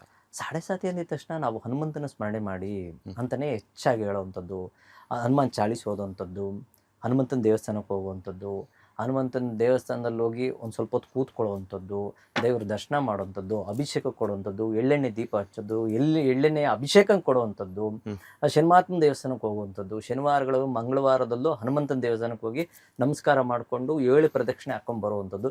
ಈ ರೀತಿಯಾದಂತಹ ಪರಿಹಾರಗಳು ಮಾಡ್ಕೊಂಬಂದ್ರೆ ಖಂಡಿತ ಒಳ್ಳೆಯದಾಗುತ್ತೆ. ಅದೇನು ಭಯ ಪಡುವಂಥದ್ದು ಏನಿಲ್ಲ. ಇನ್ನು 2026ರಲ್ಲಿ ಕುಂಭರಾಶಿಯವರಿಗೆ ಎದುರಾಗುವಂತಹ ಸಮಸ್ಯೆಗಳ ಪರಿಹಾರದ ಬಗ್ಗೆ, ಅದರ ಜೊತೆಗೆ ಯಾವ ದೇವರ ಅನುಗ್ರಹವನ್ನು ಅವ್ರು ಪಡ್ಕೊಳ್ತಾರೆ, ದೇವರ ಅನುಗ್ರಹವನ್ನು ಪಡ್ಕೋಬೇಕು ಅಂತಂದಾಗ ದೇವರಿಗೆ ಯಾವ ರೀತಿಯಾದಂತಹ ಸೇವೆಯನ್ನು ಸಲ್ಲಿಸಬೇಕು ಇವರು ಅಂತ? ಪ್ರತಿ ಸೋಮವಾರ ಪರಮೇಶ್ವರನ ದೇವಸ್ಥಾನಕ್ಕೆ ಹೋಗಿ ಹಾಲಿನ ಅಭಿಷೇಕ, ಅಥವಾ ನಮಗೆ ಅನುಕೂಲ ಆಗಲ್ಲ, ಟೈಮ್ ಇರಲ್ಲ ಅಂದರೂ ಅಟ್ಲೀಸ್ಟ್ ದರ್ಶನವನ್ನು ಮಾಡಿದ್ರೆ ಸಾಕು. ಆ ಕಣ್ಣುಗಳಲ್ಲಿ ದೇವರನ್ನ ತುಂಬಿಸ್ಕೊಂಡ್ರೆ ಸಾಕು, ಆ ಮನಸ್ಸಿನಲ್ಲಿ ದೈವ ಶಕ್ತಿಯನ್ನು ತುಂಬಿಸ್ಕೊಂಡ್ರೆ ಸಾಕು, ದೈವ ಸ್ಮರಣೆ ಮಾಡಿದ್ರೆ ಸಾಕು. ಖಂಡಿತ ಎಲ್ಲ ವಿಚಾರಗಳು ನಮ್ಮ ಒಂದು ಸಪ್ತ ಚಕ್ರಗಳಿಗೂ ಲಿಂಕ್ ಆಗಿದೆ. ಆ ಚಕ್ರಗಳು ಖಂಡಿತ ಚೇತರಿಸ್ಕೊಳ್ಳುತ್ತೆ, ಅದರಿಂದ ಅಭಿವೃದ್ಧಿ ಸಹ ಕಾಣುತ್ತೆ. ಪರಮೇಶ್ವರನ ದೇವಸ್ಥಾನಕ್ಕೆ ಹೋಗುವಂಥದ್ದು. ನಮಗೆ ಎಲ್ಲೂ ಅನುಕೂಲ ಇಲ್ಲ ಅಂದಾಗ ವೆಂಕಟರಮಣನ ದೇವಸ್ಥಾನಕ್ಕೂ ಸಹ ಹೋಗ್ಬೋದು. ಖಂಡಿತ ತುಂಬ ಅನುಕೂಲ ಆಗುತ್ತೆ. ಇನ್ನು ಹನುಮಂತನ ಸ್ಮರಣೆ ಯಥೇಚ್ಛವಾಗಿ ಮಾಡಲೇಬೇಕಾಗುತ್ತೆ. ಇಷ್ಟು ಮಾಡ್ಕೊಂಡು ಹೋದರೆ ಸಂಪೂರ್ಣ ಶುಭಫಲಗಳನ್ನು ಖಂಡಿತ ಕಾಣಬಹುದು. ಧನ್ಯವಾದಗಳು ಗುರುಜಿ. 2026ರ ಕುಂಭರಾಶಿಯವರ ವರ್ಷ ಭವಿಷ್ಯವನ್ನು ತಿಳಿಸ್ಕೊಟ್ಟಿದ್ದಕ್ಕೆ. ಮುಂದಿನ ರಾಶಿ ಮೀನರಾಶಿ, ಕೊನೆಯ ರಾಶಿ ಕೂಡ. ಸೊ 2026ರಲ್ಲಿ ಮೀನರಾಶಿಯವರ ಭವಿಷ್ಯ ಹೇಗಿರುತ್ತೆ, ಅದರ ಜೊತೆಗೆ ಅವರು ಅಳವಡಿಸ್ಕೋಬೇಕಾಗಿರುವಂತಹ ಕೆಲಸ ಕಾರ್ಯಗಳೇನು ಅಂತ? ಮೀನರಾಶಿ ಪೂರ್ವಭಾದ್ರ, ಉತ್ತರಾಭಾದ್ರ, ರೇವತಿ ನಕ್ಷತ್ರಗಳು ಇರುವಂಥದ್ದು. ಇವ್ರದ್ದು ಹೇಗೆ ಅಂದರೆ ಪಾಪ ತುಂಬ ಸಾಫ್ಟ್ ನೇಚರ್ ಇರುವಂಥವ್ರು, ಎಲ್ಲ ವಿಚಾರದಲ್ಲೂ ತಗ್ಗಿ ಬಗ್ಗೆ ನಡೀತಾರೆ, ಡೌನ್ ಟು ಅರ್ತ್ ಅನ್ನೋ ಅಂಥ ವಿಚಾರಗಳನ್ನ ತಿಳ್ಕೊಳ್ಳುವಂಥದ್ದು. ಪಾತಾಳ ರಾಶಿಯಿಂದ ಆಪೋಸಿಟಾಗಿ ನಿಂತಿರುವಂಥದ್ದು ಈ ರಾಶಿ. ಅಂದರೆ ಪಾತಾಳ ರಾಶಿ ಬಂದು ಕನ್ಯಾ ರಾಶಿ ಆಗುತ್ತೆ, ಅದರ ಆಪೋಸಿಟ್ ಜಲತತ್ವ ರಾಶಿ ಈ ರಾಶಿ ಆಗಿರ್ತದೆ. ಇದ್ರಲ್ಲಿ ಏನು ವಿಶೇಷ ಅಂದರೆ ಪಾದೋದಯ ರಾಶಿ ಅಂತಲೂ ಸಹ ಹೇಳ್ತೀವಿ. ಕಾಲಪುರುಷನ ಅಂಗದ ಪ್ರಕಾರ ಇದು ಕಾಲನ್ನು ಸೂಚಿಸುವಂಥದ್ದು ಸಹ ರಾಶಿ ಆಗಿರ್ತದೆ. ಇವರೆಲ್ಲರ ಬಗ್ಗೆನೂ ಸಾಕಷ್ಟು ಕಾಳಜಿನೂ ವಹಿಸುವಂಥವ್ರು. ಅವ್ರ ಬಗ್ಗೆ ಅವ್ರೇನು ಅನ್ಕೊಂತಾರೋ, ಇವ್ರೇನು ಅನ್ಕೊಂತಾರೋ, ಈ ರೀತಿಯಲ್ಲಿ ಜೀವನವನ್ನು ಸಾಗಿಸುವಂಥದ್ದು, ಕಷ್ಟಪಟ್ಟು ಕೆಲಸ ಮಾಡುವಂಥವ್ರು. ಈ ರಾಶಿಗೆ ಅಧಿಪತಿನೇ ಗುರು ಆಗ್ತಾನೆ. ಒಳ್ಳೆ ಜ್ಞಾನ ಇರ್ತದೆ, ಹೆಚ್ಚಾಗಿ ತೋರಿಸ್ಕೊಳ್ಳಲ್ಲ. ಜಲತತ್ವ ರಾಶಿಯಾಗಿರ್ತದೆ, ಹೆಚ್ಚಾಗಿ ತೋರಿಸ್ಕೊಳ್ಳಲ್ಲ. ಯಾವುದೇ ಒಂದು ವಿಚಾರವನ್ನು ಇವ್ರಿಗೆ ಹೆಚ್ಚಾಗಿ ತೋರಿಸ್ಕೊಳ್ಳೋದು. ದ್ವಿಷಭಾವ ರಾಶಿ, ಸ್ವಲ್ಪ ಕನ್ಫ್ಯೂಸ್ ಆಗ್ಬಿಟ್ರೆ ಯಾರನ್ನಾದ್ರು ಬೇರೆಯವ್ರನ್ನ ಕೇಳ್ಬಿಡೋಣ, ನಾನು ಮಾಡಿರೋ ತಪ್ಪೋ ಕರೆಕ್ಟ್ ಗೊತ್ತಿಲ್ಲ, ನೀವು ಹೇಳಿದ್ದು ಕರೆಕ್ಟು ಅನ್ಕೊಂತಾರೆ, ಅವ್ರು ಹೇಳಿದ್ದು ಕರೆಕ್ಟ್ ಆಯ್ತಲ್ಲ, ಇವ್ರು ಹೇಳಿದ್ದು ಕರೆಕ್ಟ್ ಅಲ್ಲ, ಈ ಹೆಂಗೆ ಅನ್ನೋದು ಒಂಥರ ಕನ್ಫ್ಯೂಸ್ ಆಗುವಂಥ ಸ್ವಲ್ಪ ರಾಶಿ ಆಗಿರ್ತದೆ. ಮತ್ತೆ ಇವರಲ್ಲಿ ಏನು ವಿಚಾರ ಅಂದರೆ ಈ 2026ರಲ್ಲಿ ಸಾಡೆ ಸಾತಿಯ ಪ್ರಭಾವ ಹೆಚ್ಚಾಗಿದೆ. ಕೆಲಸದಲ್ಲಿ ಬದಲಾವಣೆ ಕಟ್ಟಿಟ್ಟ ಬುತ್ತಿ. ಏನೋ ಒಂದು ಹೊಸ ಕೆಲಸ ಹುಡುಕೊಳ್ಳುವಂಥದ್ದು ಅಥವಾ ಕೆಲಸ ಕಳ್ಕೊಳ್ಳುವಂಥದ್ದು ಎರಡೂ ವಿಚಾರ ಇರ್ತದೆ. ಇದ್ರ ಬಗ್ಗೆ ಸ್ವಲ್ಪ ಯೋಚಿಸಿ, ಸುಮ್ಮನೆ ನಾನು ಬೇರೆ ಯಾವುದೋ ಕೆಲಸ ಸಿಗುತ್ತೆ ಅಂದ್ಬಿಟ್ಟು ಇರೋ ಕೆಲಸ ಬಿಡೋಕೆ ಹೋಗಬಾರ್ದು. ಇದು ಪ್ರಮುಖವಾಗಿ ಯೋಚನೆ ಮಾಡಬೇಕಾದ್ರೆ ರಾಶಿಯಲ್ಲೇ ಶನಿ ಮಹಾತ್ಮರು ಸಂಚಾರ ಮಾಡ್ಬೇಕಾದ್ರೆ ಇಂಥವೆಲ್ಲ ಹೆಚ್ಚಾಗಿ ಕೆಲಸ ಮಾಡಿಸುವಂಥದ್ದು. ಬೇರೆ ಕೆಲಸ ಸಿಗೋ ತನಕ ಈ ಕೆಲಸ ಬಿಡೋಕೆ ಹೋಗ್ಬಿಡಿ, ಮಾಡ್ತಿರೋ ಕೆಲಸನ. ಇನ್ನು ಸ್ವಂತ ವೃತ್ತಿ ಮಾಡ್ತಾ ಇದ್ದೀನಿ, ನನಗೇನು ಬೇರೆ ಕೆಲಸಕ್ಕೆ ಹೋಗುವಂಥದ್ದು ಏನಿಲ್ಲ ಅಂದರೆ ಆ ವೃತ್ತಿಯಲ್ಲೂ ಸಹ ಸ್ವಲ್ಪ ವ್ಯತ್ಯಾಸಗಳು ಕಾಣುವಂಥದ್ದು, ಇದ್ದಕ್ಕಿದ್ದಂಗೆ ಡೌನ್ಫಾಲ್ ಕಾಣುವಂಥ ಸಾಧ್ಯತೆ ಇರ್ತದೆ. ಯೋಚಿಸಿ. ಆದರೆ ಪಂಚಮ ಸ್ಥಾನದಲ್ಲಿ ಯಾವಾಗ ರಾಶ್ಯಾಧಿಪತಿಯಾದಂತಹ ಗುರು ಸಂಚಾರ ಮಾಡ್ಲಿಕ್ಕೆ ಸ್ಟಾರ್ಟ್ ಆಗುತ್ತೋ ಸ್ವಲ್ಪ ಬೆಳಕಿನ ಹಾದಿ. ತುಂಬ ಬೆಳಕಲ್ಲದೆ ಹೋದ್ರೂ ಏನೋ ಒಂದು ರೀತಿಯಂಥ ಒಂದು ದೀಪ ಸಿಗುತ್ತೆ, ಆ ದೀಪದಿಂದ ಬೆಳಕನ್ನು ನೋಡ್ತೀರಾ, ದಾರಿ ಕಾಣಿಸುತ್ತೆ, ಮುಂದಕ್ಕೆ ಹೋಗ್ತಾ ಒಂದು ಒಳ್ಳೆಯ ಜೀವನವನ್ನು ಸಹ ಕಾಣುವಂಥ ಸಾಧ್ಯತೆ ಇರ್ತದೆ. ಹಣಕಾಸಿನ ವಿಚಾರದಲ್ಲಿ ಸಮೃದ್ಧಿಯನ್ನು ಕಾಣುವಂಥದ್ದು ಮೇನಂತರ. ಅದೇ ರೀತಿ ಇವರಲ್ಲಿ ಏನೋ ಒಂದು ಹೊಸ ಉರುಪು ಹುಮ್ಮಸ್ಸು ಬರುವಂಥದ್ದು ಸಹ ಮೇನಂತರ ಒಳ್ಳೆ ಒಂದು ದಿನಗಳನ್ನು ಇವರು ಕಾಣಬಹುದು. ವಿದ್ಯಾಭ್ಯಾಸದ ಬಗ್ಗೆ ಹೇಳೋದಾದ್ರೆ ಮೀನರಾಶಿಯಲ್ಲಿ ಹುಟ್ಟಿದಂತಹ ಮಕ್ಕಳ ವಿದ್ಯಾಭ್ಯಾಸ, ಉನ್ನತ ಶಿಕ್ಷಣದ ಬಗ್ಗೆ ಅಥವಾ ಹೊಸ ಉದ್ಯೋಗಗಳನ್ನ ಹುಡುಕ್ಬೇಕು ಅಂತಂದಾಗ ಒಳ್ಳೇದು. ಈಗ ನೋಡಿ, ವಿದ್ಯಾಭ್ಯಾಸದಲ್ಲಿ ಇವರು ಪಾಪ ಎಷ್ಟೇ ಓದಿದ್ರು ತುಂಬ ಸೈಲೆಂಟ್ ಆಗಿರ್ತಾರೆ. ಒಳ್ಳೆ ಒಂದು ಉನ್ನತ ಉದ್ಯೋಗ, ಉನ್ನತ ಎಜುಕೇಶನ್ ಏನು ಹೇಳ್ತೀವಿ, ಉನ್ನತ ವಿದ್ಯಾಭ್ಯಾಸ ಸಿಗುವಂಥ ಸಾಧ್ಯತೆಗಳು ಹೆಚ್ಚಾಗಿರ್ತದೆ. ಏನೇನೋ KS ಮಾಡ್ಕೋಬೇಕು ಅಂದ್ಕೊಂಡಿದ್ದೀನಿ, IAS ಮಾಡ್ಕೊಂಡು ಅಪ್ಪರ್ ಸ್ಟಡೀಸ್ ತುಂಬ ಕಷ್ಟಪಡ್ತಾ ಇದ್ದೀನಿ ಅಂದವ್ರಿಗೆ ಇದು ತುಂಬ ಅನುಕೂಲ ಮಾಡಿಕೊಡೋಂಥ 2026 ವರ್ಷ ಆಗಿರ್ತದೆ.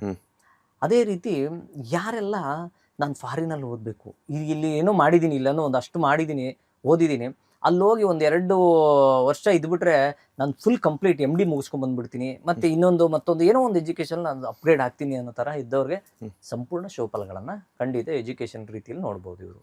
ಇನ್ನು ವಿವಾಹದ ಬಗ್ಗೆ ಹೇಳೋದಾದ್ರೆ ಮೀನರಾಶಿಯವರಿಗೆ 2026ರಲ್ಲಿ ವಿವಾಹ ಆಗುತ್ತಾ? ಇನ್ ಕೇಸ್ ಏನಾದರೂ ಲವ್ ಮ್ಯಾರೇಜ್ ಆಗೋದಾದ್ರೆ ಅಡೆತಡೆಗಳೇನಾದರೂ ಸಂಭವ ಆಗುತ್ತಾ ಅಂತ? ಸ್ವಲ್ಪ ಈ ವಿವಾಹದಲ್ಲಿ ವ್ಯತ್ಯಾಸಗಳು ಕಾಣುವಂಥ ಸಾಧ್ಯತೆ ಇರ್ತದೆ. ಅದರಲ್ಲೂ ಪ್ರಮುಖವಾಗಿ ಯಾರೆಲ್ಲ ಇಷ್ಟಪಟ್ಟಿರ್ತಾರೋ ಅವ್ರಿಗೆ ಸ್ವಲ್ಪ ಗೊಂದಲ, ಅವ್ರಿಗೆ ಡಿಸ್ಟರ್ಬ್ ಆಗುವಂಥದ್ದು. ಯಾಕೆಂದರೆ ಇಲ್ಲಿ 3 ನಕ್ಷತ್ರಗಳು ಸ್ಥಿತವಾಗಿ, ಆ 3 ನಕ್ಷತ್ರಗಳು ಒಂದು ರೀತಿಯಂಥ ಅಲ್ಲಿ ಏನಾಗುತ್ತೆ ಅಂದರೆ ವೃಕ್ಷ ಸಂಧಿಯ ನಕ್ಷತ್ರ, ರೇವತಿ ನಕ್ಷತ್ರ 4ನೇ ಪಾದ ಅದೆಲ್ಲ ಇದ್ದಾಗ ಜನ್ಮ ಜಾತಕದಲ್ಲಿ ನೋಡಿದಾಗ ಗೊತ್ತಾಗುತ್ತೆ. ಅದೇ ವೃಕ್ಷ ಸಂಧಿಯಲ್ಲಿ ಏನಾಯ್ತಂದ್ರೆ ಖಂಡಿತವಾಗ್ಲೂ ವಿವಾಹದಲ್ಲಿ ಬ್ರೇಕ್ ಆಗುವಂಥದ್ದು, ವಿವಾಹ ಸೆಟ್ ಆಗೋಗುತ್ತೆ, ಯಾಕೋ ಕಟ್ ಆಗೋಯ್ತು ಅನ್ನೋದು. ಯಾವುದು ರೇವತಿ ನಕ್ಷತ್ರ 4ನೇ ಪಾದ, ಅದನ್ನ ಅಬ್ಸರ್ವ್ ಮಾಡಬೇಕು. ಅಂಥ ರೀತಿಯಲ್ಲಿ ಇದ್ದಾಗ ಆ ಥರ ಇದಾಗುತ್ತೆ. ಇನ್ನು ಸೆಟ್ ಆಗೋಗ್ಬಿಟ್ಟಿದೆ, ಏನು ತೊಂದರೆ ಇಲ್ಲ, ಎಲ್ಲ ಅನುಕೂಲ ಆಗಿದೆ ಅನ್ನೋರು ಇರ್ತಾರೆ. ಕೆಲವು ಪೂರ್ವ ಭಾದ್ರ, ಉತ್ತರ ಭಾದ್ರ, ರೇವತಿ 3ನೇ ಪಾದ ತನಕನೂ ಸಂಪೂರ್ಣ ಶುಭಫಲಗಳು ಖಂಡಿತ ತುಂಬಾ ಚೆನ್ನಾಗಿದೆ. ವ್ಯಾಪಾರ ಮತ್ತು ವ್ಯವಹಾರಗಳ ಬಗ್ಗೆ ತಿಳಿಸ್ಕೊಡೋದಾದ್ರೆ, ಅಥವಾ ಇವರು ಹೆಚ್ಚಾಗಿ ವ್ಯಾಪಾರ ವ್ಯವಹಾರಗಳ ಬಗ್ಗೆ ಸಾಕಷ್ಟು ಕಾನ್ಸಂಟ್ರೇಟ್ ಮಾಡಲ್ಲ. ನಾನೇನೋ ಒಂದು ಕೆಲ್ಸಕ್ಕೆ ಹೋಗ್ತಾ ಇದ್ದೀನಿ, ಅದರಲ್ಲಿ ನಾನು ಸ್ಟಿಕ್ ಆನ್ ಆಗಿದ್ದೀನಿ, ಬೇರೆ ಯಾವ್ದ್ರ ಬಗ್ಗೆ ತಲೆ ಕೆಡ್ಸ್ಕೊಳ್ಳೋದು ಬೇಡ ಅನ್ಕೊಳ್ಳೋಂಥ ಇವರು ಮನೋಧರ್ಮ ಇರ್ತದೆ. ಜಸ್ಟ್ ಇನ್ ಕೇಸ್ ನಾನು ಬೇರೆ ವ್ಯಾಪಾರ ಮಾಡ್ತಾ ಇದ್ದೀನಿ ಅಂದವರು ತುಂಬಾ ಚೆನ್ನಾಗಿ ಅನುಕೂಲ ಆಗ್ತಾರೆ. ಆದ್ರೆ ನಂತರ ವರ್ಷದ ಮಧ್ಯಾರ್ಧದ ನಂತರ ತುಂಬಾ ಅನುಕೂಲ ಆಗುತ್ತೆ.